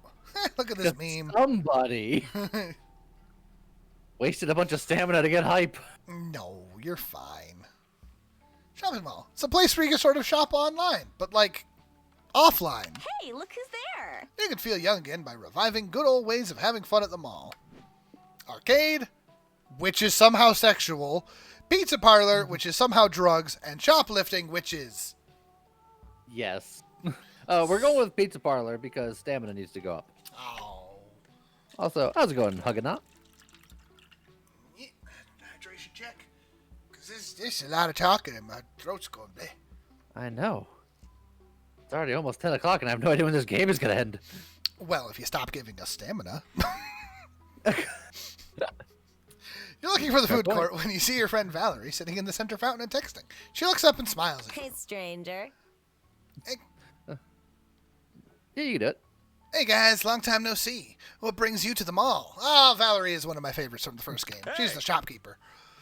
Hi, Val. We're on a road trip and stopped to get some lunch. Where's the best place to eat around here? Blah, blah, blah, blah. Bad question. All the food here is garbage, but I can take you to the least garbage food they serve. Welcome to Pazzo's Pizza, where every slice is sliced with love. Except we're fresh out of love, so we've been slicing it with the pocket knife that the chef uses to cut cocaine. Is the coke on the menu? Hey, Sadie, I didn't know you still worked here. How things been? It's been a lot of this. When are you gonna quit, girl? You should ditch the greasy smock and start hustling with me. I earn twice as much selling junk to my classmates as I did working at Pazzo's. Thanks for the offer, but I don't mind it here. Also, that face. Yeah. We both know the night manager would be useless without me. Suit yourself. Anyway, I'll have a calzone, triple fried with extra anchovies and bell peppers under the cheese, and a saucer of milk to drink. Valerie's usual coming right up. What about you guys? I got it. I want Scott's usual, whatever that is. Yeah. Is the Coke on the menu? Oh, dang, if you're buying Coke, we definitely don't have enough money to get any food for me. Don't worry, I know all about that minimum wage life. We're running... Dog face again!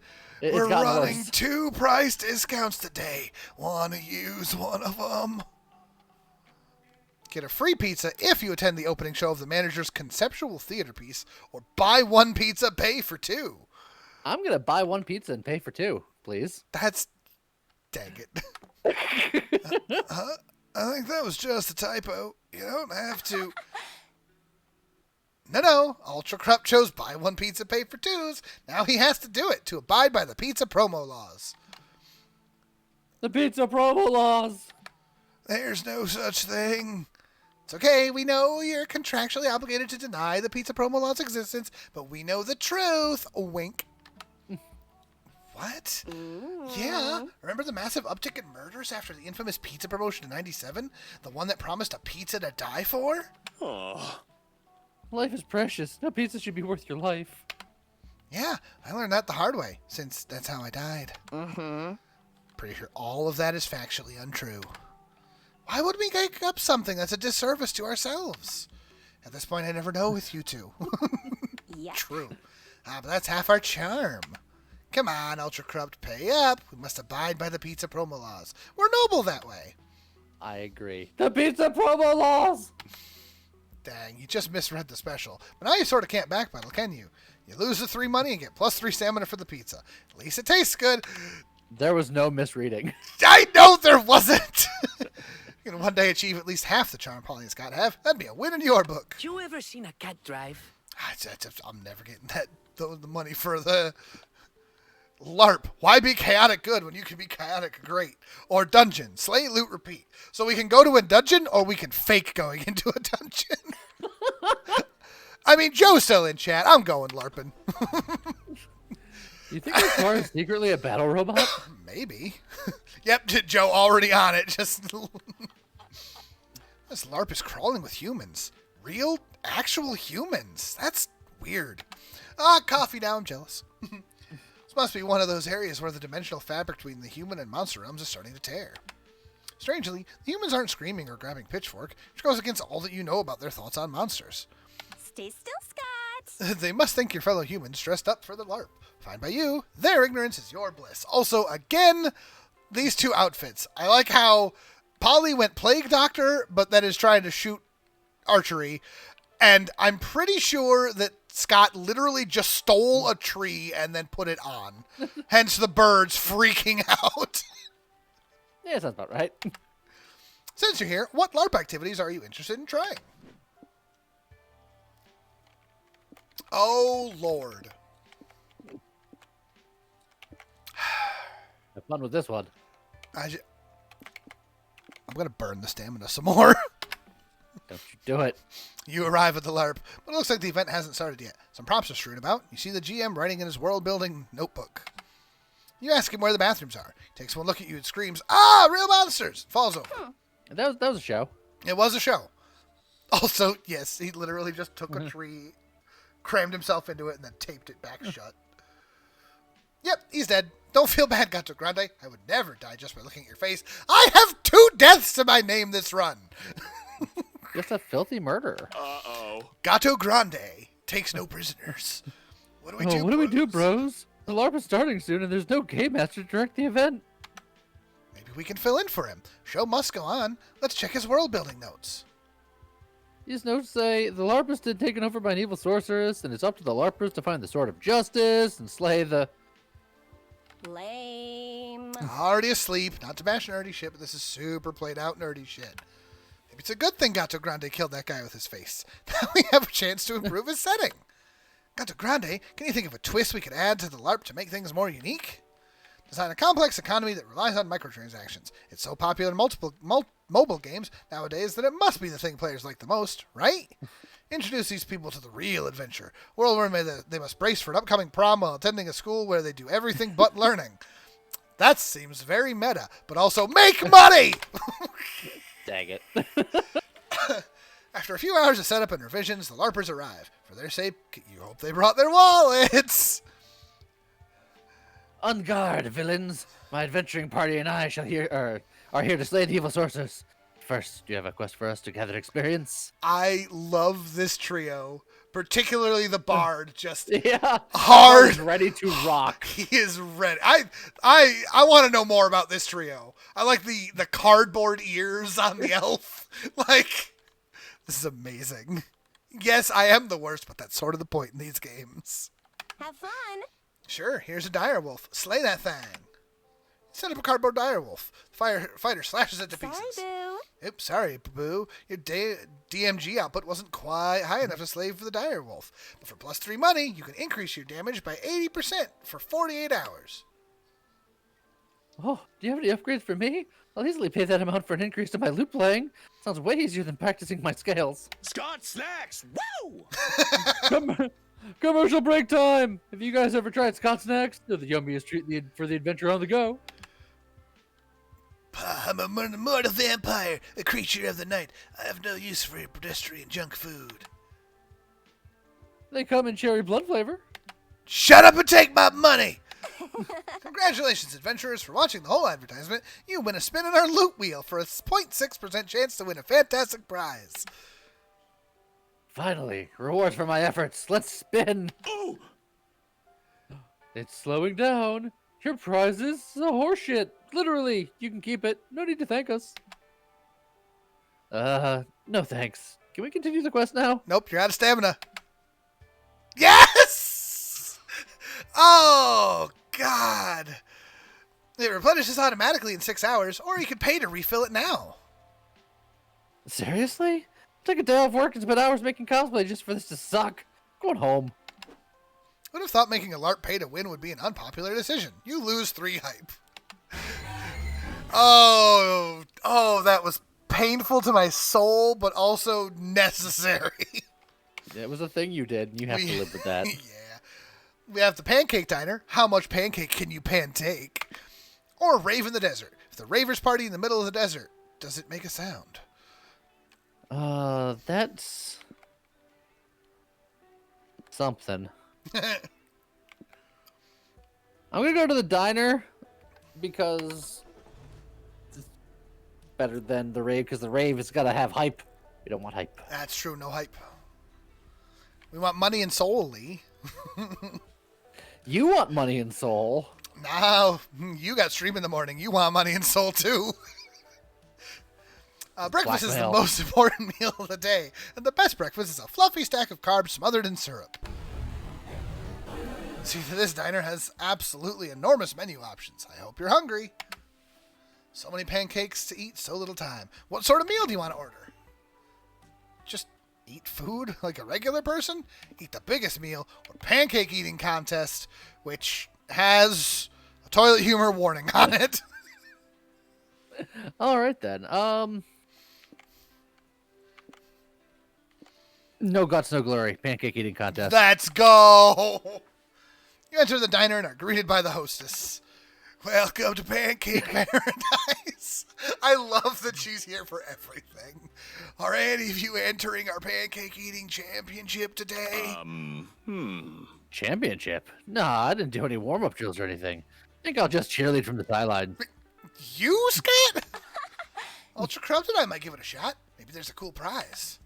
Psst, want me to mix some laxative into the pancake batter to ensure our victory, boo? Tempting, but no thanks. If I'm gonna eat a disgusting amount of carbs to win a competition, I'd rather do it on my own merit. First, you guys need to complete this readiness questionnaire to see if your body can handle the amount of pancake you are about to consume. 1, are you legally allowed to consume pancakes in this country?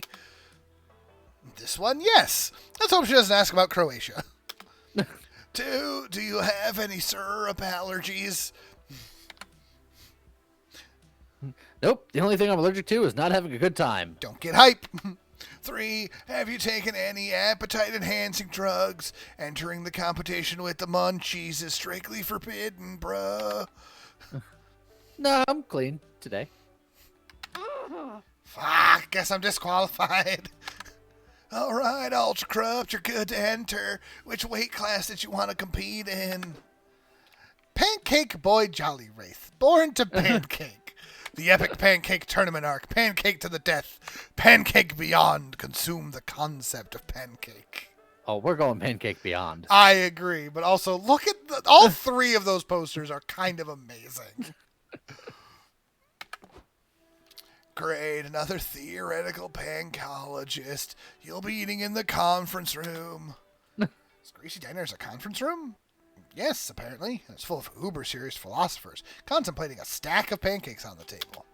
The discussion leader says, "Thank you all for gathering for our yearly conference on the consumption of the pancake beyond." Oh! They have beyond flavored pancakes now? Cool. Oh no, we aren't going to eat the pancakes on the table with our mouths. Theoretical pancology is the study of consuming pancakes with our minds. You're going to gain mind and lose stamina, Lee. Probably. You see, we believe the term pancake was actually an ancient Greek philosophical concept, referring to the nutritional, intellectual, and even spiritual sustenance cosmically sealed within everything. Damn, that's wild. What evidence do you have to support this theory? I'm glad you asked. The Greek word pancake begins with the Greek prefix pan, which means everything. Therefore, it translates to everything cake. Don't think that's how etymology works, but I'll take it. That's all you've got, or?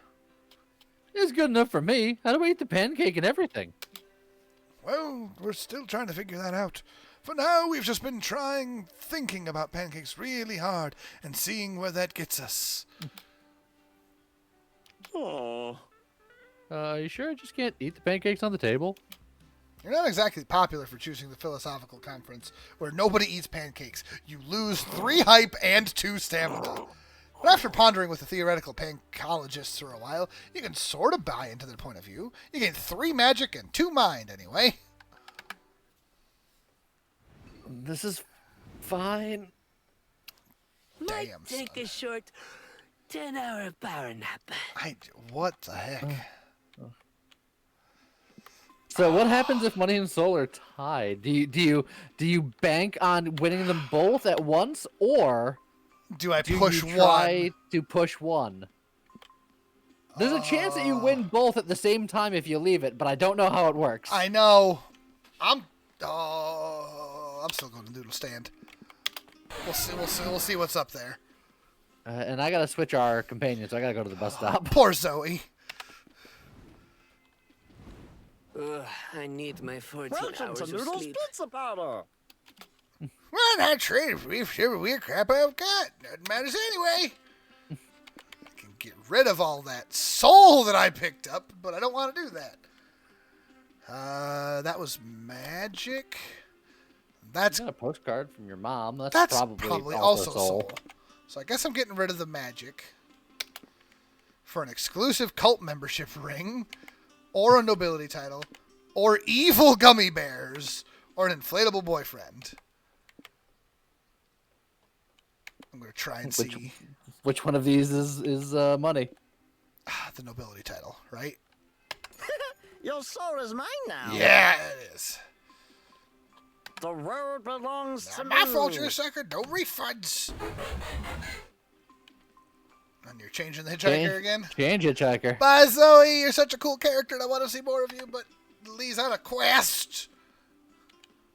Damien, the fire demon that's kind of just into murdering things, or Avari, the assassin. I'll go with Avari because I know her less. Off to my Yep. own spin-off. I wouldn't be surprised, Zoe. You invite Aravi to join your road trip. Seriously think I'd want to travel with you? I mean, I guess I will. Not because I like you or anything. One of those, huh? Your turn. Alright, I got my money as the highest resource. You could have had them both. Potentially. Or I could have had none of them. You could have done it. You have so much bucks. Prank dollars. You ever seen a cat drive? Mind is the highest resource. No.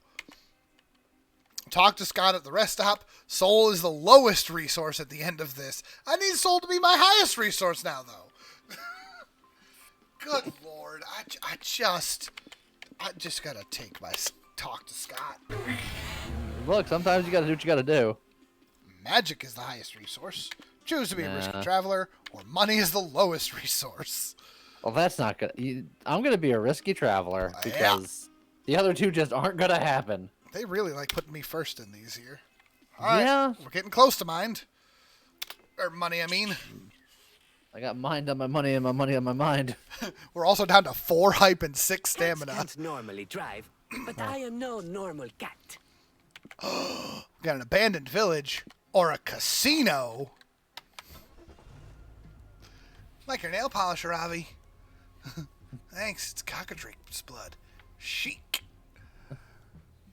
This road trip has now lasted over a month and we're not even at our destination. Correct. Flashing lights, rolling dice, people sobbing as their life's fortunes are gambled away. I think I got this. No doubt about it, you're at a casino. I'm flying. And you're not as swole. It's from this angle. Your actual, like, cat proportions.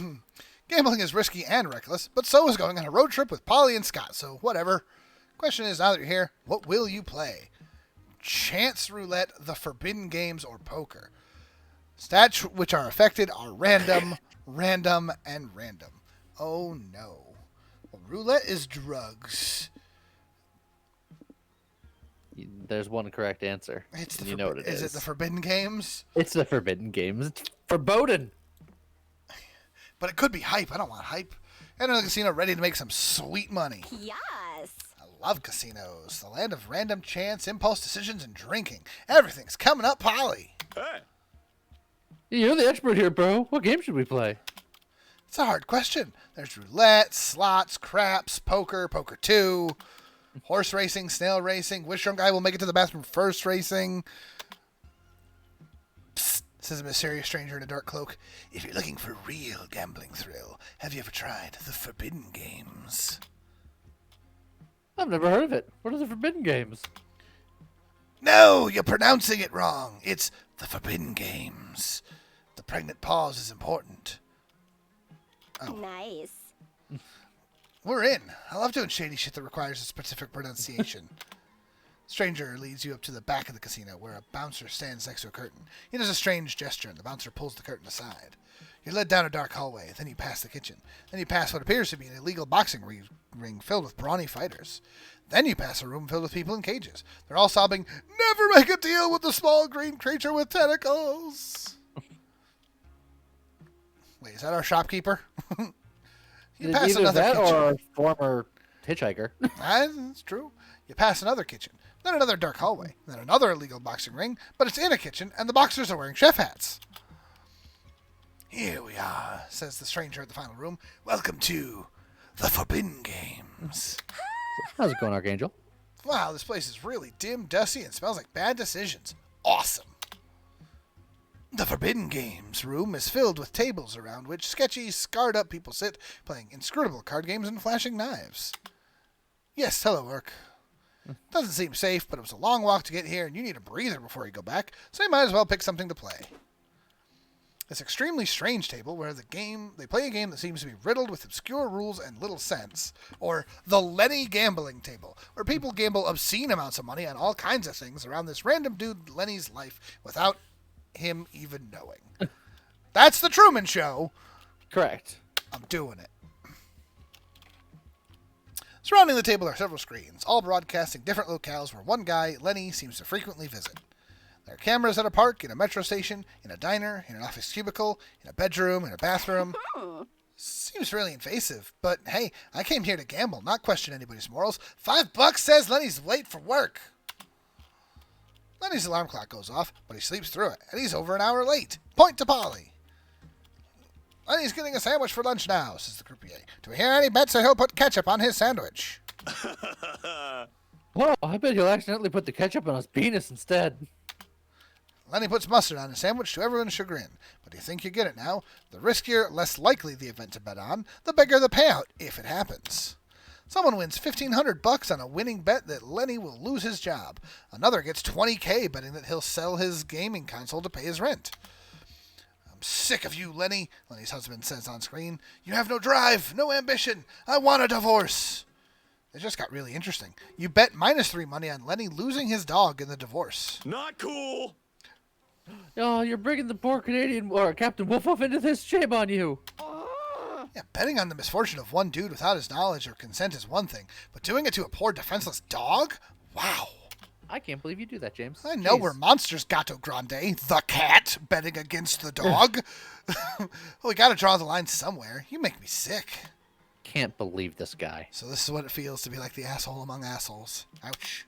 Worse, Lenny manages to keep Captain Woof in a move that benefits everyone but you, as you lose 2 soul. You just lost money in soul, James. Oh, we got a pet contest. Please hold your applause. Or the rodeo. I'm going to the pet contest to right the wrongs of Gato Grande. Oh, man. Just surrounded by the pets of the highest pedigree. You did indeed catch a Halloween Monster Prom stream, B-Burgers. That said, it's 10:15, so I'm going to start going through these a little faster here. Yeah, let's start rocking and rolling. Scott's going to be the pet. Yes. So you want to enter him into the talents category, the obstacle course, or looks? Gamble it all on looks, baby. I like it. Let's go. Shake and bake. You all enter Scott into the pet contest. He's very excited about it. Awesome, bro. This is awesome, bros. If I was wanting to compete in a pet contest, 50% wolf, 50% man, and 100% psyched. Yeah. You are too. You surveyed the room, sussing out the competition, spot none other than Dahlia signing up to get registered. Hey guys, let you meet my pet Astaroth. Found him growing in my septic tank. Isn't he the cutest? You're not sure if a huge beast that can eat you whole could be described as cute, but you're not going to upset Astaroth by disagreeing. Take care, Fluffles. We'll be heading out shortly anyway. Yeah. Astaroth, get fancy. Astaroth surely makes a face. Is it fancy or a thing of nightmares? You're not the one to judge. That's the judges. Ah, great job, buddy. He'll be the belle of the ball for sure. Have a treat. Dahlia feeds Astaroth something you convince yourself isn't a severed finger. Good luck, you guys. Hope we can still be friends after I kick your asses and having the cutest animal. Take care, Plank. Dang, are you guys sure I can win this? I know I'm a handsome boy, but the competition here is surely cute. See your point, buddy. I mean, just look at that lady's tortoise. The eyebrows on that thing. Turtle surely fucks. Naughty. Look at that fluffy orange kitty. Its face is grumpy, but also somehow aloof and mysterious. That cat's got some really big dick energy. Friends are not wrong, but how far are you willing to go in order to make Scott look more handsome for the next few minutes? Scott needs no glow up. He's beautiful already. Everyone loves Scott for being a good boy, but being a bit of a bad boy is sexy too. Give him an earring to make him 5% hotter, or this forbidden transmutation circle can turn Scott into the hottest creature on Earth, a bartender. Go big or go home. I like it. Forbidden magic sounds like a -3 soul move. Fuck it, I'll do whatever it takes to win this thing. And with -2 magic, you draw the transmutation circle, describing it with many arcane symbols that, when translated, are basically just an employment contract. Expensive liquor, upscale lounge booth leather, and when he emerges... Hello! Oh, there you go. Ooh, Good dang. evening, Mr. and Mrs. Pet Contest judges. Welcome to my bar. What can I get for you today? Oh my, look at how well groomed this pet is. Judges say, fanning themselves. He's even trained to speak on command. Please, let me make you a yummy drink. May take some time to prepare, because I'm going to do lots of unnecessary shaking tricks to make myself look cool. You see, I'm also something called a mixologist. That means I take more time to make cocktails, and they're more expensive. This pet is so cultured. Can you make me a cosmopolitan, bartender? Yeah, sure. Well, I take an excessive amount of time making your drink. Would you like to unload your sorrows onto me? How wonderful. He's handsome, trained, and a great listener. Muscles! Watch me pour these 2 drinks into 1 drink. Now I'll do some sexy poses and flex my biceps while I shake it up. Shaky, shaky. Oh my, he's so casual. At the same time, so passionate. Nice. Oh, look at him go. I should get Scott to market my toilet wine. Damn it, Astaroth's fancy, but he can't top, or fancy hat can't top that. No, I should have gotten a rat to look like a classy French cuisine, or that could cook classy French cuisine. I've stopped being able to read words. The judges give Scott the win, and some of them even give him their phone numbers. He gave +3 money and +2 hype. Your turn.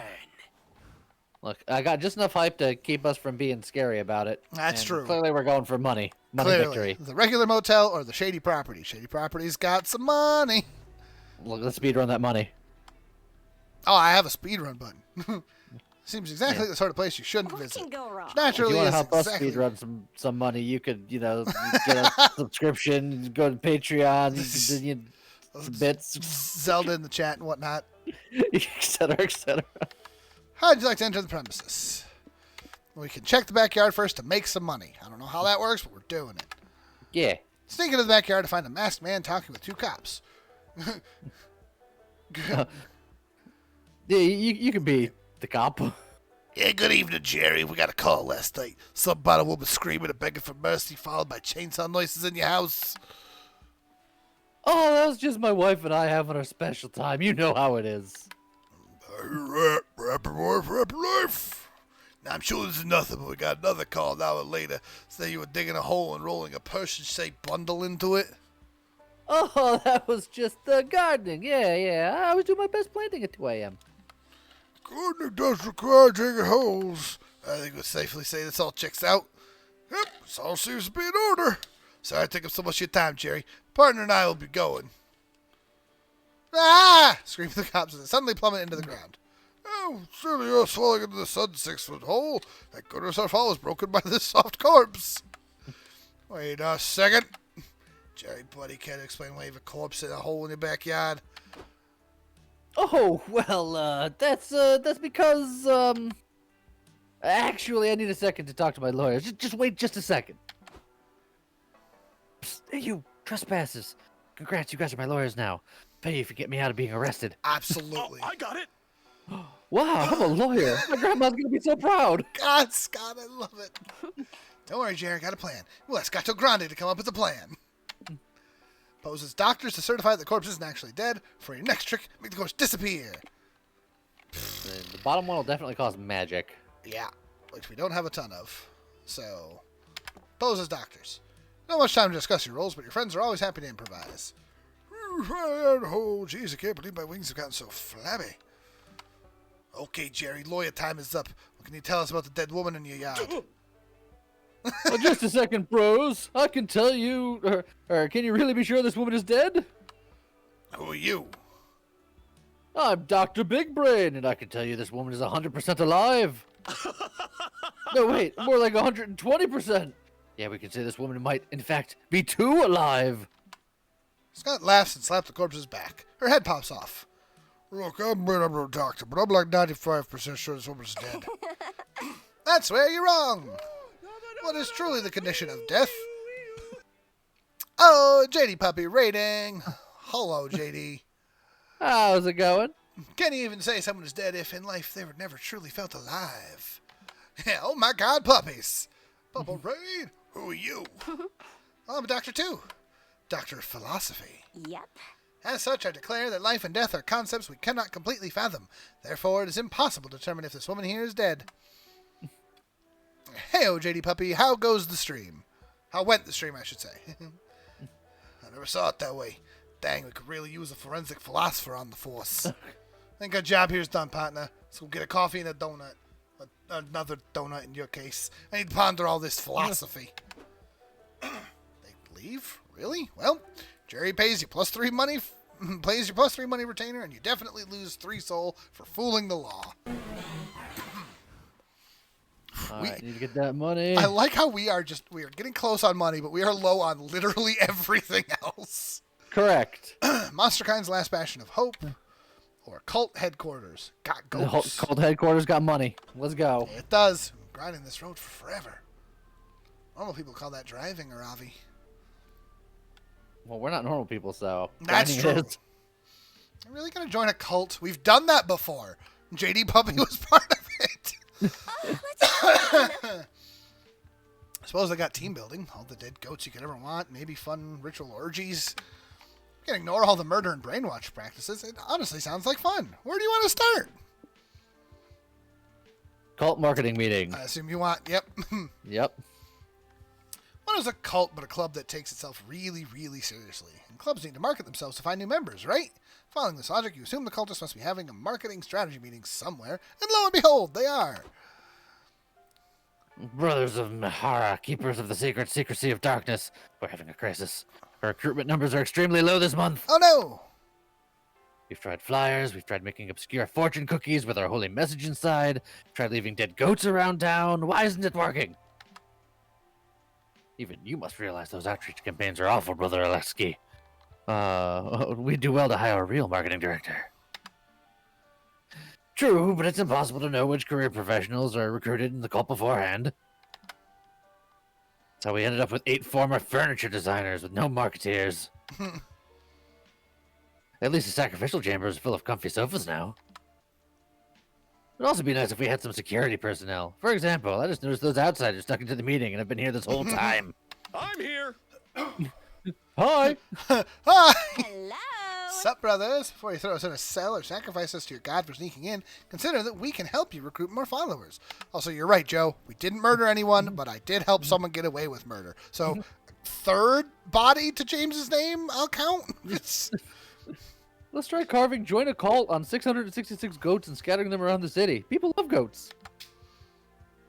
We already tried that. It didn't go over well. Huh. Oh, well, how about 667 goats? You distract Scott with a squeaky ball and take the floor. Time to show off your brilliant cult marketing strategy. Become a sponsor of the annual competitive Secret Santa tournament. You don't get why anyone would watch it, but for some reason people do. Or, half the time, people join cults and gangs because they have cool, exclusive tattoos. It's time to use your knowledge in arcane glyphs. Throw out tramp stamps for everyone. I'm gonna choose the top one because there's a chance that that might like lower mind, and we have that in excess. That's true. You whisk your friends and the cultists off to this year's competitive Secret Santa tournament. Welcome to the 255th annual competitive Secret Santa, says the high-energy announcer. How are we feeling tonight? Naughty or nice? The second one does just sound better, but we're What? trying to make a thing happen at this point. Nice. I mean naughty. I mean something in between that conveys the nuance of morality. Also, I love these holiday outfits. I'm feeling underwhelmed. It's starting, folks. Carol Falala Farley is already going for the gift basket. It's a bold move, as it risks exceeding the agreed-upon budget. Now we see Rudy Red-Nosed Nelson going for a classic play, gifting a voucher for a free massage. Is it legit? The ref says yes! Veteran spectators will remember 2 years ago a player tried to fit the budget by gifting a coupon for a massage given by the gifter, and it was really awkward. Wow, what a curveball! Winkler is gifting Red Nose a handmade scrapbook. It's a gift filled with emotional value representing their friendship. Great play from Winkler, I guess.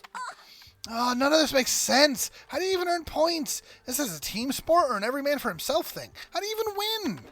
Before the tournament ends, let's hear a word from our sponsors, the Brotherhood of Muthara. If you're so bored that you'd consider watching competitive Secret Santa, you may be bored enough to join a cult. Wait no more. Join the cult of Muthara, deity of all that's secret, including Secret Santa.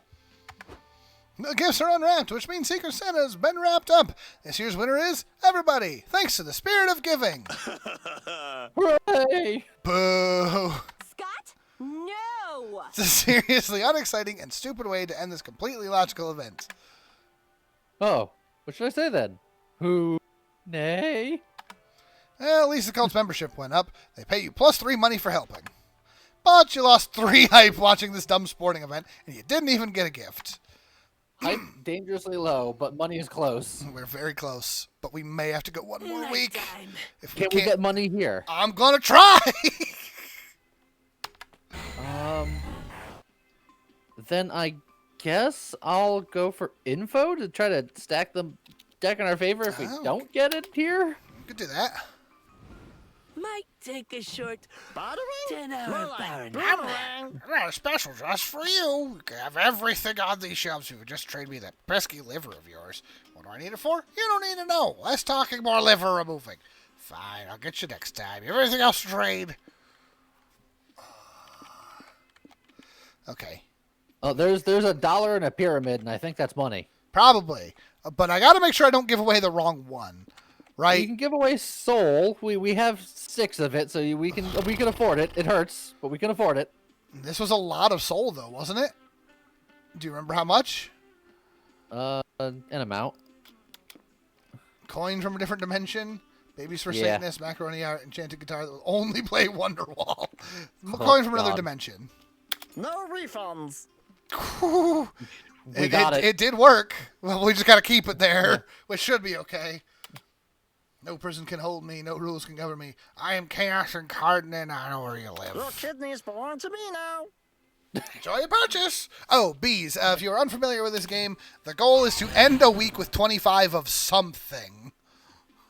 So that it doesn't matter which one you pick here, since we should be at the end of the week anyway. I'll choose the whole just in case. Just in case. Wait, there's something else. Destination fulfilled. Invitation we to the did it. glorious Mer Kingdom.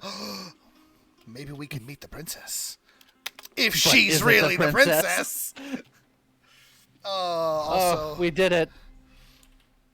this also means that I lose a second time, which is sad, but we did it.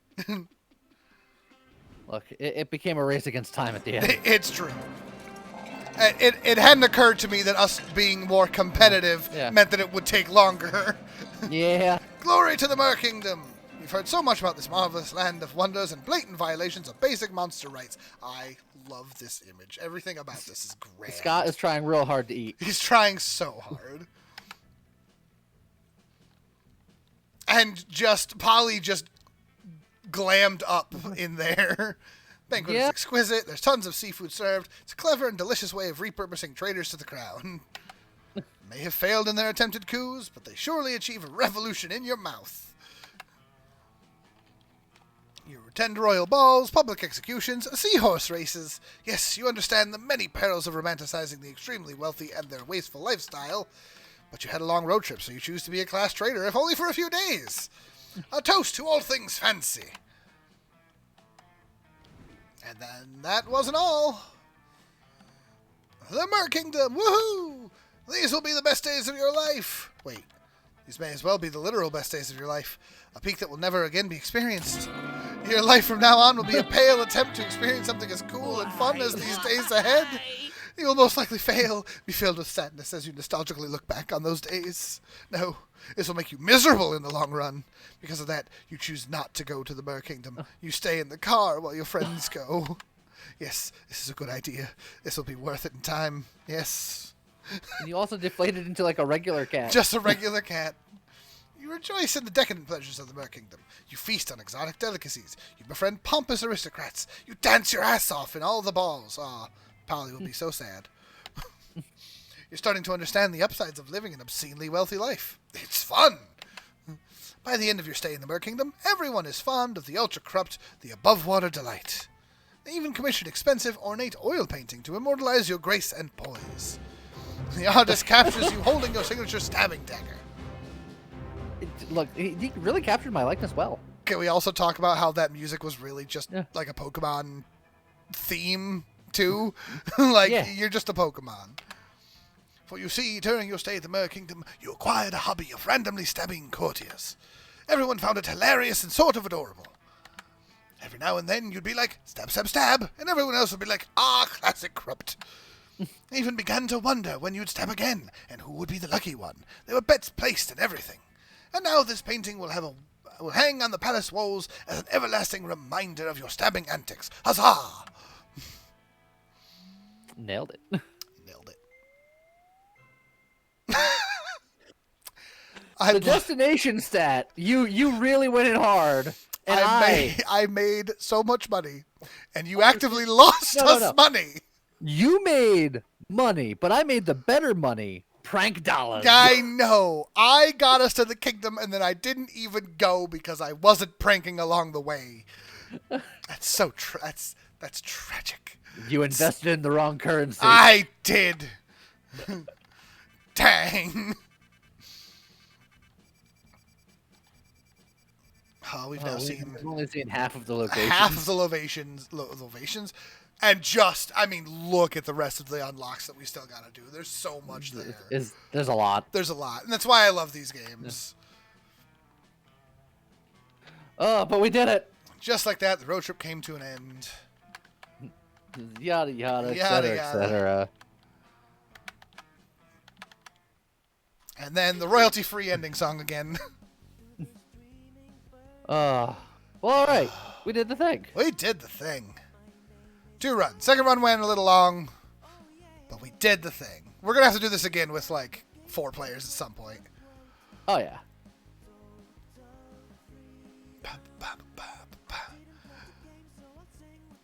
So, we're just going to end it there. That poor turtle's flipped.